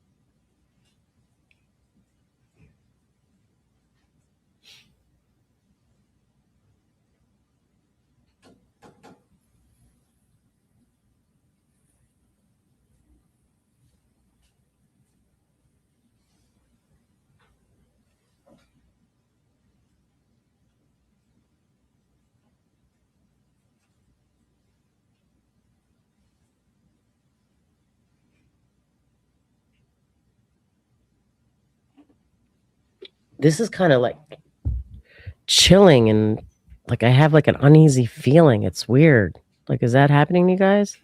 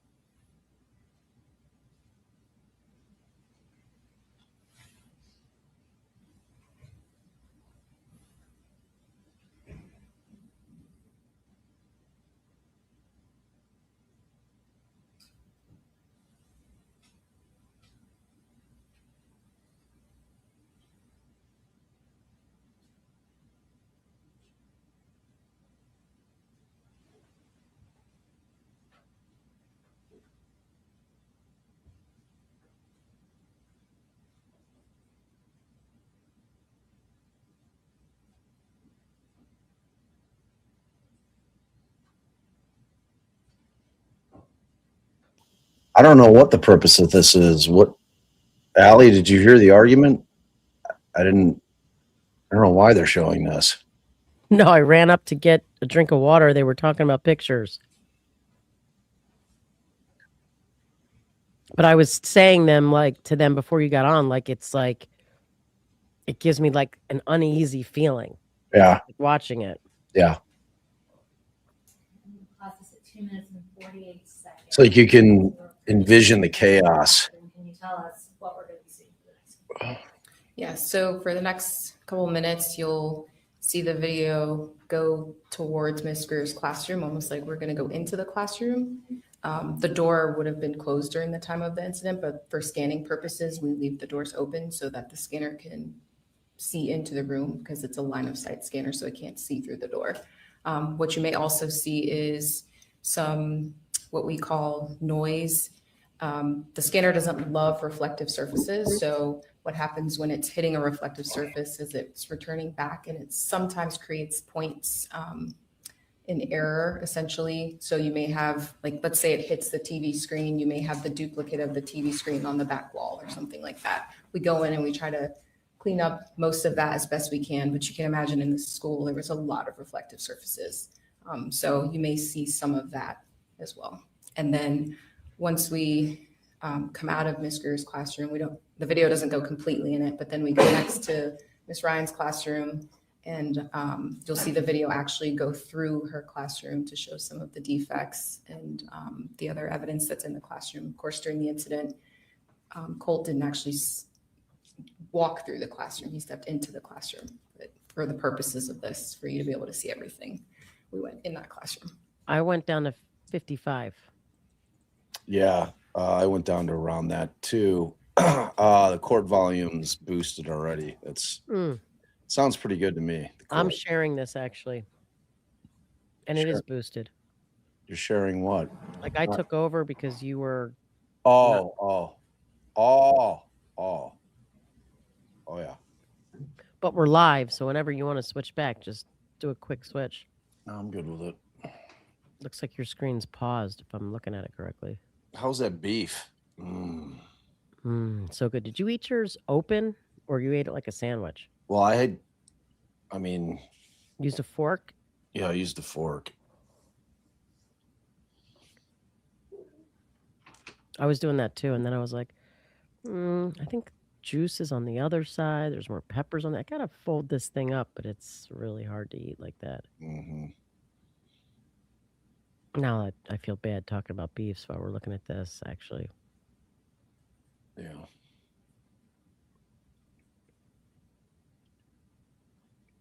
Yeah, the tennis balls help with sliding. Chairs probably made a super annoying noise when kids would slide back in their chairs, so they probably threw those tennis balls on there.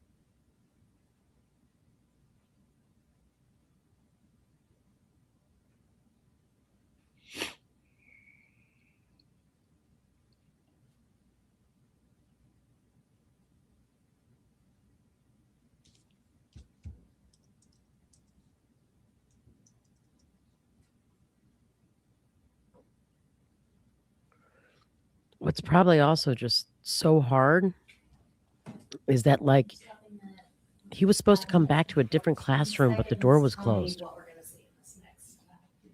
So in the next few minutes, you will see us make our way back down J Hall towards the intersection of I and J. And that intersection is where Miss Irimie gets shot. Colt shoots Miss Irimie from that intersection, and also Coach Aspinwall and Mr. Phoenix. So is it going to look down the hallway where Coach Aspinwall and Mr. Phoenix were? Correct. Just legally, I mean, I'm trying to think of what the relevance is. Yeah, I mean, it's eerie, you know, the quiet of the school and just the upended chairs and the evidence of the chaos.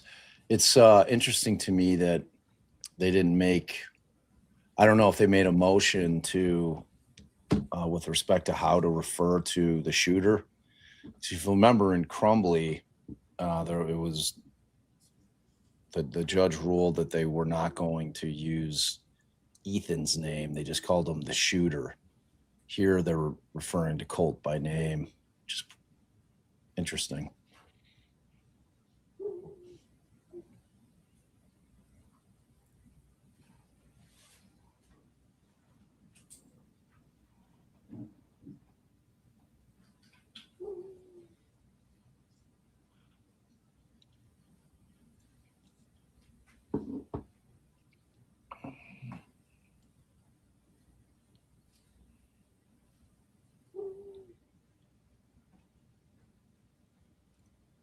I mean, if this was the son's trial, you know, I just don't, I don't see the relevance. I really don't see it. 6 minutes, 35 seconds. Tell me what we're going to see in the last segment of this. So we will continue down J hallway. Obviously in this, I'm flying through very slowly because I don't want anyone to feel like they're on a roller coaster. But in the video, obviously things were moving much faster. And is there an additional hallway we're going to look down as we get further? Yeah, so we'll get to the end of J hallway. It will turn towards that last classroom on the left side of the hallway because in the video it appeared that he almost like he looked into that classroom. I don't know if he was attempting to go in, but he looked in that classroom and then he turns around, points back down J hall. That's where he shoots Mason, and then turns and points the gun at a kid that is down K hall. And then that almost in that same moment, law enforcement is making contact with him.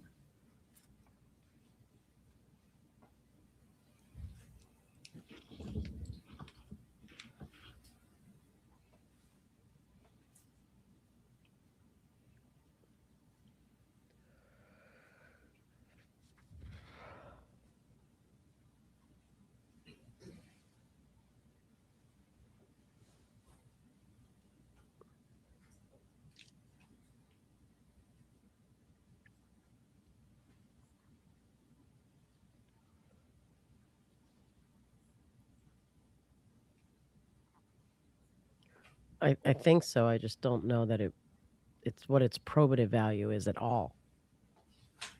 Because I think they accomplished that through all the witnesses and all the descriptions and all the tears and, you know.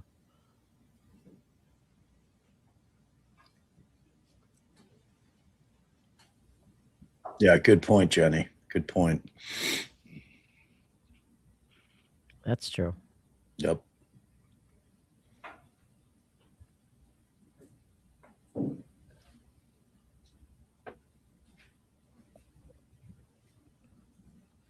Wait, who's Colin? Colin's a dad. Okay, would using his name be relevant? I don't think that using the name, not using the name is actually that big of a deal. Really. I don't know what the thinking was in...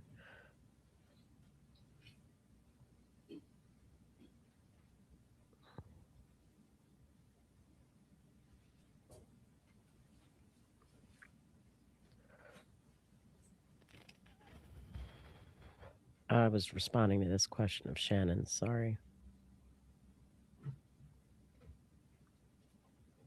But no, there'd be no appellate issue there.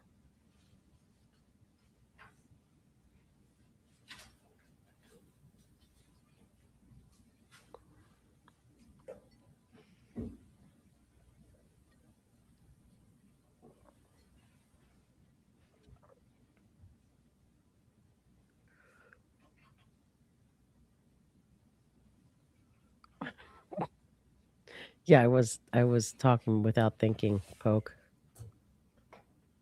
Colin, yeah, the guy we're at trial for right now.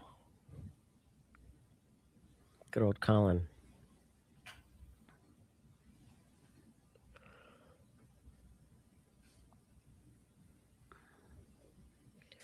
Lord, I wish I could bloop right through all this. It's like, am I sure I'm live? Am I definitely live? Am I... Yes, I individually took over 1,000 photographs. Oh, I had a bloop.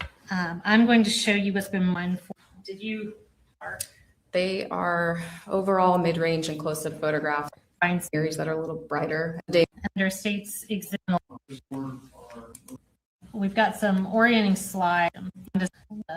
Oh. Defect. Just an extra. Exhibit 111. Sorry. In Fast forward And right can to you the just pictures. we'll start in, and All right. we've got some orienting slides throughout this. So we'll start with pictures starting at the J Hall bathroom. And can you just tell us, is that the relevant bathroom to this case that Colt was in? Yes. Okay. And this starting with 111.1, and I'm just going to say the last part of the number. All of these are parts of State's Exhibit 111. So starting with 1, tell us what we're looking at. This is just an exterior photograph of the bathroom. And is that a bullet defect? Sorry, on the right side of the bathroom sign? Yes. Okay. And going to 2. This is making my way into the bathroom. And next. Again, continuing into the bathroom. Okay, and that's 111.3. And next, and I know we've got some out of order, so I'll try to avoid saying the numbers, but so the next one, 4, what does that show?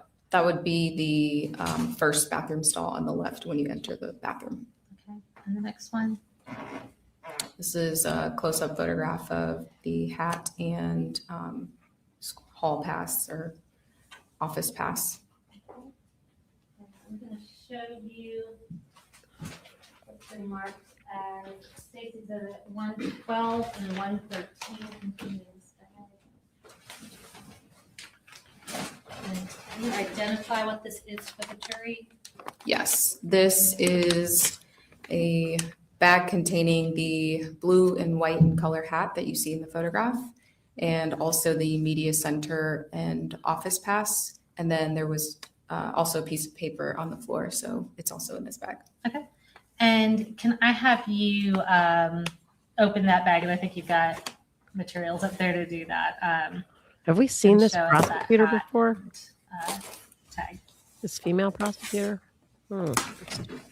Familiar. Exhibits 112. 111 point. No, these are their This is own actual exhibits. 112. Yes, sir. No, Your Honor. All right, 112 and 113.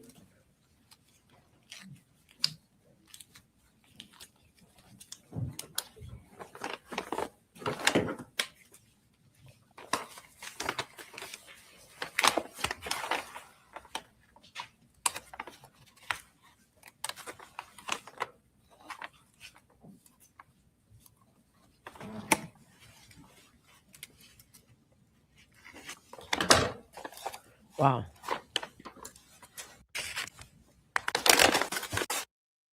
It's Apalachee High School at the top, then it says media center / office, and then it says Hall J, room 2.151. Okay. And what was the writing on that hat?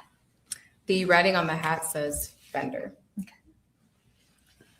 Now going back to the pictures, if we can go to the next slide, this is 6. And what does that show? This is a new student information paper. And thank you. And then the next slide. So these next pictures will be from outside the bathroom, going down J Hall to the classrooms of Miss Greer and Miss Ryan. If we can go to the next slide. So 7, what are we looking at here? So we're looking at the exterior of the bathrooms and then also down J hallway. Okay, and next is 8. And what do you see on this picture? Now we're outside of Miss Greer's classroom and Mr. Ryan's classroom. Okay, next. It's 9. Again, we're outside of that classroom, making our way closer. And what are those objects that you can see, at least in the foreground of that photo? On the floor just outside of Miss Greer's classroom was a poster and a backpack. Okay. And next, this is 11. This is just another photograph from a different angle outside of the classroom, both of those classrooms. Okay, and in addition to what you identified previously, those blue gloves, are those from the crime scene or from medical personnel? Those are probably from medical personnel. Okay.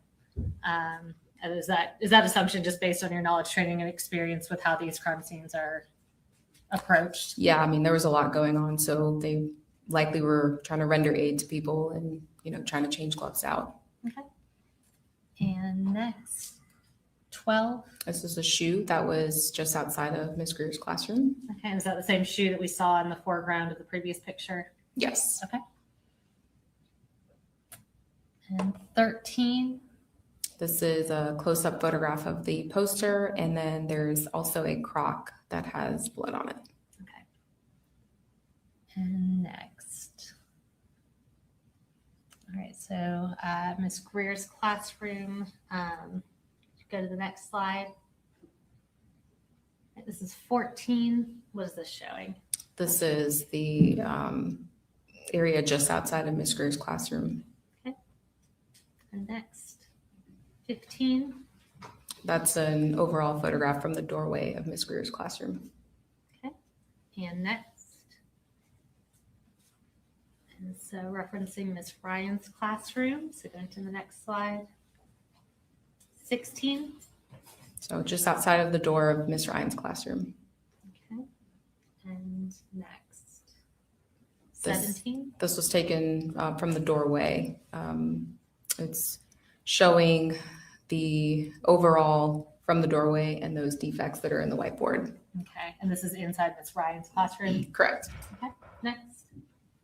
19. So this would be in the doorway looking down. So what you'll notice in this photograph is we have some evidence markers that are out, and then we have sticky notes on the ground. So this photograph was taken on day 2.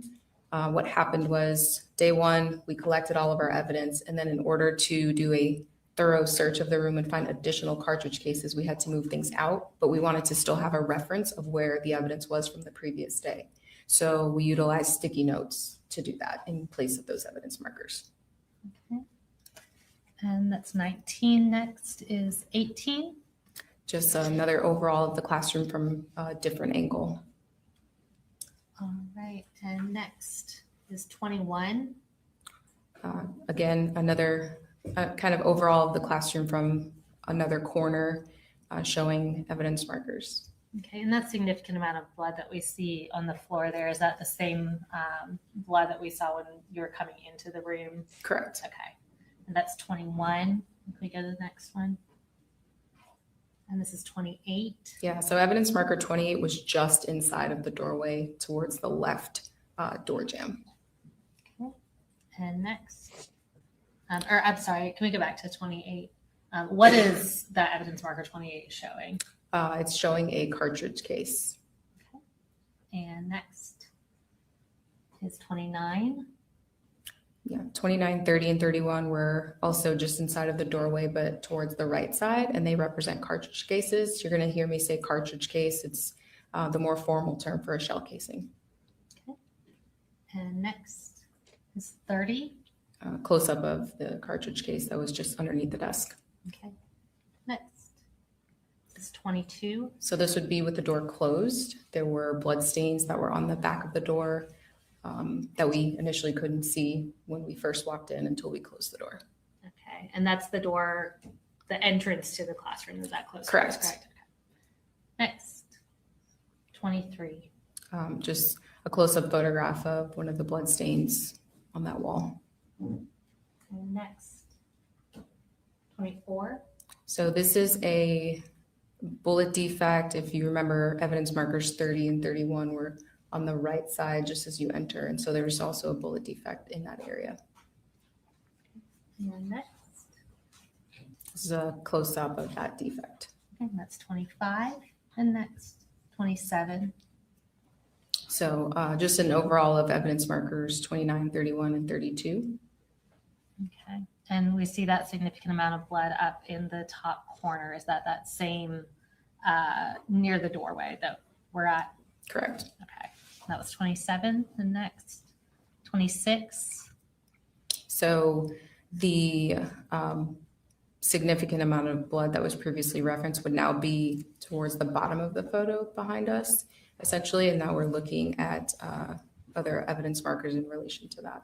Okay. And next to that evidence marker 32, what is that? A cartridge case. Okay. And that was 26. Next is 31. Close-up of cartridge case. And next, 34. These are cartridge cases that were either like under chairs that had been turned over or near desks. Okay. And is that black object on the right side, is that a chair? The that's dog. turned Yeah, over? that was a chair that had flipped over. Okay. That was 34. Next. It's 35. Cartridge case at evidence marker 38. I believe this is under a chair. Okay. Next. It's 36. So this is an overall photograph of evidence markers just inside the room. Okay. And is that like crocheting or knitting yarn that we see right there? Yes. Okay. That was 36. Next. It's 38. Another photograph of evidence markers 28, 29, 31, and 32, all representing cartridge cases. Okay. And again, is that door in that top corner, the front door to the classroom? Correct. All right. Next. It's 37. Just a closer photo of 35. There's another evidence marker that's just on the other side of the chair, which would be number 34. That's difficult to see from this photo. Okay. And next. 32. Yeah, so then there's evidence marker 34 identifying a cartridge case. All right. Next. 33. A close-up of evidence marker 35 identifying a cartridge case. Next. 39. So an overall photograph of evidence markers, and there are some blood stains as well. Next. 41. Overall photograph showing some of the cartridge cases that are underneath desks. Next. It's 42.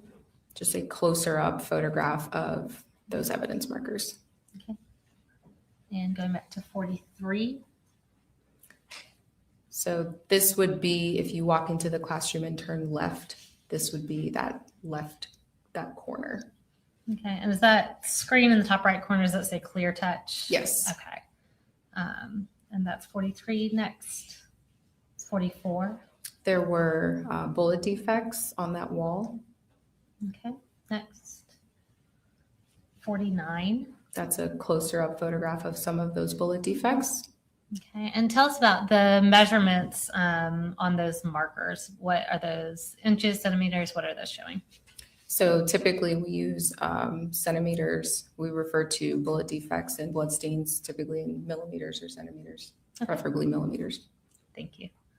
That was 49. Next is 45. This would be in the previous photo. If you are standing in the doorway of the classroom and you look left, we saw that podium, and these are blood stains that were on the podium and then also on the wall near that podium. And next is 53. So these are the bullet defects that we saw on that wall on the left side. If we continue along that wall, there's a whiteboard, and these are the bullet defects that are on the whiteboard, a little below the whiteboard, and then above that whiteboard. And do you have a silver pointer that's up there? Yes. All right. And on this picture, I'm just going to have you on the screen behind you. Can you just point out, since it's kind of white on white, where all the bullet defects are that you see? Okay. So any place that you see in what we call an L scale, it's an adhesive scale. Any place that you see that represents a bullet defect. Some of them represent 2 bullet defects because they were so close together. It didn't make sense to try to finagle 2 scales. These dots are dots that were already on the whiteboard in whiteboard marker, probably drawn by the teacher or a student. So if there's not an L scale next to it, then it's not a bullet defect. Thank you. And that was 53. We can go to the next one, 54. Is that same board? Yes. Okay. And just a little easier to see the Yes. defects there. Okay. And next.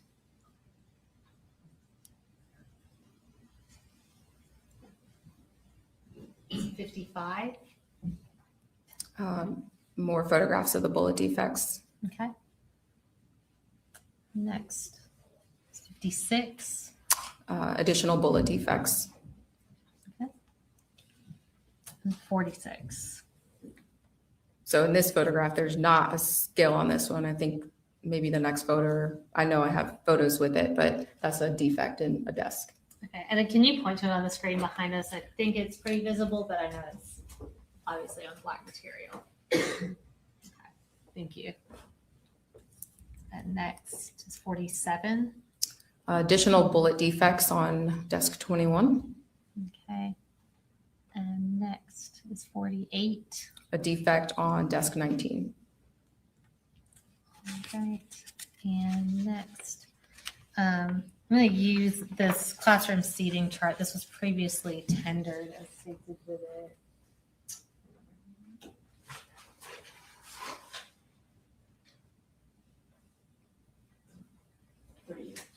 It's State's Exhibit 38.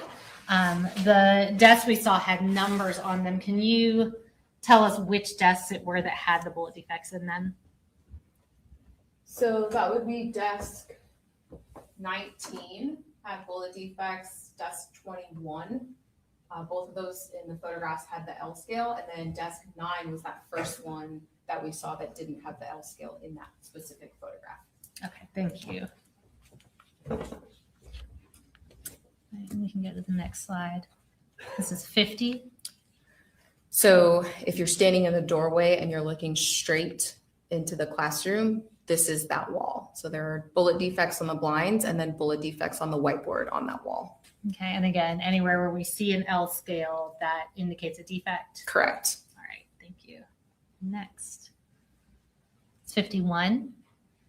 Just a closer up photograph of that. And as I mentioned before, especially on this whiteboard in particular, there were a couple of bullet defects represented by one L scale. Most of them are just one, but on this particular whiteboard, there were a couple of L scales that represented 2 bullet defects. Okay, thank you.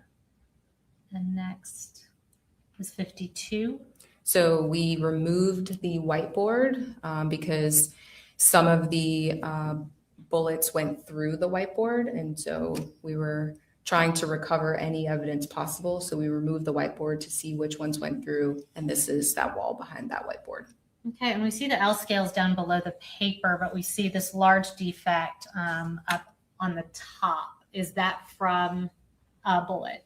It's likely from a bullet, Okay. yes. Was that consistent with being Yes. from a bullet where the defects were in the board? Correct. All right, thank you. And that was 52. We can go to the next one is 20. So as I said before, day one, we did our initial search. We came back into this classroom on day 2. We had to remove everything from the classroom to recover additional evidence and label the blood stain. So this is a photograph of us when we had taken everything out, and we have the evidence markers showing where the additional cartridge cases were.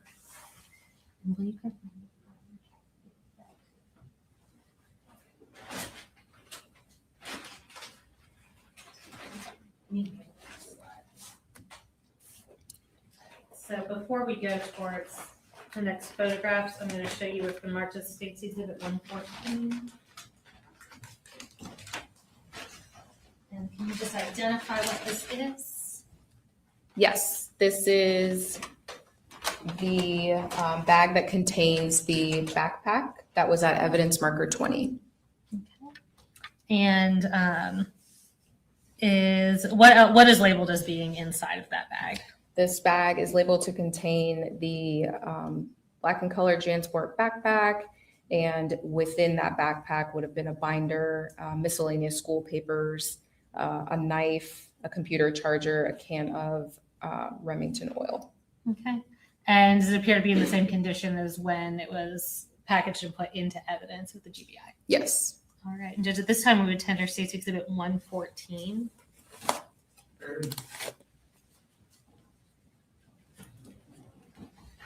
All right, so I'm going to have you open that up. And specifically, if I can have you, once you have that open, display for the jury the backpack as well as the oil and the knife.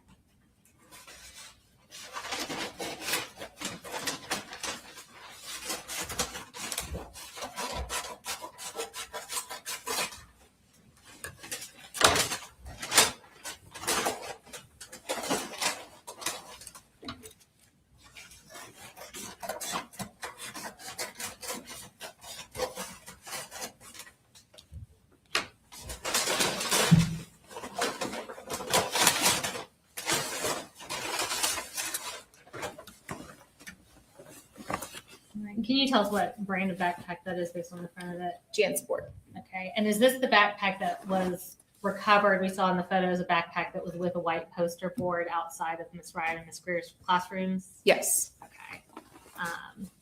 And based on your review of the crime scene and the evidence, is that consistent both in appearance and location as being the backpack that Colt Gray had with him that day? Yes. Okay. And then inside the backpack, if you could just display for the jury the oil and the knife.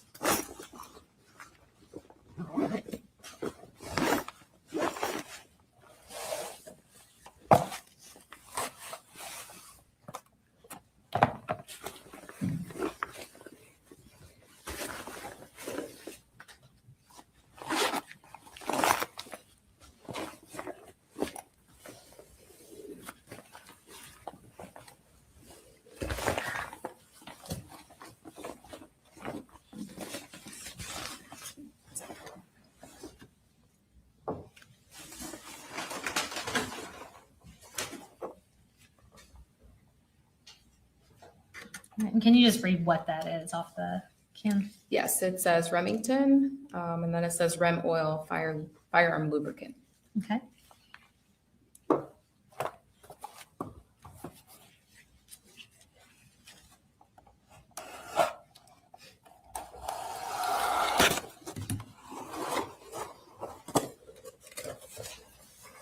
I may have to step down for this.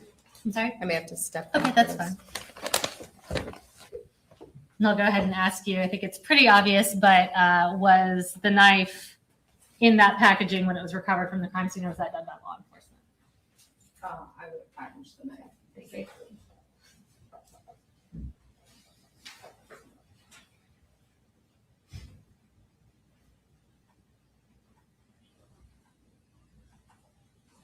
And if you want to go ahead and store that over on this table, you're welcome to do that.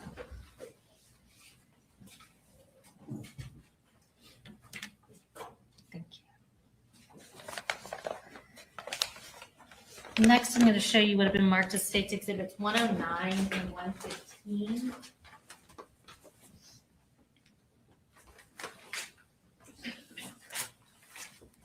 And I'm not going to have you open these up, but if you can just identify what these are. Yeah, so 109 is a brown paper bag containing 6 LC223 REM cartridge cases from room 2.152, which would be Miss Ryan's classroom. Okay. And then 115 is brown paper bag containing 18 223 cartridge cases. Okay, and where were those recovered from? Some of them were from room 2.152, which is Miss Ryan's classroom, and then some of them were from the hallway floor, close to where Mason was shot. Okay. And those appear to be in the same condition and sealed as when you took them into evidence and put them into evidence with the GBI? Yes, the only difference is they have the blue evidence tape showing that they've been to the firearms section for analysis. Okay. And Judge, at this time, we would tender State's Exhibits 109 and 115. Oh, yeah. 109 and 115 were reviewed. Okay. And here I can put. And we're going to go back to some of the photographs. So we have our next photographs from when he shot towards Miss Irimie's classroom. If we can go to the next slide. This is 64. Can you tell us what we're looking at here?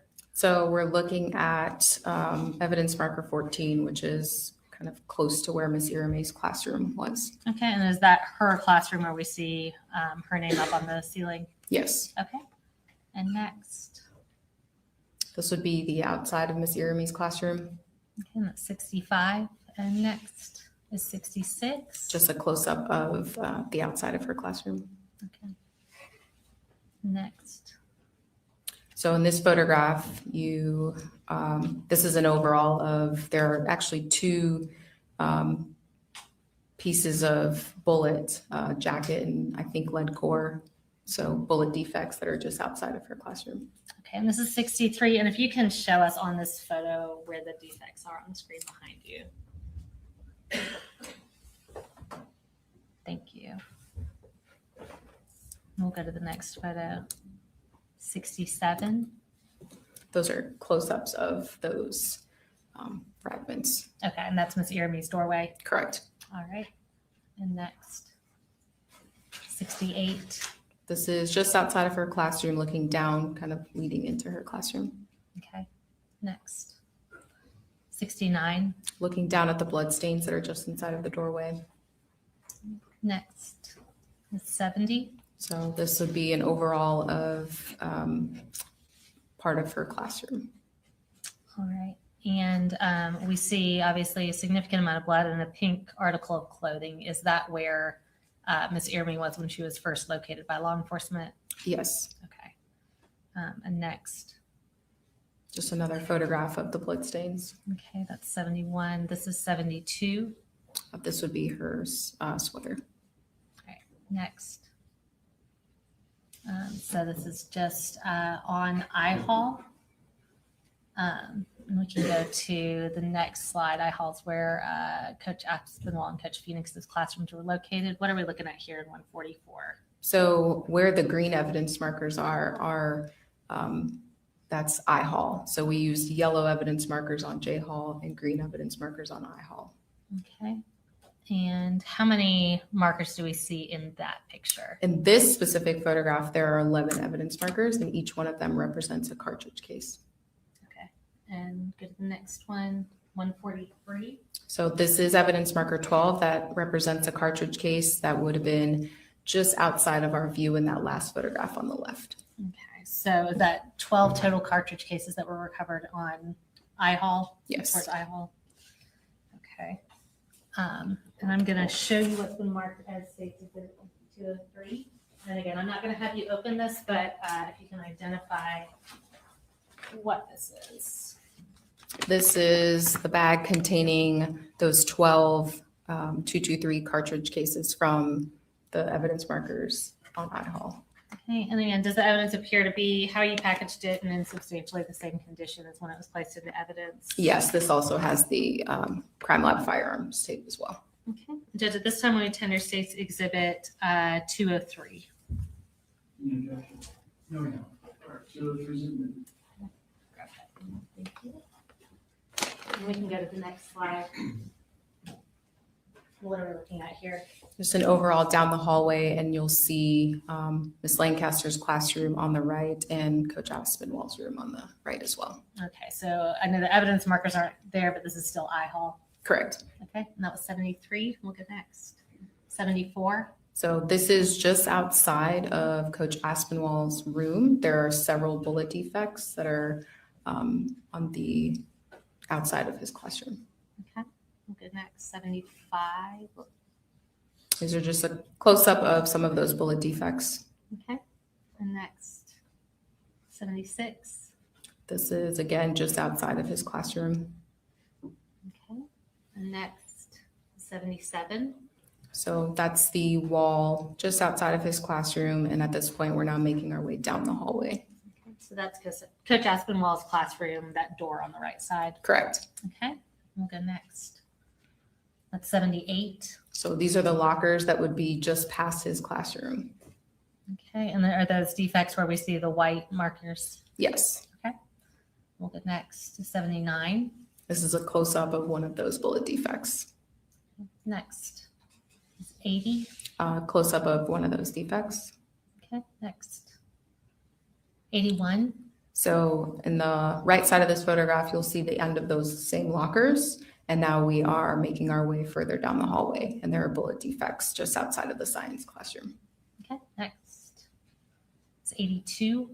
This is a closer photograph of those defects. Okay, next is 83. A close-up of the one that's low on the door frame. Okay, next is 87. So Miss Yike's classroom was actually across the hall. So we're still continuing down the hall. So instead of being on the right side where you just observe those defects, we're now on the left side of the hallway, but we're still making our way down the hall. Okay, and I'm actually going to have you, we've got the map of the classroom right there. If you want to look and show us where Miss Yike's classroom is in relation to Coach Aspinwall. I'm sorry, Brooke. Coach Aspinwall's classroom is here, and some of the defects that you saw were further down the hallway, and now we're across the hall from Ms. Steck's classroom. Thank you. All right, and that was 87, and we'll go to the next one now. 88. Those would be close-ups of those defects. Okay, in this yikes doorway. Correct. Okay. And next is 89. And now we're continuing down the hall. We're on the same side of that hallway. Okay. And are those each where we see numbers and or markers? Are those all bullet defects? Yes. Okay. We'll go next. 90. There's close-ups of the bullet defect. Okay. Next is 91. Another close-up of the bullet defect. Okay. So can you tell us approximately the size of that defect? It's bigger than 40 millimeters, so it's probably close to 50 millimeters in length. Okay. And we'll go to the next one is 86. This is now the end of I hallway. Okay. And is that wall, is that where I hallway intersects kind of on the opposite end from J hall? Yes. Okay. And we'll go to the next one. That's 84. So this would now be the other hallway where I intersects on the opposite side. Okay. And do you see a bullet defect in this picture? Yes. And could you show that to us on the screen behind you?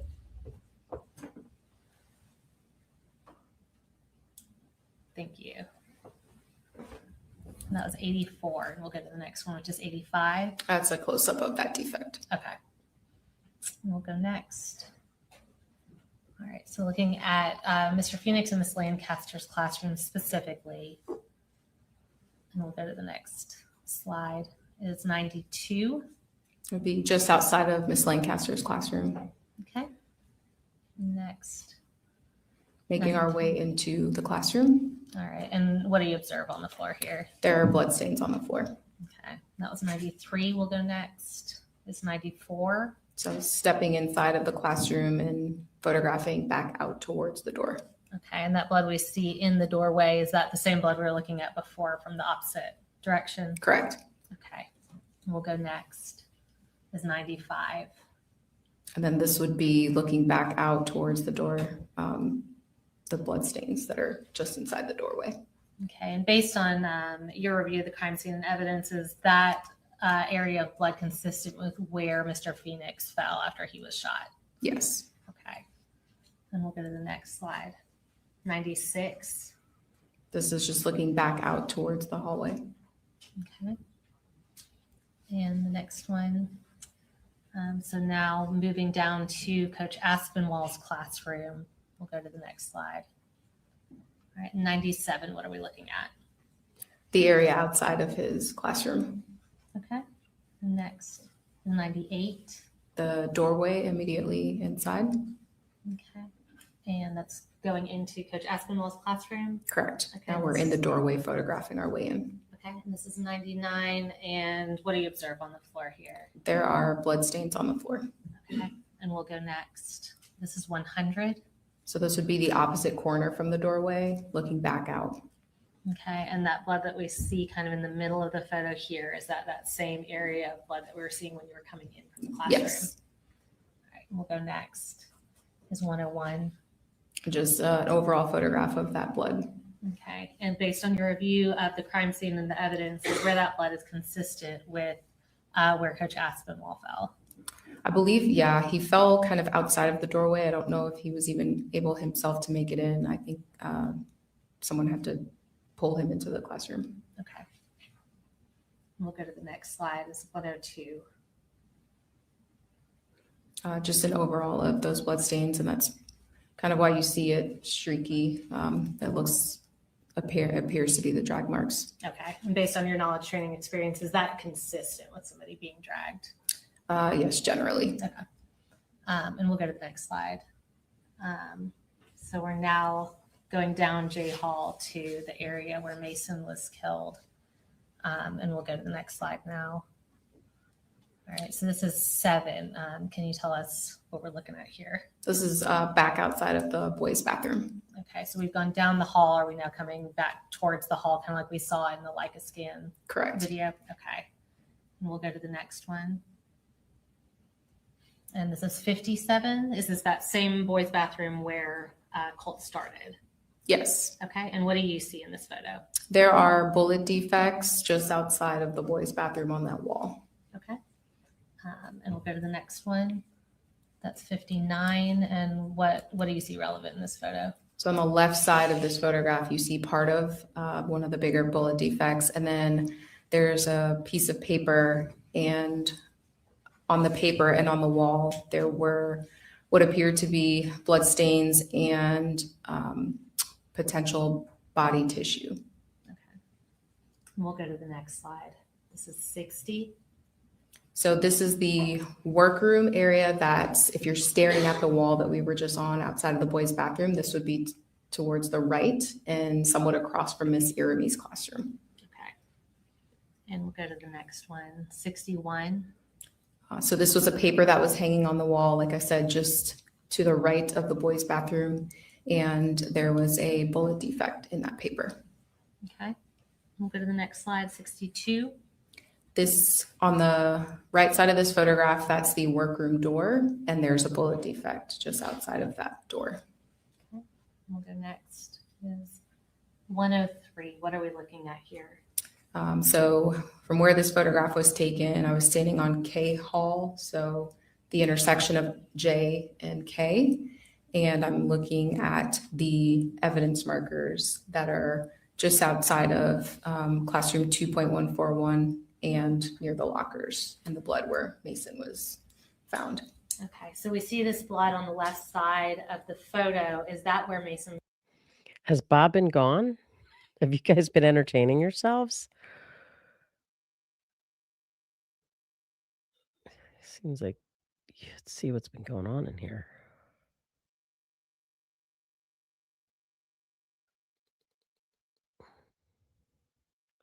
So they're talking about Bob has been gone? You guys have been entertaining yourselves? Oh my goodness. Where have you been? Where have you been? Where have you been? Where have you been? Where have you been? I snuggled the dog for a minute, but I thought you Yeah, were I like, snuggled the guy too. I mean, this is pretty we got foundational witness here putting in a ton of photographs. So yeah, I want to do what everybody else is doing, sitting on their couch while this is going on. I want to take a little nap. Listening. Yeah. I sent you some airfare information. Oh, keep her going. Keep her going. Like let's not pause this. Please don't make it last any longer than it has to. Don't make it last any longer. Where Colt See, if surrendered to only law we had enforcement. blooping Yes. time for her. I know. This whole And we'll go to the her next entire photo. Are we testimony could be looking? I blooped. apologize. Are we looking from Bloopage. K Hall Bloop it. Blooping. on that picture? Yes. Okay, thank you. We'll go to the next one. This is 104. Ah. So this is a cartridge case at evidence marker 9, which was near Mason's body. Okay, and I believe was that cartridge case in one of the previous exhibits Nooner. that had the cartridge cases from Miss Ryan's classroom? Bob doesn't even see Well, the comment. What? Yes, it would have been in with the Wah, cartridge wah, cases wee, from wah. Miss Ryan's classroom. Okay. Yes. Wah wah Thank wee you. wah. And was that recovered very close to Mason's body? Yes. Okay. And now going to where Colt was apprehended at the intersection of J and I Hall. And I believe that's actually J and K Hall, correct? Correct. Okay. So we'll go to the next slide here. This is 105. And what are we looking at here? So in the bottom left corner, we're looking at evidence marker 1, which represented a glove, a yellow glove. And jury should be then asleep. further down, we're looking at the rest of the evidence markers. Okay. She's a long one. And we'll That's go to what the she next said. slide. Oh, 106. wow. Wow. And what does that show? One of the yellow gloves. Okay. And is that an external door here on the left? Yes. Okay. Wow. We'll go to the next one. 107. What do we see here? So that would be the gun and the magazines and some other items that were around the gun prior to me putting out the evidence markers. Okay. And the next slide. is 108. Oh, who won the And what do you toilet see in paper this fight? photo? Just a Oh, closer Charmin photograph by a of those items. landslide. Okay. I'm I going feel to like show you you what's been marked tainted as the states jury exhibit pool. 1, Bullshit. 16, I mean, Hey, I'm all for I Charmin, mean, Identify 14 for us people or what 14% these are, selected and I am going to Scott have you take these sandpaper. out and show them to the Scott jury with tissue. the exhibit Shit's the evidence. worst, bro. So 116 is in his opinion. the right hand No, yellow glove, objectively, it's the and worst. 117 is the left hand Okay. yellow glove.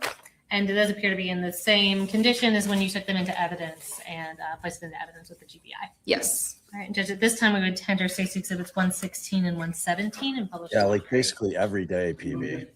I'm starving. Only if I hear only if you ingest cannabis. The weed? So I hear. The weed? No, that's called the munchies, friendo. It can be incessant and just won't end.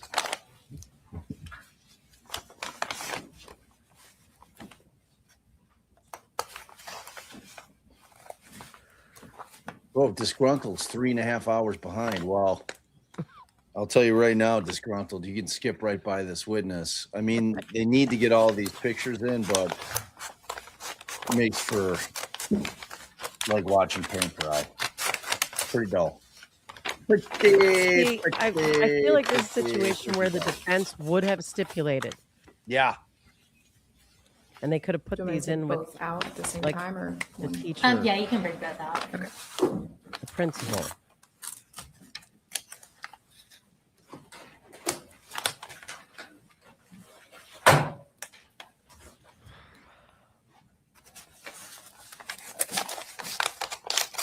Why is it soft, Joe Schmo? His Bob will switch if it's exactly like Cottonelle. I mean, Charmin.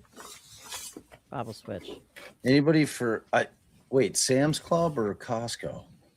Oh, I mix it And up. based Or- on No, you do. your review of Back the on evidence the of the East, crime my scene, family, what's we the went to relevance of Sam's. these No, they gloves to didn't. this crime? Yes. No. It's my understanding these are the gloves that he was wearing during the incident. Listen, man. And was where You they know, were recovered Walmart's consistently like being those born out of gloves. Arkansas. I As don't well know as why their you're acting like it's Yes. some kind of Okay. like East Coast shit, some Southern shit. I'm not saying that. I'm just And, saying, like, that's what I. You haven't You lived wanna on put the this back in East the bag, I can Coast move them over. for like 3 decades, man. I'd Like, like to do that. it's I'm just gonna like ask you a couple your of family did not go to textual Sam's Club. questions. I bet everything. I promise. When was all the Sam's Club shopping? Grow up in a family of 6. The distance that Oh, now you're Colt talking about was growing up. from Sam's Club. Irimie. I'm gonna Google when it came into being. It would have way been past 10 years. approximately 40 feet. Way past. And similar. Out your damn mind. Somebody Google when did Sam's When, Club you tell come us into approximately being? how far Colt was when he 83. fired towards Coach Aspinwall and Oh. Mr. Phoenix. It would have been probably 83. between I was 16 to 9. 18 feet. Old man. Coach Aspinwall, I believe, was closer than Mr. Phoenix was. Okay. And then just to kind of give us some context, what is the width of the hallway, like J Hall in the school? The width of the hallways is approximately 11 feet. 11 feet wide. Okay. Thank you. And now going back, we have a few more. Actually, I have no photos. memory. We'll go My to the mom next shopping at slide. Sam's when we were younger, though. And what Yeah, is you're this full of showing shit. on But when she Why? This started the is business, a overall photograph of the to gun Sam's Club all and the some time. of the items around it. Okay, first Alright, Sam's Club was and the opened in next slide. Oklahoma in 1983. Now I'm just saying, when I I'm was gonna younger, move it I to the don't. Philadelphia area. Oh, that's why, and I just told you, I have no recollection. My mom actually I know you're shopping just making shit up. when I was younger. She shopped at like the local ShopRite, but when her and my Aunt Robin started like their little business, they used to get all their stuff at Sam's Club. Mm-hmm. So I don't know. It's just why do you think I switch Costco and Sam's in my head every day? I don't know. You switch your kids' names in your head every day. So All right, they're let's go. Let's keep it going. oh, Courtney brought Calvert Scarlet. 11 Calvert Scarlet. edition. Oh, we did have blue paint. 118 and Yeah, 119. from when I just paused for right there. Oh, damn it. Okay, and I'm going to have you Oh, sorry, Barley. display. We'll start with the firearm itself for the jury. And now, I mean, you show the pictures and you display it, Has Your that Honor. firearm been secured? Does it have a gun lock in it and otherwise been disarmed? Yes. Okay. Oh, don't point it at the jurors.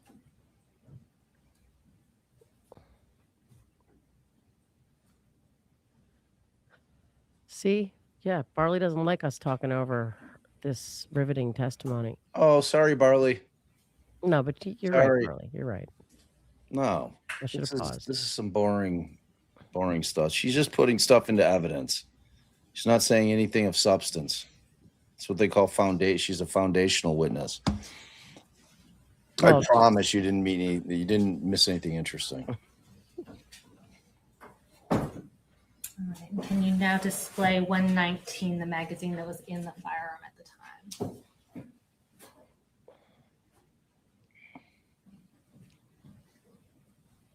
Man, that gun. I just don't know why. Is that what people use to hunt? Is that a real hunting gun? Look at that. Look at that magazine. I don't even get the fascination with this, it's like an extension of your penis. I don't get it. And it's like shootings, like spewing all over the place. Spew, spew, spew. What? What? Yeah. What is happening right now? Yeah. Wow. I said it. Wow. Yeah, we all heard it. So I'm going to go ahead and provide these state's exhibits 122, 123, and 124. I'm not going to take all of those out.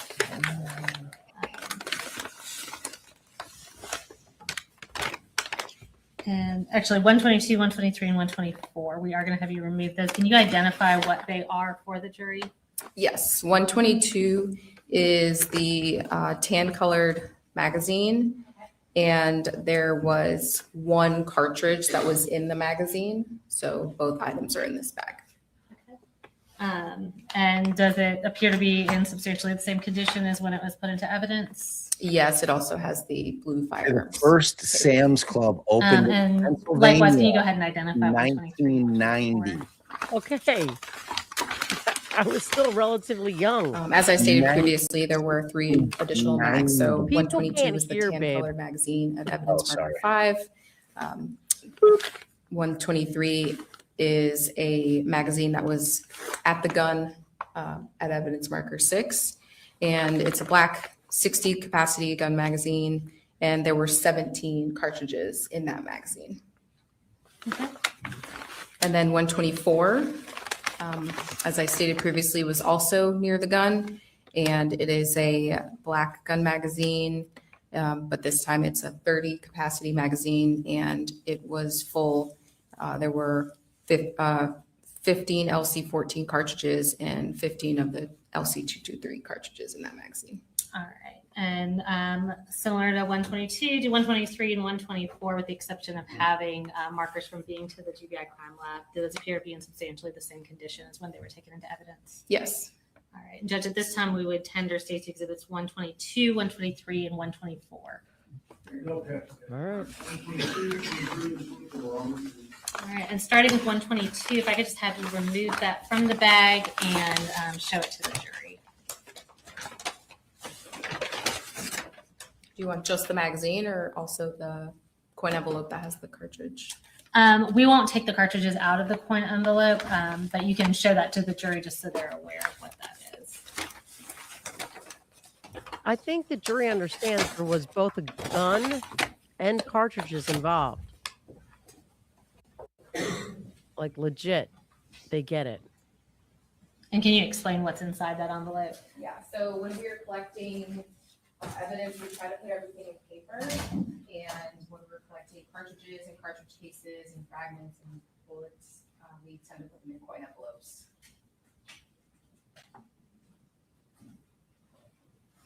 So the cartridge from this magazine is in this envelope.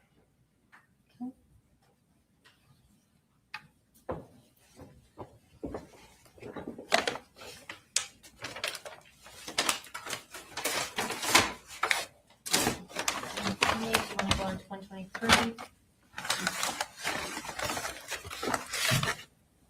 No, you're right, Steve Price. You're right.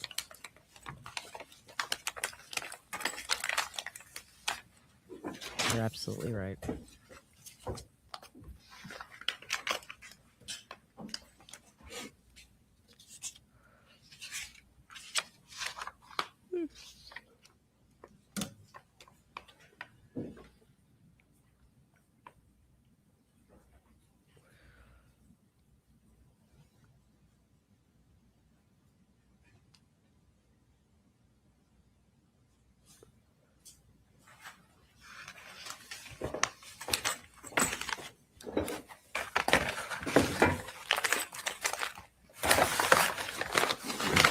The same thing. Point on the floor.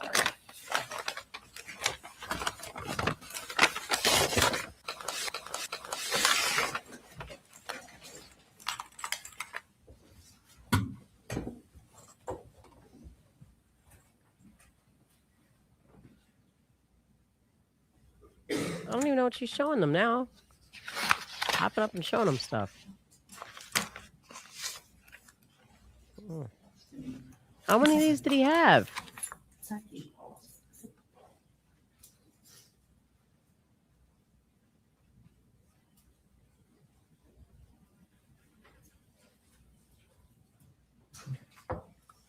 know you all had a longer break than you anticipated previously. You've been in here since 1. And we're going to take a 10 or so minutes.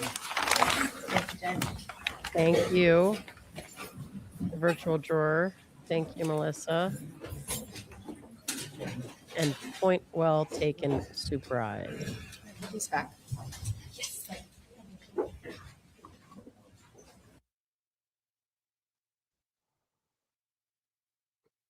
Well, I mean, they haven't talked yet about like they didn't talk about the purchase of those yet, did they? Just kind of putting them up there as to what evidence was found at the scene, or was that stuff also found at the house?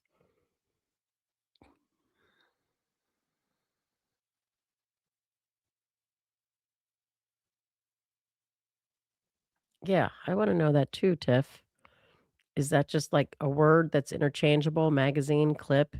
It is, right? That's what I think. So let's see if I'm wrong.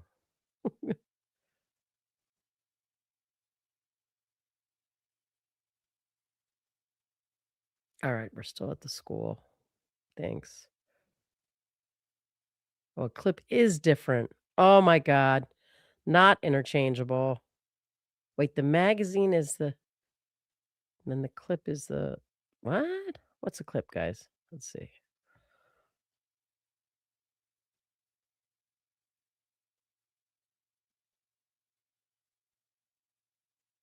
Oh, PB and Shelly didn't realize. She says they're the same. Wait, I thought you said they're not the same. A clip is different. See, a lot of us think it's the same.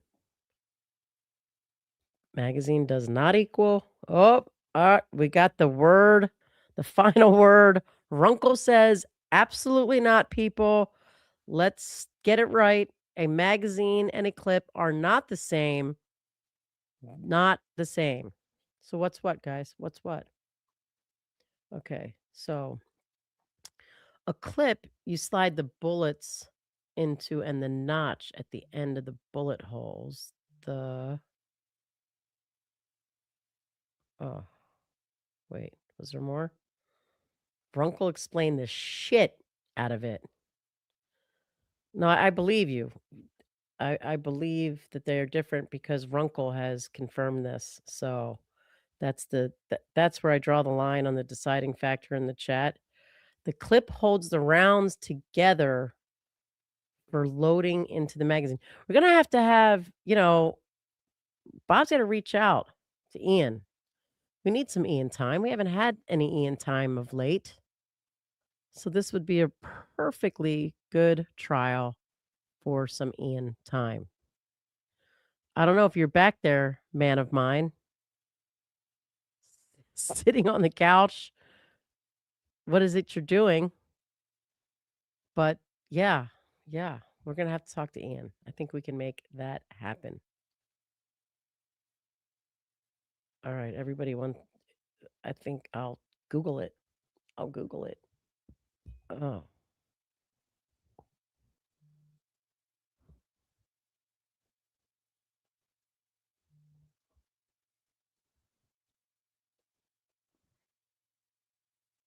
see, I got to go past the. All right, Caltech. See what they say. All right. What is the difference between a clip and a magazine? One of the most hotly debated topics among gun enthusiasts is the terminology used to describe firearms and related accessories. Even people who are extremely knowledgeable about gun components might find themselves misusing terms, specifically when it comes to details such as defining the difference between a clip and a magazine. Dun dun dun! Let's dig into the difference and ensure that you can educate your friends at the next debate. What is a magazine and how is it used? A detachable ammunition source for a rifle is almost always considered a magazine. There are two key types of magazines: detachable and internal. Oh, internal. With a detachable magazine, ammunition is stacked within the removable device. This allows for faster access to fresh ammunition, i.e., reloads when the previous magazine runs empty. Guns that are fed by a magazine are traditionally bottom, side, or even top. Now my mind's gone sideways, guys. Sorry. Side, side, or even top loaded, such is the case with the Kel-Tec P50. Alternatively, an internal or fixed magazine is part of the firearm that is not removable, and ammunition is typically loaded at the breech from the top, from either the top, with most pistols in this configuration, or bottom with most tube fed shotguns, for example.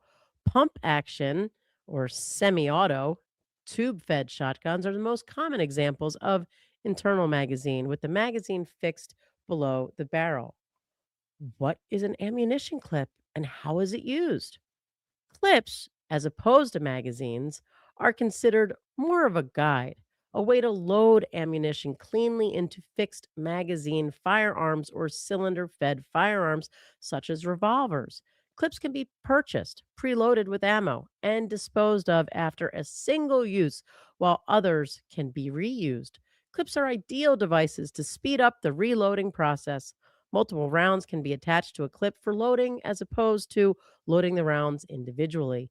Anyone in a high volume shooting situation, such as a competition or tactical shooter, can greatly benefit from the speed that clips deliver during reloads.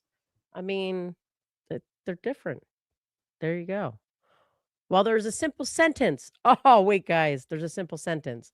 This is under understanding clips versus magazine in simple terms. While there's a simple sentence that describes the difference between clips and magazines, there is also plenty of nuance in the terms. Well, I want the simple sentence. In general, the term clip is used when your ammunition is fastened to or clipped to a holder, while a magazine is used to describe the mechanism that interacts with the firing sequence to deliver live ammunition to the breech. All right. Well, there you have it. And that was brought to you by me. Yay. Magazine's not the same as a clip. Thank you, Runkle. Oh, now I got an email. No, I just did a whole performance. Oh, Lord, that was a confusing explanation. Wow. All right. Well, I did the best I can. Clips do hold less. Either way, we need a poll. Yes, our expertise is toilet paper. Thank you very much, and have a nice day. Bob's really leaving me out to dry over here. I need a visual. All right, let's see what we got. Images. I mean, tell you the truth, they look the damn same to me. Look like they do the damn same thing. Ah, ha, ha. Got a visual.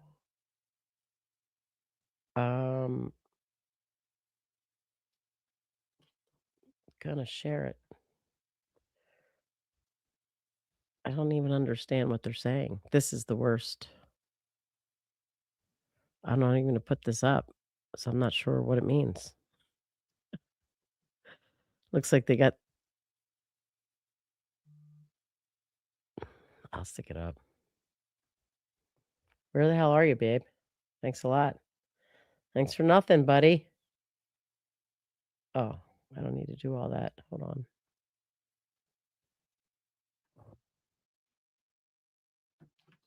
I mean, if anyone knows what that means.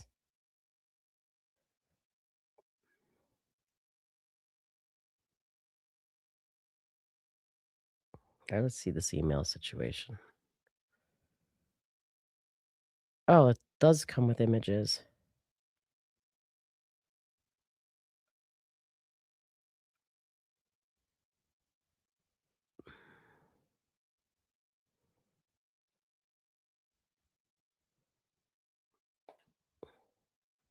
Is it break time?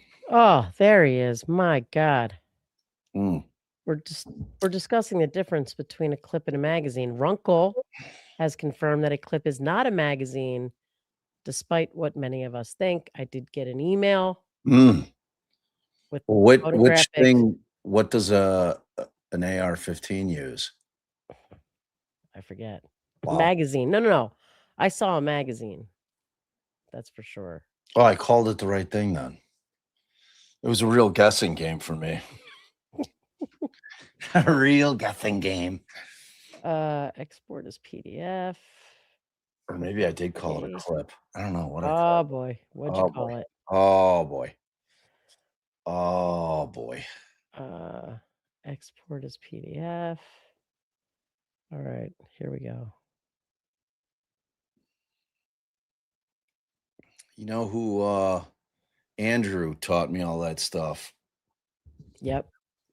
before Garcia. Oh, we were talking about might want to call Runkle and see if we can get him on.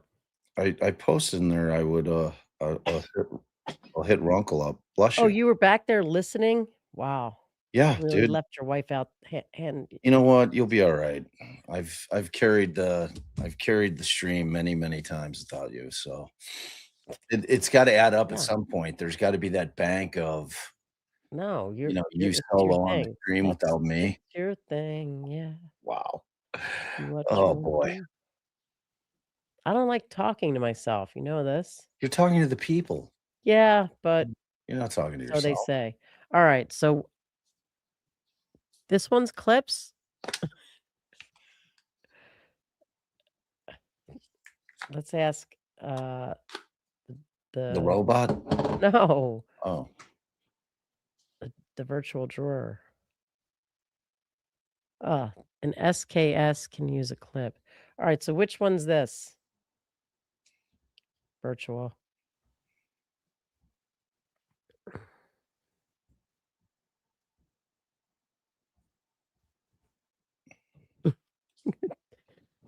Okay.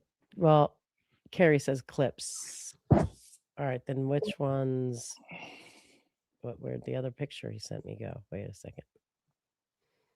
Or she. I don't know why I'm calling virtual a he. Now you guys seeing this one? So that's a magazine? I'm done. Don't know. I just don't get it. That's a clip? That just looks like bullets, but they're in a little thingy. And that's a magazine. I mean, I'd call that a clip if I didn't just have this whole situation happen. But I know nothing. Nada. That is a clip, Allie. Which one's a clip? The picture? Yeah. Mm. And then this one's the magazine. Which one's a magazine? The thing that looks like a clip. What is that? That's a mag. So That's that's a where you, magazine. so that's where you manually put the rounds in, right? Yeah. Yeah.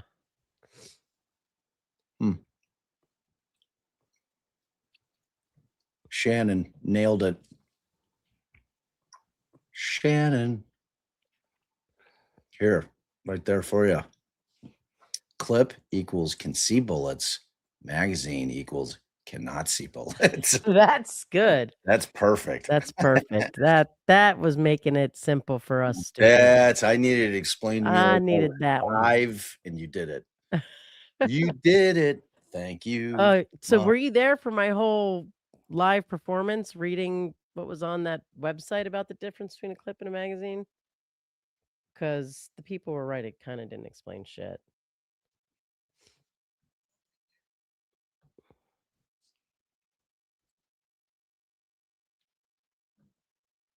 Oh, see, I should just went with the AI overview.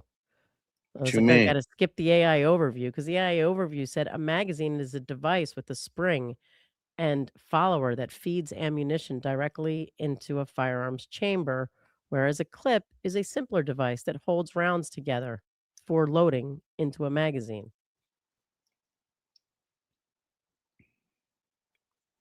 And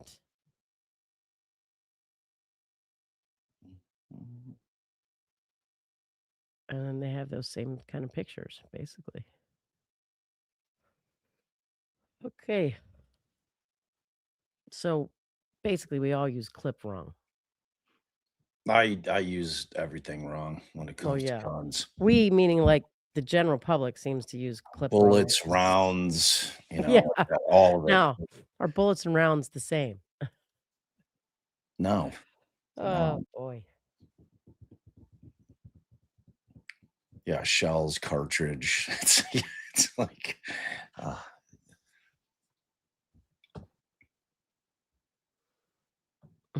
A bullet is the tip. that's a projectile. A round is the bullet, the casing, the gunpowder, and the primer. Mm-hmm. Mm-hmm. So once it's fired, it's a bullet, and before it's fired, it's a round. Yeah, the projectile is the bullet itself. So the round, which includes the casing where the gunpowder is, and then when the pin strikes it, and then it ignites the gunpowder, and the pressure pushes the bullet out. He's smart. He knows guns. Them bats are smart. They use radar. Hey, is this thing playing? Because the I'm not gonna lie. I'm ready for him to get into check it live. what? The screen you're watching here. Mine's live. It's still the same thing. It's playing. What do you say? Yeah. What do you say? 10 minutes? Yeah, I feel like I've been talking about bullets for a half hour though. Seems like you've been talking about it for days. Days. I'm going to tell you right now, it was all very informative, though. I learned a few things. Yeah, he learned a few things, did he? Mm-hmm. Mm-hmm. Did we already talk about this? Disgruntled, thank you for your generosity. I'm hanging out about 3.5 hours behind the live, but wanted to show some love and appreciation for the coverage. Thank you both. Well, thank you, Disgruntled Pelican. Every time I see her Disgruntle's emoji picture thing, I think about how the actress that played his mom just passed. We never did an official rest in peace for Jesse Jackson yesterday. Yeah. I didn't even post anything. I didn't either. It caught me by surprise. I saw it go by. Like, people that don't know anything about Jesse Jackson, you know, like don't believe the mainstream media bullshit about him. That guy, from the time he was a teen, was out there fighting for people's rights, civil rights. I mean, he was on the balcony. Hey, with you know Martin Luther King. your sound's not on. My what? Your sound. What do you mean? Well, we're watching a trial without any sound. Oh, are you on my screen? Yeah, that's why I said make sure you were live. And Oh. 121 are the 18 cartridges that came out of the Nothing happened magazine now. that was in the gun. Okay. And do they appear to be in substantially the same condition? I believe they have the crime lab tape on them as well. Yes. Okay.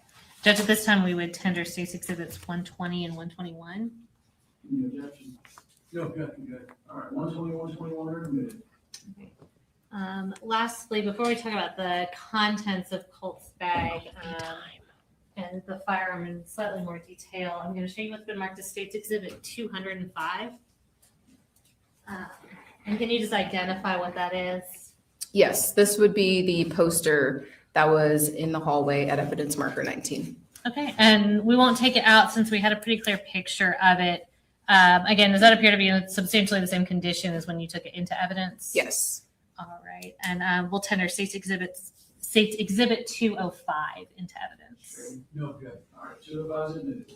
And regarding that poster board, just to be clear, we talked about whether the bag appeared to be the same backpack that Colt was wearing at the time. Based on the location of where the poster board was found and its appearance, is it consistent with the poster board that was concealing Colt's gun when he came into Apalachee High School on September 4th of 2024? Yes. Okay. Now, at this time, we are going to go back to the photos. We just have a few more. If we can go to the next slide. And this is 112. And can you tell us what we're looking at here? This would be a photograph after I've opened the backpack. Okay, so is that what was inside Colt's backpack when you first opened it? Yes. Okay, and we'll go to the next one, 113. And what is this? These are the contents of that previous photograph. Okay, I see it has some writing down there. What does that writing say?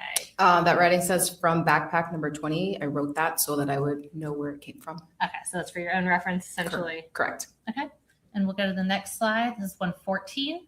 This would be the knife that was in the backpack. Okay, and we'll go to 115. The oil that was in the backpack. All right, and is that same poster board that was behind it? Correct. Okay, and 116. That's another photograph of the oil that was in the backpack.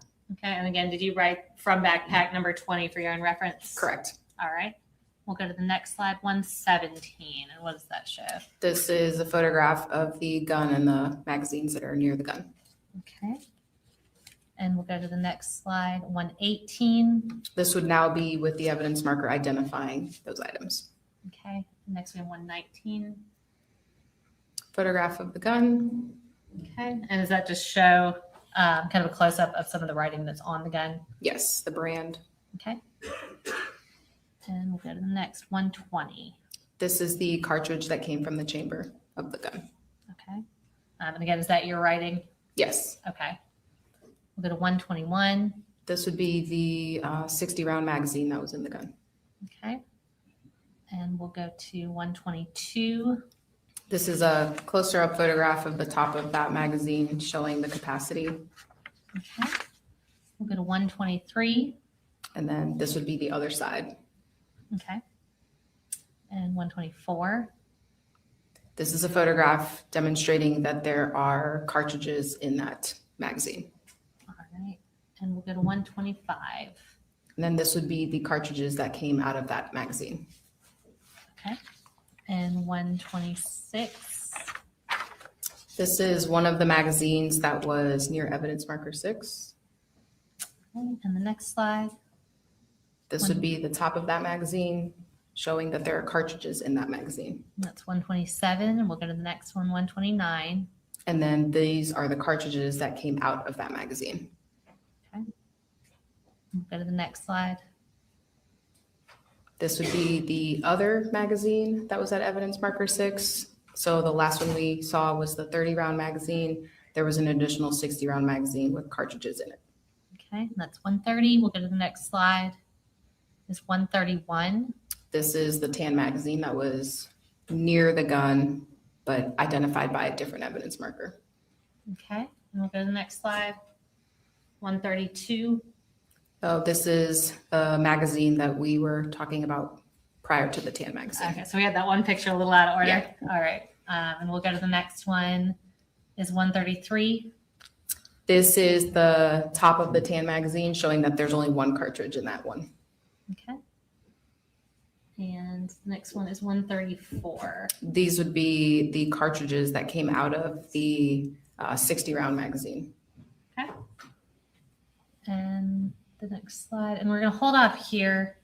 And just to be clear, the magazines that we showed, the cartridges that we showed, are those all the same magazines that were placed into evidence? Yes. Okay, the physical actual objects. And Judge, this time we do have a few slides showing the deceased victims at the crime scene. We wanted to notify the public if anyone wanted to either leave or avert their eyes, as well as notify the media not to film. All right, so we had a hearing on this last Friday, turned into a consent order for the media that was at council present. So the following photographs are not to be recorded, videoed, photographed, and as I understand it, you've got a switch over there, sir, that'll disconnect you from the monitor, is that right? All right, if you'll be sure that that disconnects occurred. All right, was there anyone that wanted to leave the courtroom? All right, again, do not record, photograph, transmit the following exhibits. All right, and we won't belabor these, but we are going to identify them and publish them to the jury. We'll go to the next slide. All right, this is states 135. Can you identify who's in this photo? This would be Christian in Miss Ryan's classroom. Okay, and is that where he was discovered inside the classroom? Correct. Okay. And we'll go to the next slide. This is 136. What is in this photo? So this is Miss Irimie. When law enforcement arrived, she was initially in her room and then got moved to the workroom. Okay, so is this her body in the workroom where they took her to try to render aid? Correct. We'll go to the next photo, which is 137. What do we see in this photo? This would be Coach Aspinwall in his classroom. And is that where his body was discovered when law enforcement arrived? Yes. Okay, we're going to go to 138. What do we see in this photo? This is Mason in the hallway. Okay. Go to the next slide. This is 139. And what do we see in this photo? We see Mason at the top part of the photograph and the gun near his body. All right. And we had another photo that had Mason's body removed but showed where his blood remained. Did that picture accurately show the distance where Colt surrendered from where Mason fell? Yes. And that's all we're going to show of those photos. I have just a few more questions for you before I sit down. Wholly unnecessary. So we just showed photos showing the distance of where Colt was when he surrendered from Mason's body. Can you tell us, based on your measurements, the distance of where Colt was when he surrendered from where the SROs were at the end of the hallway when they told him to surrender? Yeah, so from the approximate center of the intersection of K and J, where Colt was. They didn't get a good look at and him. then the so I guess approximate they center needed this. of where the SROs were is approximately 165 feet, which is about 55 yards, which would be about the width of a football field. Or this courtroom is almost 42 feet from the wall behind the jury and the wall behind the judge. So if we had 4 courtrooms stacked widthwise that way, it would be about 165 feet. Okay, thank you. Wow. She measured the and courtroom. we've She showed was prepared. a lot of different cartridge cases in different contexts and different locations. Cartridge How many cases. total cartridge cases did you find at the scene? There were 36. Okay, so is it fair to say that means at minimum 36 shots were fired? Correct. Okay, and when I say at minimum, is it fair to account for a world where a case wasn't recovered or something like that. Yes. Okay. In spite of obviously a very, very thorough Yes. investigation and evidence collection. So in addition to the 36 cases, the 36 shots we know were fired, how many unused cartridges were with Colt Gray? There were 67. So is it fair to say that would mean at least 67 more shots that he could have fired if he used all the ammunition he brought? Correct. So total, how much ammunition minimum did Colt Gray bring with him that day to Apalachee High School on September 4th of 2024? 103 cartridges. No further questions from me at this time. The defense may have some questions for you. I mean, thank God he didn't do more damage with that, firing that many, whatever they're called, Yeah. rounds, bullets, shots. I'll just stick with I shots. just have a couple of questions for you. About the backpack, was there anything else found in the backpack? Yes, there were other items found in the backpack. Okay, what other items were found in the backpack that you didn't photograph? I did photograph them. They Oh, you just did? weren't included. Okay. The main thing that came out of there was the oil. Correct. Is that What? correct? That was one of the items that came out of the backpack. And tell me the other items that came out of the backpack. There was, aside from the oil, the knife, there was a computer charger in there, there was a cell phone in there, and then there was also a binder in there. Okay. And you collected the cell phone to send off to have it looked at, Correct. correct? Oil.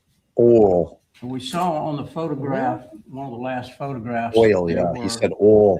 earphones that plug into a telephone. Were they laying there, if you remember? Yes, that would have been near the weapon. Okay. And you associated those with Colt? I don't know who they belong to specifically. Okay. They were just in close proximity. Correct. All right.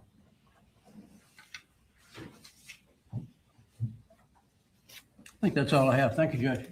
Yes, any redirect? No, sir. All right, thank you, ma'am. You're free to go. Thank you.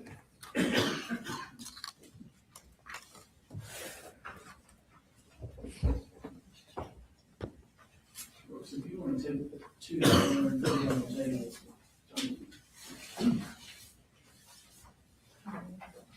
Any other evidence? Yes, sir. Damn it, I went to get water too, and I came to just coffee. Huh?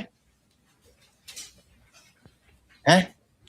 I wanted to get myself water too, but I just got the coffee. Oh. State calls next week. State called Sarah Van Holm.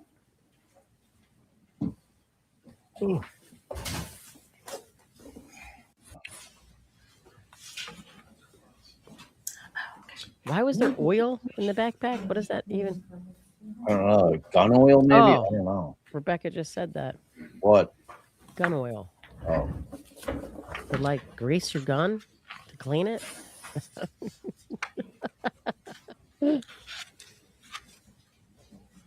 Wow. So You, just you not amusing wrong. yourself over there? I guess so.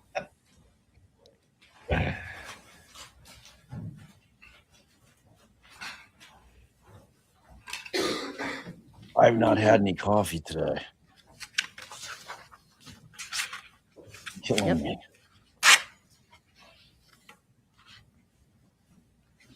Gotta clean it before you use it.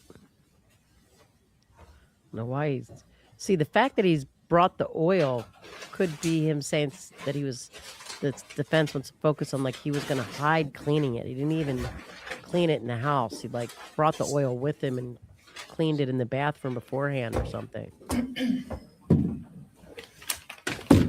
I could go ahead and have you raise your right hand. Do you swear or affirm any testimony you're about to give in the matter now pending before the court is the truth, the whole truth, and nothing but the truth? So help you God. I do. All right. And if you want to start just by introducing yourself to the jury, I'll have you spell your last name for the court reporter. Yes, my name is Sarah with an H, and last name is Van Holm. That's 2 words, VANHOLM. All right. And tell us about your occupation.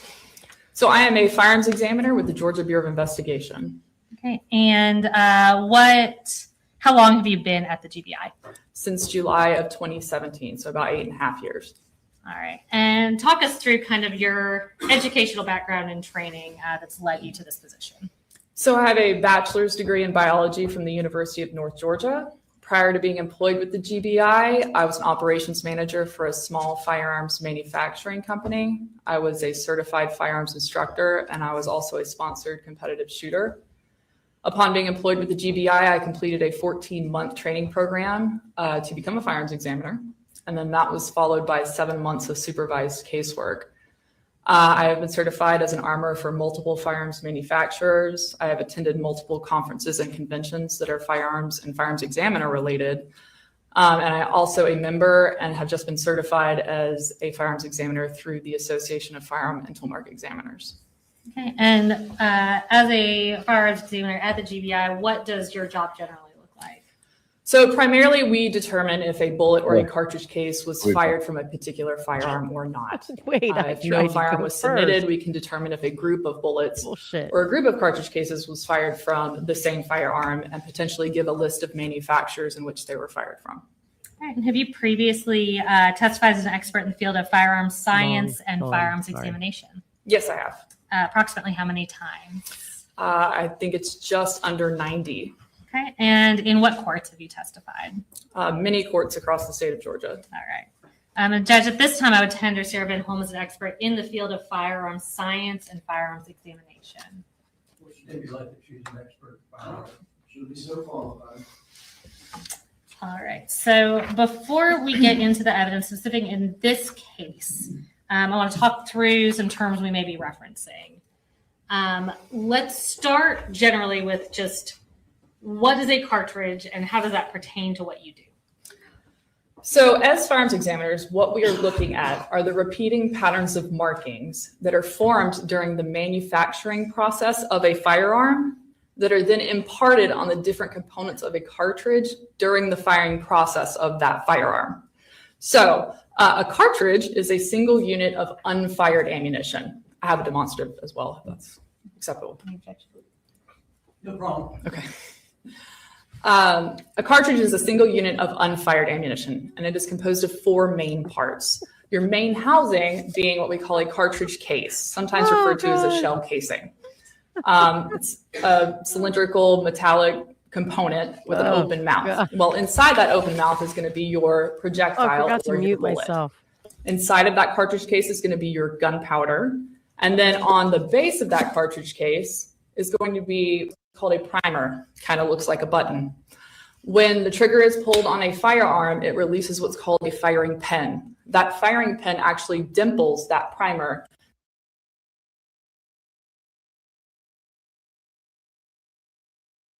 It's a rapid gas expansion or a combustion. And what that does is it actually dislodges this projectile from the mouth of the cartridge case and sends it traveling down the barrel of the firearm, where this projectile is going to pick up markings from the rifling of that barrel. Well, because of equal and opposite reactions, as it's pushing this bullet down the barrel of the firearm, this cartridge case is also slamming into the bolt or breech face of the firearm, expanding slightly inside the chamber of the firearm, and then depending on what type of firearm it is, it's being extracted and kicked out of the firearm as well. So all of these interactions with the gun are what we are able to look at as firearms examiners to compare and determine if that cartridge case or that projectile was fired from a particular firearm or not. Thank you so much. And to just kind of reconcile that with some words that we might hear regularly and some words we might use today. In relation to what we're talking about, can you just explain what a bullet is and what a bullet jacket is? Yes. So a bullet, I kind of like to describe as like an M&M or a chocolate covered kind of candy with that hard outside and this kind of softer middle. So bullets typically are going to be copper jacketed with a soft lead inside. Okay. And shifting to this case specifically, were you involved in the firearm and bullet analysis in the case involving Colt Gray? Yes, I was. Okay. And I'm going to show you it's been marked as State's Exhibits 125.1 through 125.4. Oh, gosh. And can you just review these, identify them, tell us what they are and if they're fair and accurate copies of those?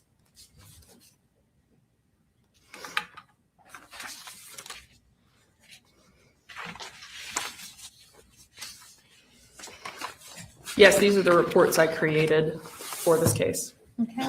And we've got 4 reports. Are those in relation to different victims? Yes. Okay. And can you tell us which victims are associated with those reports? Yes, so State's Exhibit 125.1 is the report for that contains the victim Anna Cristina Irimie. I apologize for the names. Okay. State's Exhibit 125.2 is for the victim Christian Angulo. 125.3 is for Mason Schermerhorn, and then 125.4 is for Richard Aspinwall. Okay, and Judge, at this time we would tender State's Exhibits 125.1 through 125.4 into evidence. We don't have any objection to her testifying about it, but that's not something you can know. All right, 121.1 through 4 are admitted into evidence, and we'll take that up. Okay, and you can use those for your reference throughout your testimony as needed. I'm going to turn your attention back to October 4th of 2024. Were you employed at the GBI Crime Lab on that date? Yes, I was.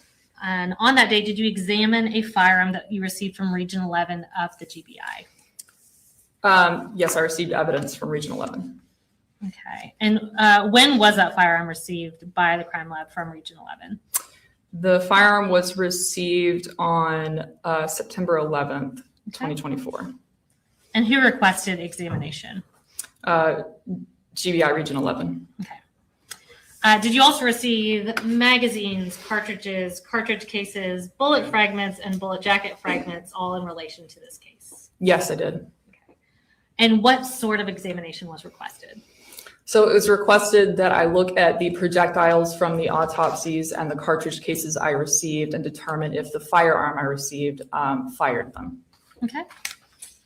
And were the different bullets and bullet jacket fragments associated with specific victims in this case? The projectiles were, yes. Thank you. And so I'm going to show you what's been marked as State's Exhibits 197, 198, and 199.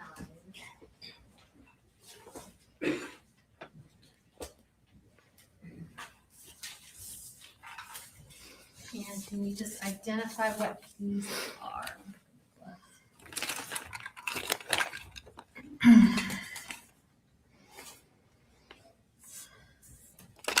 So State's Exhibit 197 are the autopsy projectiles from Mason Schermerhorn.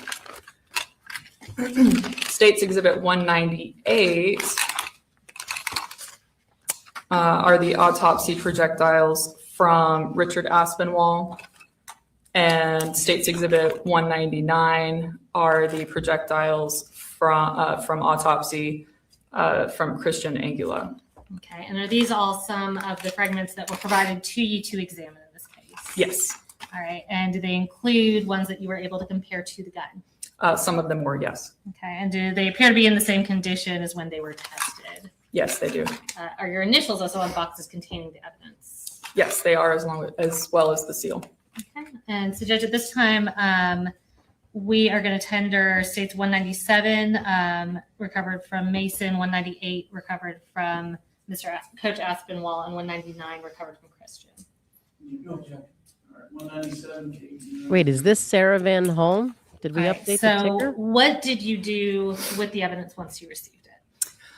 So when I received the evidence, I sorted the evidence based on what we call class characteristics. And those are going to be characteristics that are indicative of the design of the firearm. So we want to make sure that the evidence is agreeing with the firearm that we received. That is great. If it is agreeing with it, then we will test fire that firearm and then compare those ammunition What are you guys components saying? to what we received as evidence. So great. Now, in this case, were there types of fragments that you couldn't compare? Yes, there were some fragments we could not compare. Okay, and what would be some reasons that you wouldn't be able to do that? So when a projectile hits an object, it can break into different pieces. So it may not have any rifling on it once it breaks into those fragments. And then also there were some lead fragments as well. So that's going to be the inside of the projectile. So that just has no information for us. Okay. And I want to go through some of what you were able to compare to a gun. I guess we can start with regarding Mason.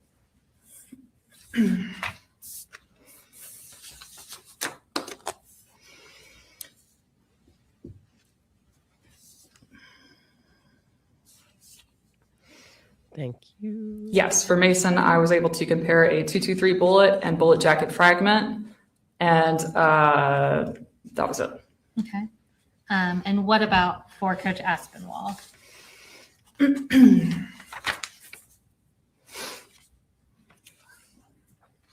Coach Aspinwall was a .223 bullet and bullet jacket fragment and an additional .223 projectile bullet.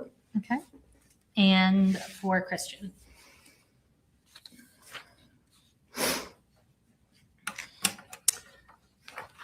Christian was a .223 projectile. Okay. Now I'm going to have you retrieve what's previously been tendered into evidence as States Exhibit 118. If you want to step down and come get this.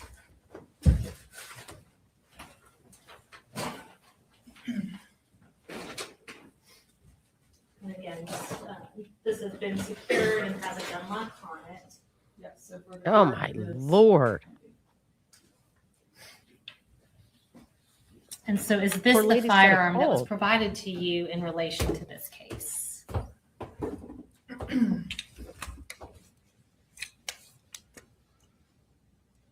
Yes. Okay. And tell us what you're checking to see about that. I am checking for my initials and also the serial number as well. Okay. Is this also the firearm that matched the bullets and fragments that you tested that you previously referenced? Yes. And can you shoot read out the at the serial end? number on that firearm just for the record? And What shoots out at the end? What? Yes, it's 20 L as in Lima 185839. Okay. And what Oh, that's kind of the gun? bottom. I don't This know what's is an going on. AR-15 style semi-automatic rifle. Oh no, that's the. And talk to us a little bit about the characteristics of this weapon. Yeah, tell me about it. So characteristically, this is again, a semi-automatic, but it's a rotating bolt gas impingement type firearm. And approximately how much would this kind of weapon cost? This brand is probably going to be, I mean, obviously there's factors, but it's going to be around probably $1,000. Wow. What's the trigger weight of this firearm? So I did perform trigger pulls on this firearm. We take 3 trigger pulls and then take an average of those, and it was 7.25. Okay, and for pounds. someone who might not know what that means, can you explain what that is? Yeah, 7.25 pounds, which is essentially the amount of force it takes for this firearm to discharge when pulling the trigger. Okay. And can you give us kind of something of an analogous weight to sort of quantify what that would feel like? Yeah, so like a gallon of milk is about 8 pounds.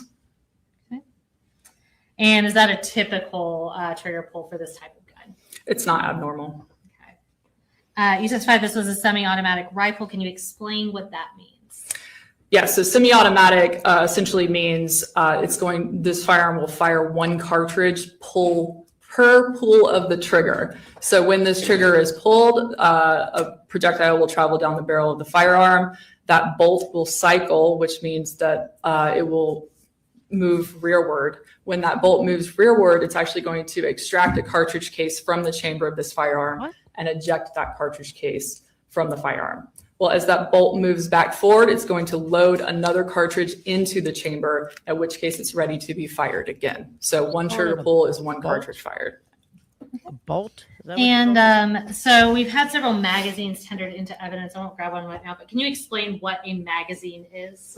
Yes, a magazine is where the cartridges are stored inside the firearm before it is fired. Okay. And I'm going to grab what's been marked as State's Exhibit 119 and put into evidence. Yes, it's 119, and I'll provide this to you. So can you explain to us, if somebody has multiple magazines with this kind of firearm, can you explain how they would change out those magazines? Yes, so this is the magazine well of this firearm. You would just insert this magazine into the magazine well, and to remove the magazine, you just press the magazine release button on the side here and pull the magazine out. Okay, so is that a pretty quick process to be able to do if someone knows how to do it? If If you know how to do it, yes. Was there also a bore sight on the gun when you examined it? There was not a bore sight on the gun. No. Okay. Can you tell us what a bore sight is? A bore sight is typically, it's a device that kind of looks like a cartridge. You typically load it into the chamber of the firearm, or it's on the muzzle of the firearm, but it assists you in sighting in your firearm roughly so that you do not have to go to the range and shoot with actual ammo. You can do it somewhere else without firing it. Okay. And I want to talk about a few specific cartridges. So if you want to if there's somewhere you feel comfortable setting that up there, we can return it to the box. Thank you. I'm going to show you what's been previously marked as State's Exhibit 120 and tendered into evidence.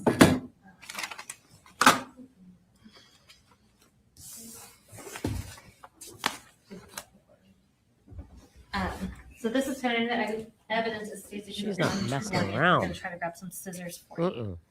She's not the one to be messed with.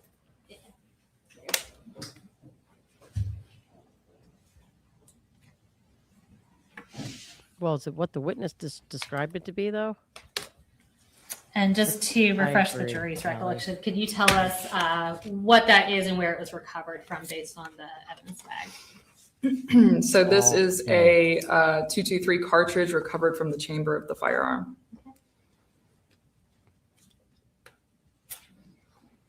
So if you can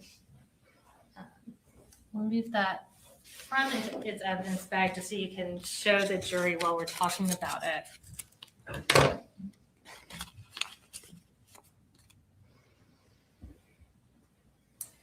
So tell me about this specific type of cartridge. So this is consistent with a Winchester Varmint X cartridge. Okay. And what is that type of cartridge, I guess, designed to do, specifically on impact? So these cartridges are specifically designed by the manufacturer for hunting. Okay. Yes, and they have a gray polymer tip on them. And when they hit a target, they are designed to expand upon impact. Okay. And I'm now going to show you what's been marked as State's Exhibit 124.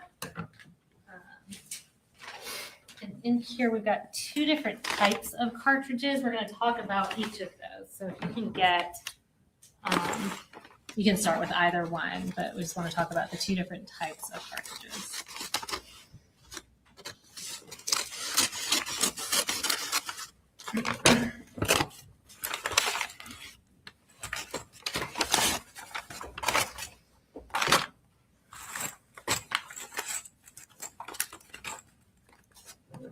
Sorry, there's a lot of layers going on there.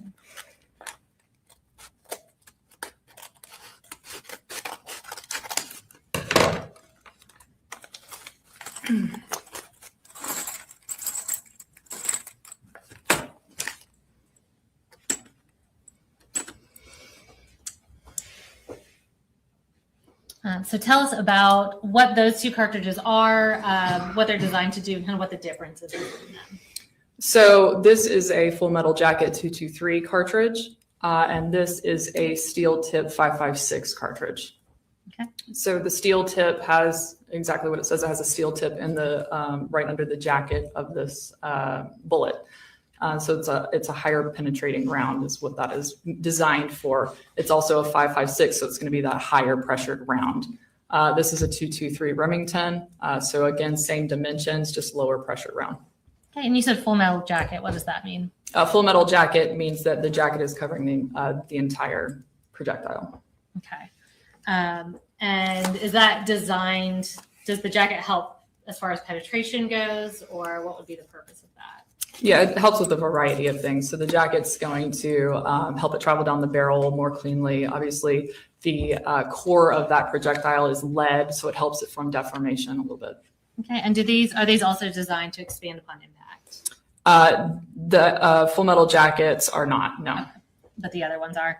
The Winchester Varmint X's are. Yes. Okay. And when we say expand upon impact, can you kind of explain what that means? Yes. So a lot of times this polymer tip will break off of this cartridge, the Winchester cartridge, and it allows that front of the projectile to actually mushroom out and to expand out so that it actually stops when it impacts something. All right. And again, I know the cost won't be totally consistent throughout, but what's the approximate cost for these different types of cartridges? So the green tip and the 223, so the 5.56 and the 223 full metal jacket and steel penetrator are going to be around 60 cents a round. And then the Winchester Varmint X is a little more specified cartridge, so it's probably going to be around $1 a round. Okay. So you're talking about 223 and 5.56. Are both those types of cartridges able to be used in the firearm in this case? In this case, yes. Okay. And can you kind of explain how that works? Yes. So dimensionally, 223 and 5.56 are essentially the same dimensionally. It's again that pressure. 5.56 has a higher pressure than the 223. So you can shoot a 223 in a 5.56 firearm, but you wouldn't want to shoot a 5.56 in a 223 firearm because it may not be rated for that extra pressure. Okay. And following your examination, what did you do with the evidence that you examined?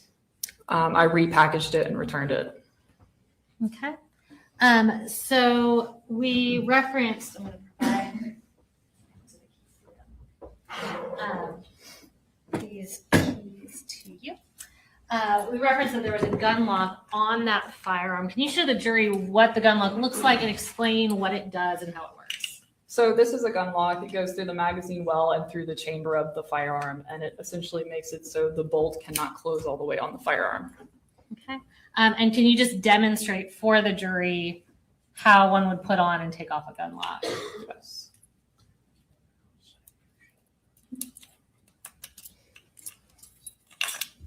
So essentially you take one end and you feed it through the chamber or the magazine well and through the chamber, and then you would just lock it on the end.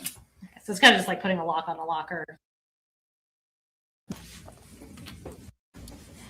I do not have any further questions for you, Mr. Cross.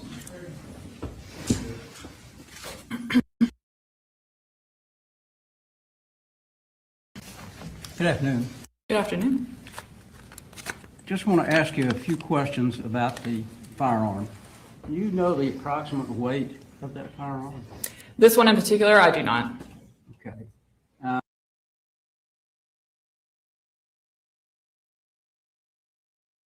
Gun fired. Is that correct? I took an average trigger pull test. Yes, I did. Okay. What's the average trigger pull of a 9mm pistol? It depends on the type of 9mm. Okay. Would you say that it would be more or less than this particular firearm? Type of firearm. Okay. So each firearm has a different trigger pull? It can, yes. Okay. Would you say generally that a pistol would have a less trigger pull than a rifle, or do you know? Not necessarily, no, I wouldn't say that. Okay. So it's all subjective. The testing of the trigger pull.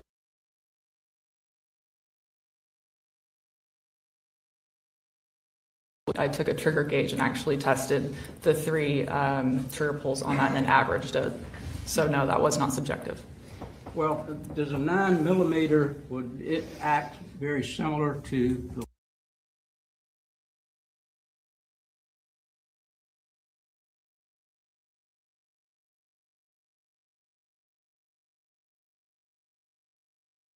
and one cartridge would be fired.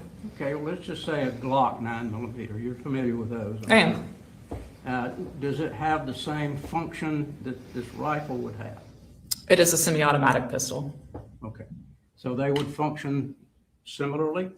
They have different ways of operating. This is a rotating bolt gas, direct gas impingement rifle. So the way it actually operates is differently, but as far as being a semi-automatic, they are both semi-automatics. Okay. In other words, you would have to pull the trigger each time you fired it. That is correct. Do you know the approximate cost of a Glock 9mm? That's going to vary depending on the generation of the Glock. So there's a lot of variations that can go into that, whether it's a newer Glock or an older Glock, just like there's any variation. Have you actually checked on the cost of the firearm that you examined? This one in particular, yes, I did look at the MSRP. Okay. And did you do that about the same time that you did the testing? Yes. All right. Nothing further. Thank you. Any redirect based on cross?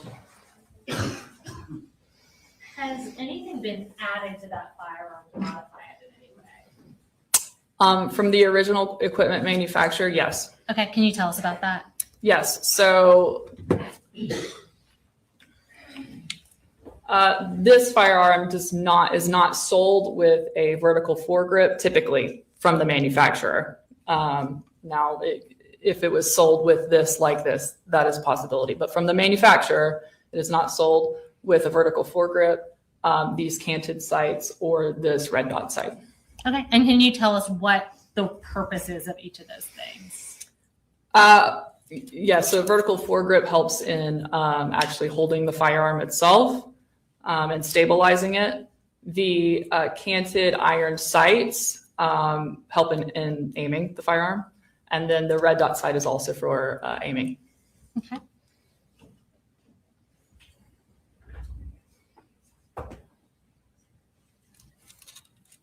Is there an accessory rail added?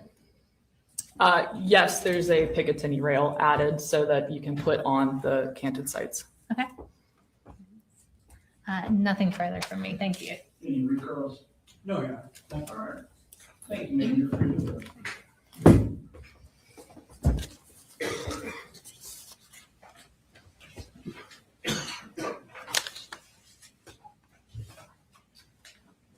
State calls next, please. You might want to take just one moment to get the evidence on the witness stand that the state is on Dr. Samantha Maddox.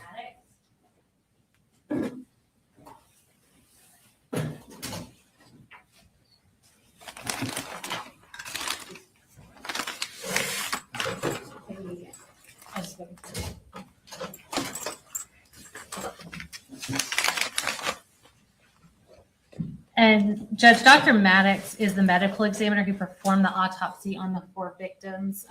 Again, we just wanted to make sure people in the gallery are aware of who this next victim or who this next witness is. We are not intending to publish any photos from the autopsies, but we do have images including x-rays, fragments recovered, and diagrams. All right. Is there any, there's nothing there that the media is prohibited from, is that right? Correct. All right. Members of the audience, you heard Ms. Daniel. To the extent that you want to either hear autopsy testimony or see any of the evidence that we're going to take, feel free to step out.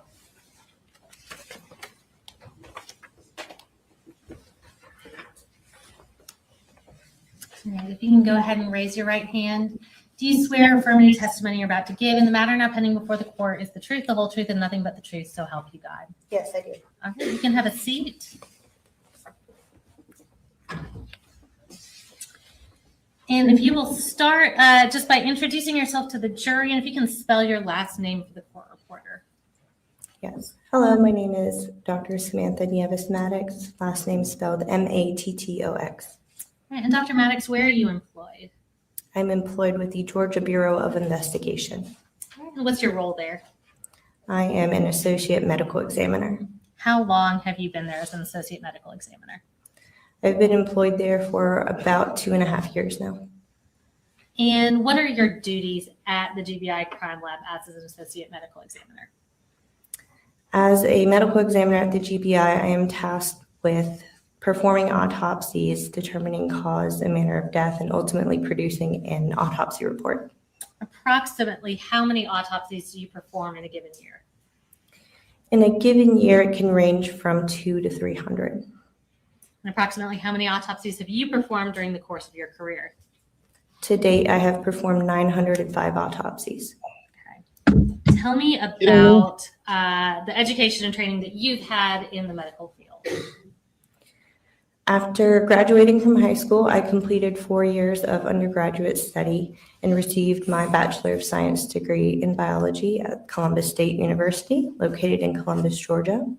I then completed 4 years of medical school at the Alabama College of Osteopathic Medicine, located in Dothan, Alabama.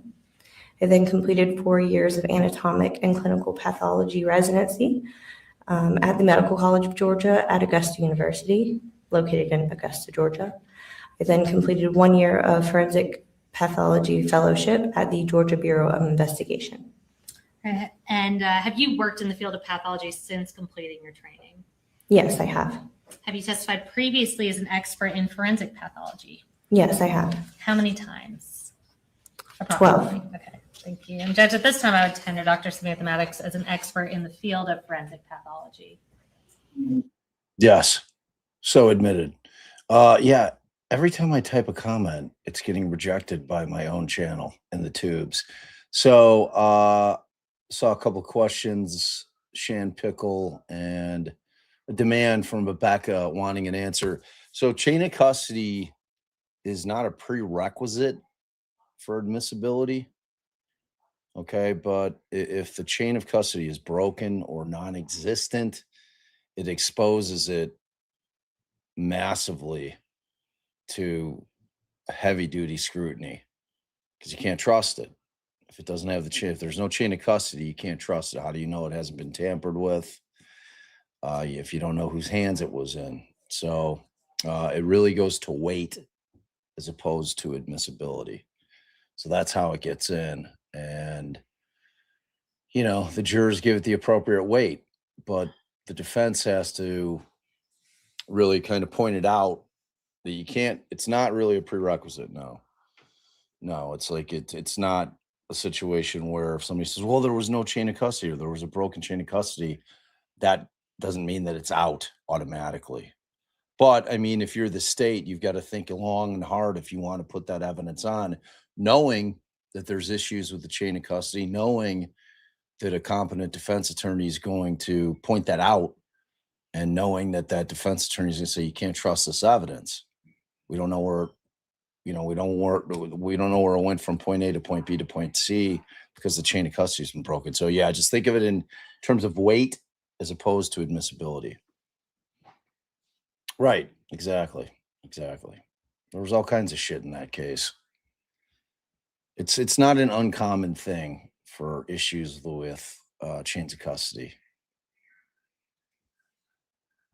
All right, let's get back to it. Objection. No, Your Honor. All right, should be admitted as an expert. I'm going to turn your attention to September 5th of 2024. Were you working at the GBI Crime Lab on that date? Yes, I was employed with the GBI on that date. And on that date, did you perform autopsies on Christian Angulo, Richard Aspinwall, Cristina Irimie, and Mason Schermerhorn? May I refer to my report? Yes, and I will go ahead and provide you may have it for reference. But these are State's Exhibits 43 through 46.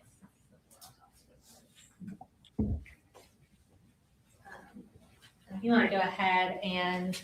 Yeah, don't get me wrong. I mean, you can get evidence excluded if there's a lack of or a complete lack of chain of custody, you know, but most of the times judges are going to let it in because it's the state. But yeah, I mean, it can be excluded, but that's pretty rare, frankly. And most of the time it's just going to go to weight. Like you have to, in order to get, like to have it kept out, you've got to really show that they can't even lay a foundation or authenticate where it came from. Like that there's no chain of custody. Like this thing just kind of showed up out of nowhere and we don't know where we got it. Like if you have a situation like that, then it can be excluded. If it's something that was found at a crime scene and, you know, the chain of custody was not great from the start, you know, but they can authenticate where it was and lay the foundation for where it was discovered. Even though the chain of custody wasn't done properly, they're probably going to allow that to come in. But again, from the defense side of it, you're really making the argument that you can't trust that particular piece of evidence. Tell us if you recognize those and if those appear to be fair and accurate copies of those documents.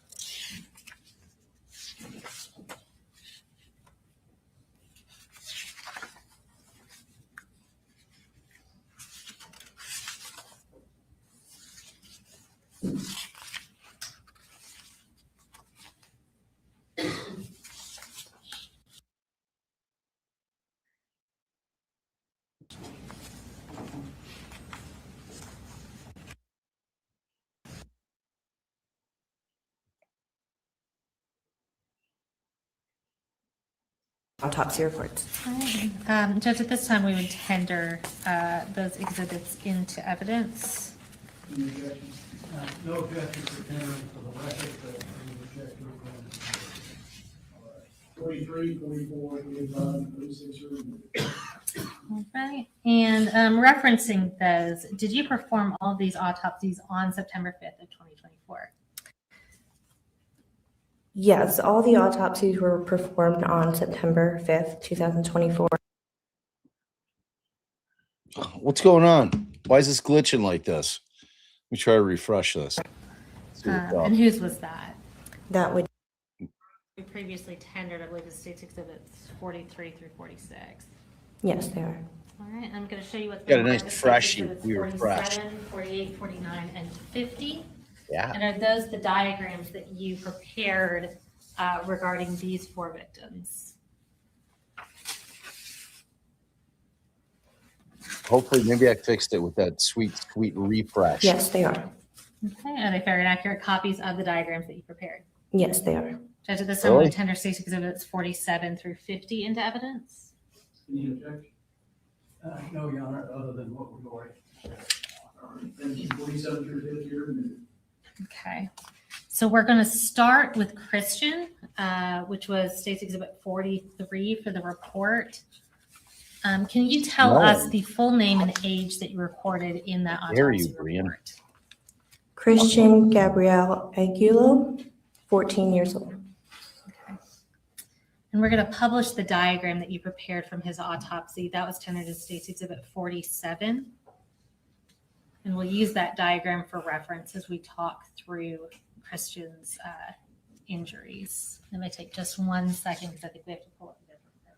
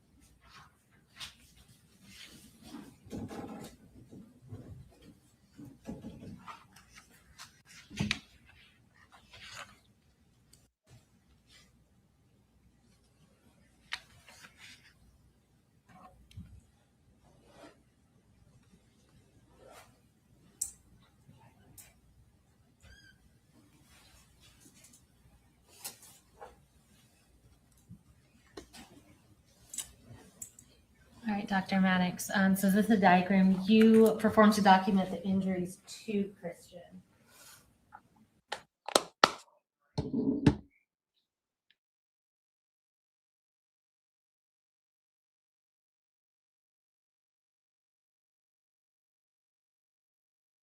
Left arm labeled as GSW number 1.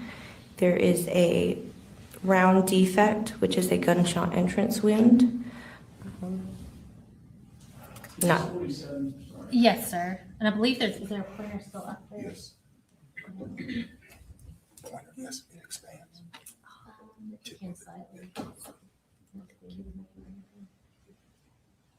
Yeah, and you can use the pointer, and we've got it on the screen behind you if you want to use that to show the jury. There we go. Thank you. Okay. So gunshot wound number 1, that is on the left arm. And if you can see, it's not projecting super well, but there are dots that I have indicated stippling on that left arm. So that is the entrance. And then on the other side, gunshot wound number 2, which is labeled as an exit, is also a small defect on the left forearm. And so where you have ENT under gunshot wound number 1, that means entrance? Yes. Okay. And you said stippling. Could you just explain what that is? Sure. So when it comes to a gunshot wound, I will be looking for soot and or stippling in a wound. Soot is burned gunpowder that comes off as like a dark gray, black, grainy material that can be wiped off from the skin. Stippling is from unburned gunpowder that's striking the skin, and it makes these little small tiny abrasions on the skin that cannot be wiped off. And in this instance, there is stippling present on the left forearm. Okay. And is stippling usually indicative of close proximity with the firearm? Yes, so the presence of soot and the presence of stippling helps in determining range of fire. So how close of the muzzle of the gun to the body or the skin. For soot, it's typically present in a range of 6 inches or less. So if you look at my hand, from my index finger to the bottom of my palm is about 6 inches. And for an intermediate range, it's between 6 inches and 30 inches. And so that would be about the length of my arm is 30 inches. Anything beyond that, or the presence of clothing, that we won't see either, soot or stippling. All right, thank you. Using the diagram, moving on to Christian's right arm, tell us what injuries you saw there. So on the right arm, there is a small defect, which is labeled as gunshot wound number 3. That is another entrance. Okay. And then gunshot wound number 4 is the corresponding exit to that wound, and it is a very large defect. Okay.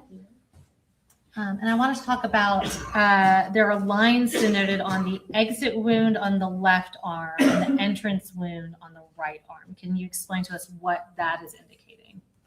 Yes, so upon examination of these gunshot wounds, it was noted that there are these 2 parallel lines between these 2 wounds, gunshot wound number 2 and gunshot wound number 3.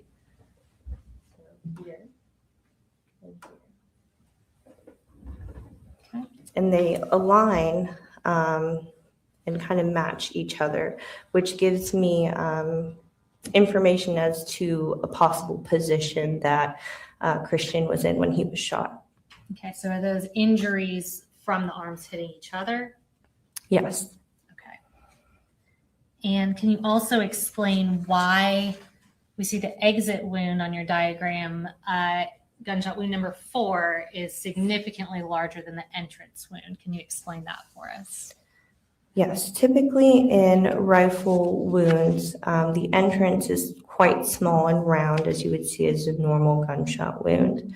However, once the bullet enters the body and goes a certain distance, the damage is severe. And so exit wounds typically are larger. And so that is what we are seeing in gunshot wound number 4. Okay, so is that consistent with a projectile that's designed to expand upon impact? Yes, it's consistent. Okay. Next, I want to talk about the injuries to his chest. So can you tell us about the injuries we see there? Yes, so on the chest, there is a small round defect, which is labeled gunshot wound number 5, which indicates an entrance wound. However, on the chest throughout, there is a laceration on the right side, as well as abrasions on the chest. And abrasions are basically rubbing of the top layers of the skin. So if you got like a scratch, that would be called an abrasion. So to point out the gunshot wound,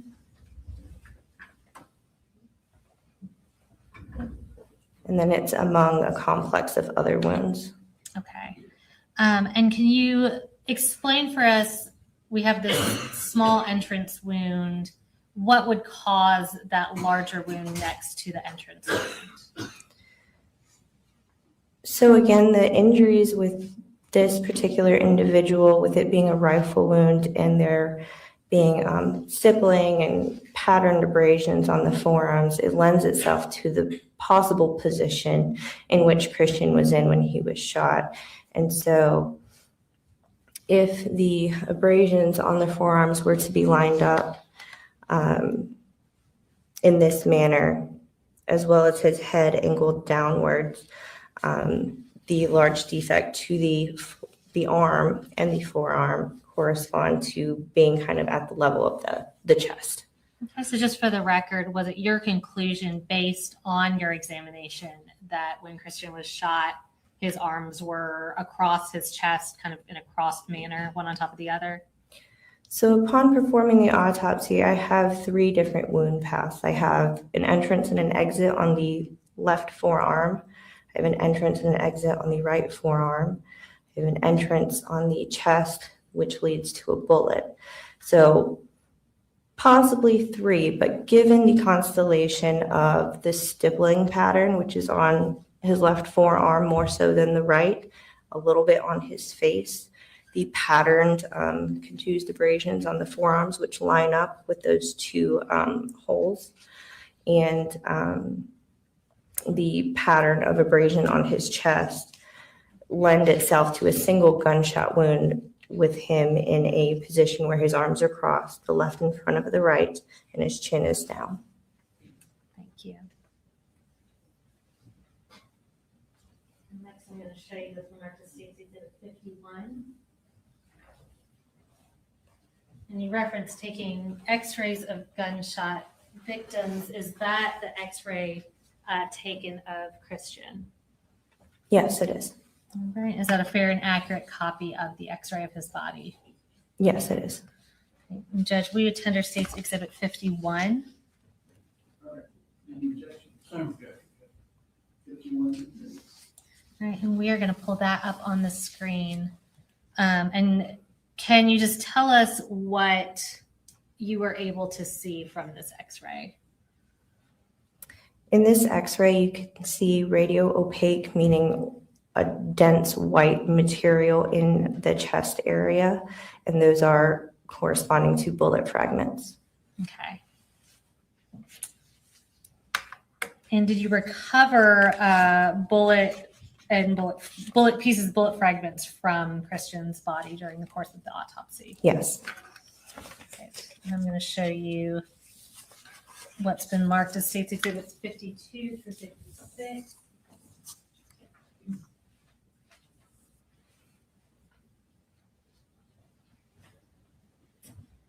And are these fair and accurate photographs of the pieces that you recovered from Christian's body? Yes, they are. Okay. And Judge, we attend our State's Exhibits 52 through 56. Okay. All right. They're in the 52 to 56. All right. And we'll start with 52 and pull that up. And can you just tell us what we're looking at and where it was recovered from? So this yellow piece of material was recovered from the clothing. It was recovered at the time of the external examination.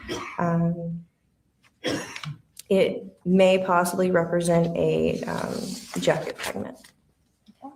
We'll go to 53 and tell us what that is and where it was recovered from. This is a gray metal bullet fragment that was recovered from the sternum being like the breastbone in the middle of your chest. 54. This bullet fragment was recovered from the thymus. The thymus is a gland that sits on the anterior chest, kind of above the heart. 55. These fragments were recovered from the skin of the chest. So as I said before, there was a complex of wounds. There were some superficial wounds in which these bullet fragments were found. And 56. This is the bullet that was recovered from the torso. All right. Okay, and can you tell us the cause of death and manner of death notated on your report for Christian? Yes, cause of death is gunshot wound or gunshot wounds of the torso and upper extremities. Manner of death, homicide. Okay. We're next going to talk about Miss Irimie. That is the report, states number 45 for your reference. If you can just start by telling us her full name and her age.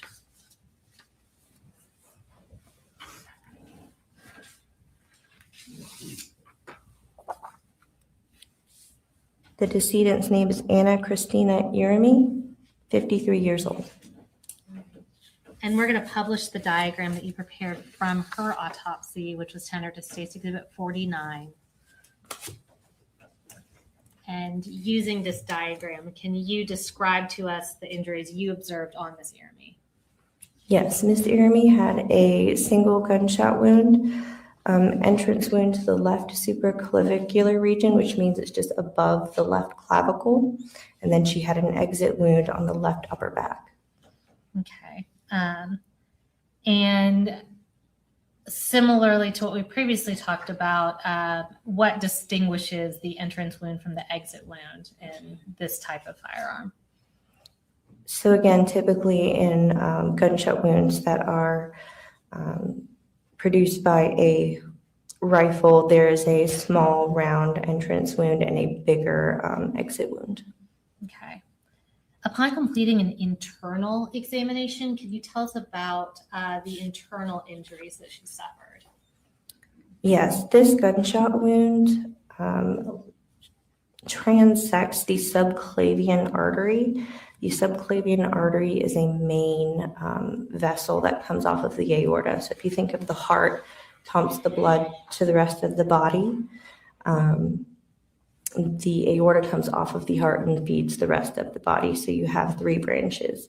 One branch will go to the right, one branch goes up to the neck, and then this branch, the left subclavian, supplies the left arm.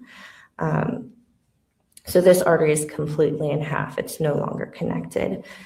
That was one injury, and then another injury was to the left lung. Okay.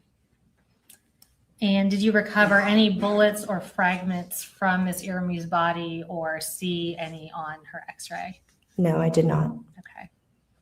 And can you tell us the cause of death and manner of death for Ms. Irimie notated on your report? Her cause of death is gunshot wound of the torso. Manner of death, homicide. All right, we're going to talk about Coach Aspinwall next. I'll refer you to State's Exhibit 44, which was his report. And again, will you tell us his full name and his age? Richard Aspinwall, 39 years old.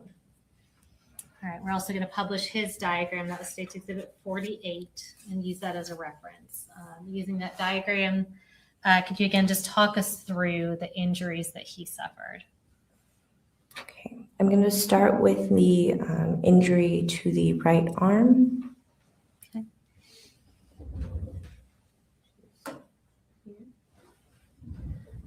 So in the right arm, there is an entrance wound and an exit wound that are in close proximity to one another.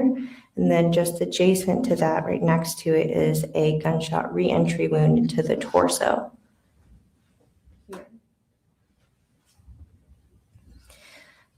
This gunshot wound goes just through the skin and soft tissue of the arm. And then when it enters the torso on that right side, it goes across the chest, fractures the manubrium, which is the top part of the sternum. It actually sits between your clavicles, which are your collarbones here.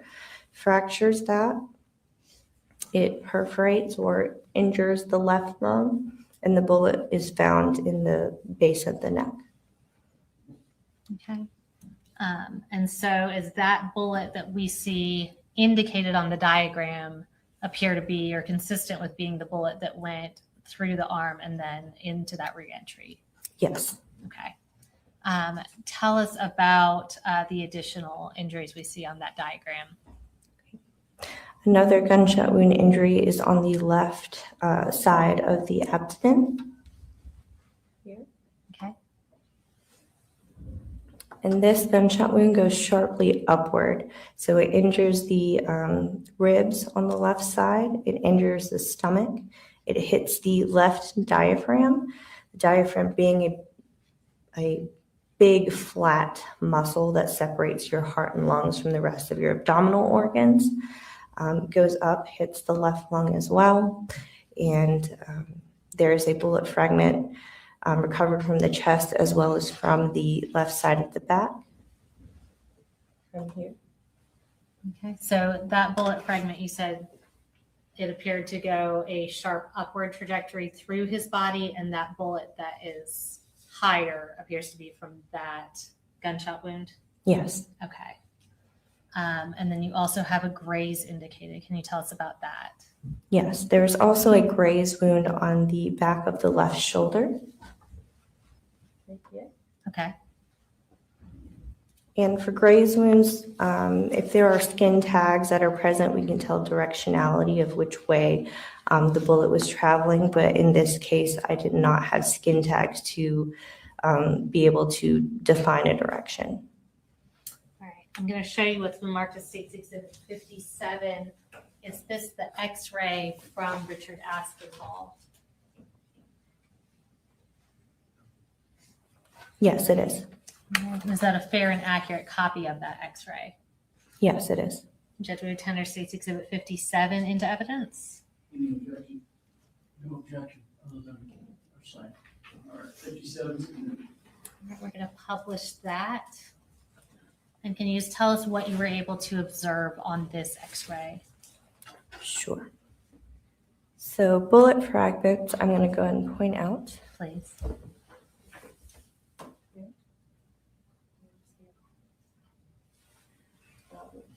This one here, he actually still has his clothes on, so that's a zipper. Okay, thank you.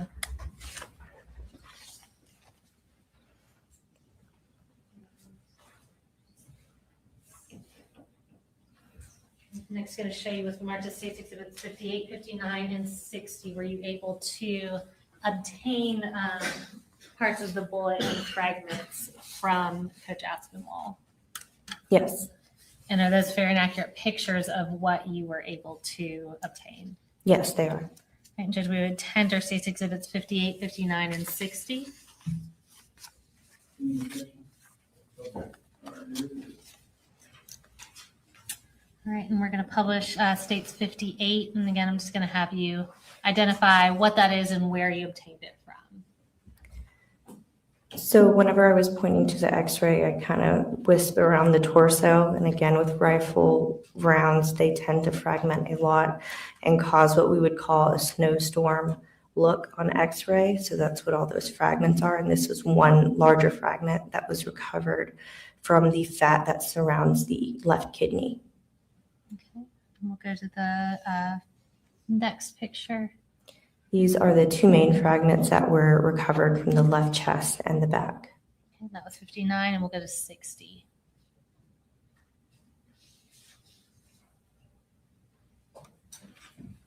This is the bullet that was recovered from the left side of the neck. And will you tell us the cause and manner of death notated on your report for Richard Aspinwall? Gunshot wounds of the torso as the cause of death, manner of death, homicide. All right. Now we're going to talk about Mason. I'm going to refer you to State's Exhibit 46 for your report. And if you can start by telling us his full name and his age.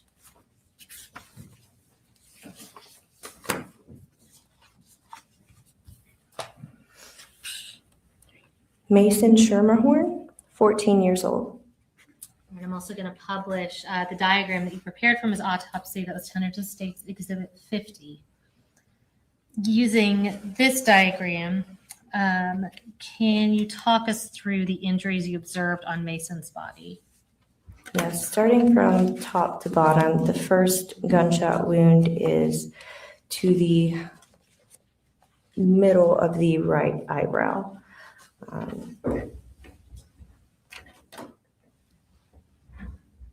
That's a round gunshot wound indicating an entrance.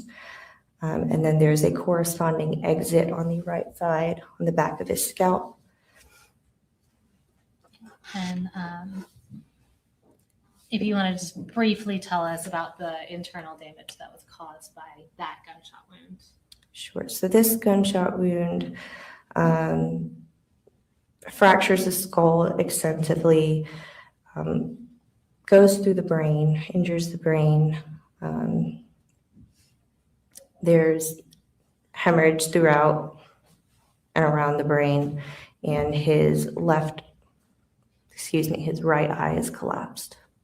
Right. And let's talk about, I guess we can just go downward, the next injury you saw. Sure. The next gunshot wound, again, going from top down, was a gunshot entrance wound on the back of the left shoulder.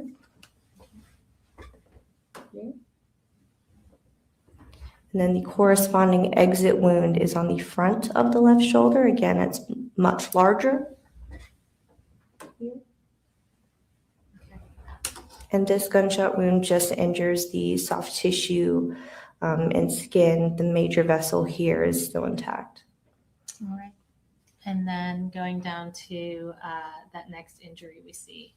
The next gunshot wound is on the left side of the back. Here.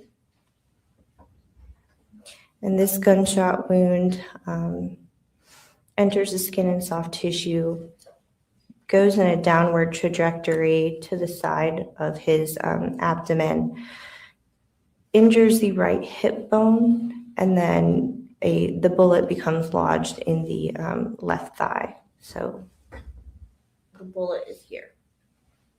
Okay, so just to be clear, Mason had an entry wound to the front of his face, but then the other two entry wounds were to the back of his body. Is that correct? Correct.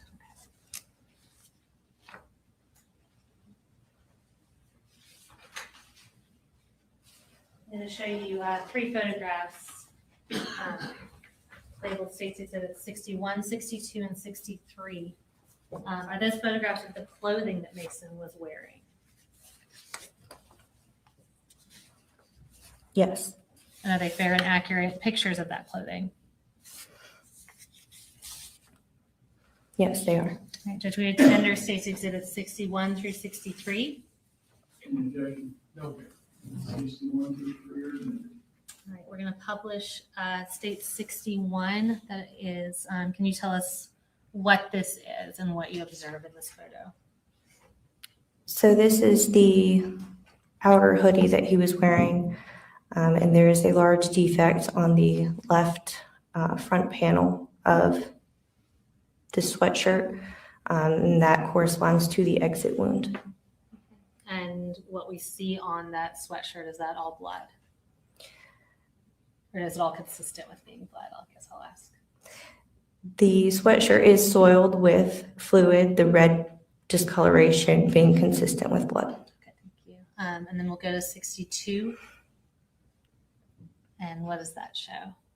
This is just a close-up picture of the defect in the clothes that corresponds to the exit wound. Okay. And 63. It's very hard to tell, but it's under the blue arrow. It is the entrance wound. Okay. That was on the left upper shoulder. Thank you. And then next I'm going to show you States Exhibit 64. Is this the x-ray you took of Mason, or the x-ray that was taken of Mason? Yes, it is. And is that a fair and accurate copy of his x-ray? Yes, it is. And, Judge, we would tender States Exhibit 64 into evidence. All right, 64 is submitted. We're going to publish that for the jury. And can you zoom in just from the size up?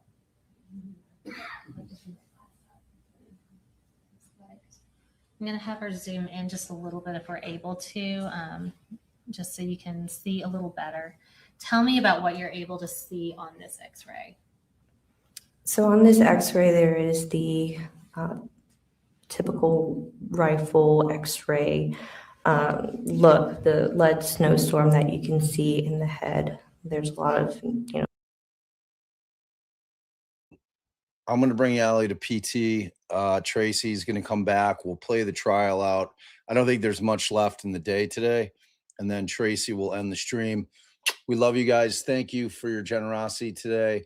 Mods, thank you for your hard work. We will be here again tomorrow morning. Hopefully they're going to get, look, this is all necessary evils in terms of, she's the proof of death witness. So she's got to get this stuff in. Obviously, everything with respect to everything that we've heard with the school shootings, that's, clearly going towards the, child cruelty or cruelty to children charges.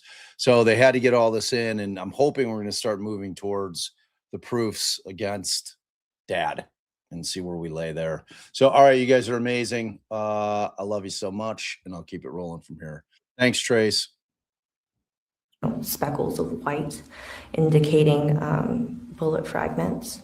You can also see the same lead snowstorm on the right side of your screen, but it's his left. And down by the left femur, there is a bullet that's retained here.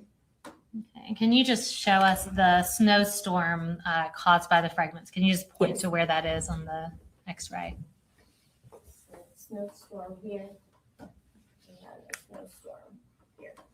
Okay. Now, obviously, we see a large number of indications there. Were you able to recover every single piece of fragment from Mason's body?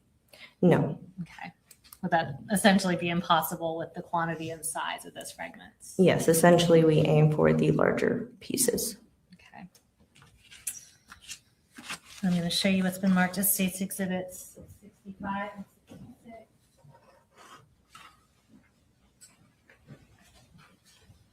And did you recover those fragments from Mason during the autopsy?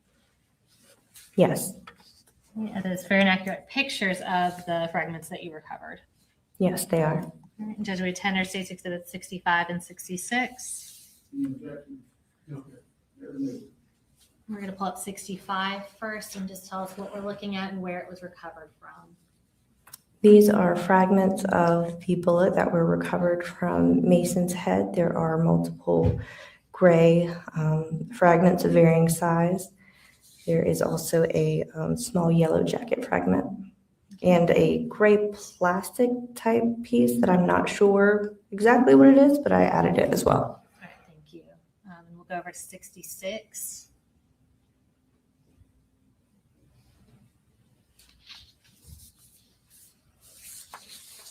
And tell us what that is and where it was recovered from. This is a deformed jacketed bullet that was recovered from the left thigh. And can you tell us, based on your report, and we can pull that down, the cause of death and manner of death notated for Mason? Cause of death is gunshot wounds of the head and torso. Manner of death, homicide. And Dr. Maddox, in your professional opinion, for all 4 of these victims, with any of these victims, is it likely that quicker medical intervention would have prevented their deaths? In all of these cases, the injuries that were sustained, even if they were sustained in front of a hospital, I don't believe would have survived. Thank you.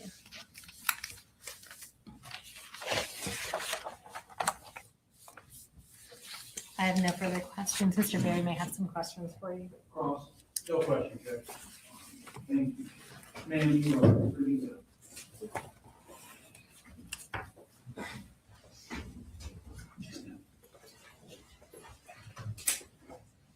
Today. All right, ladies and gentlemen, we're going to do the rest of the day.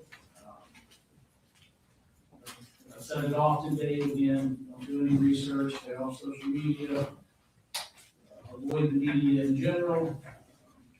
Don't discuss the case with anyone.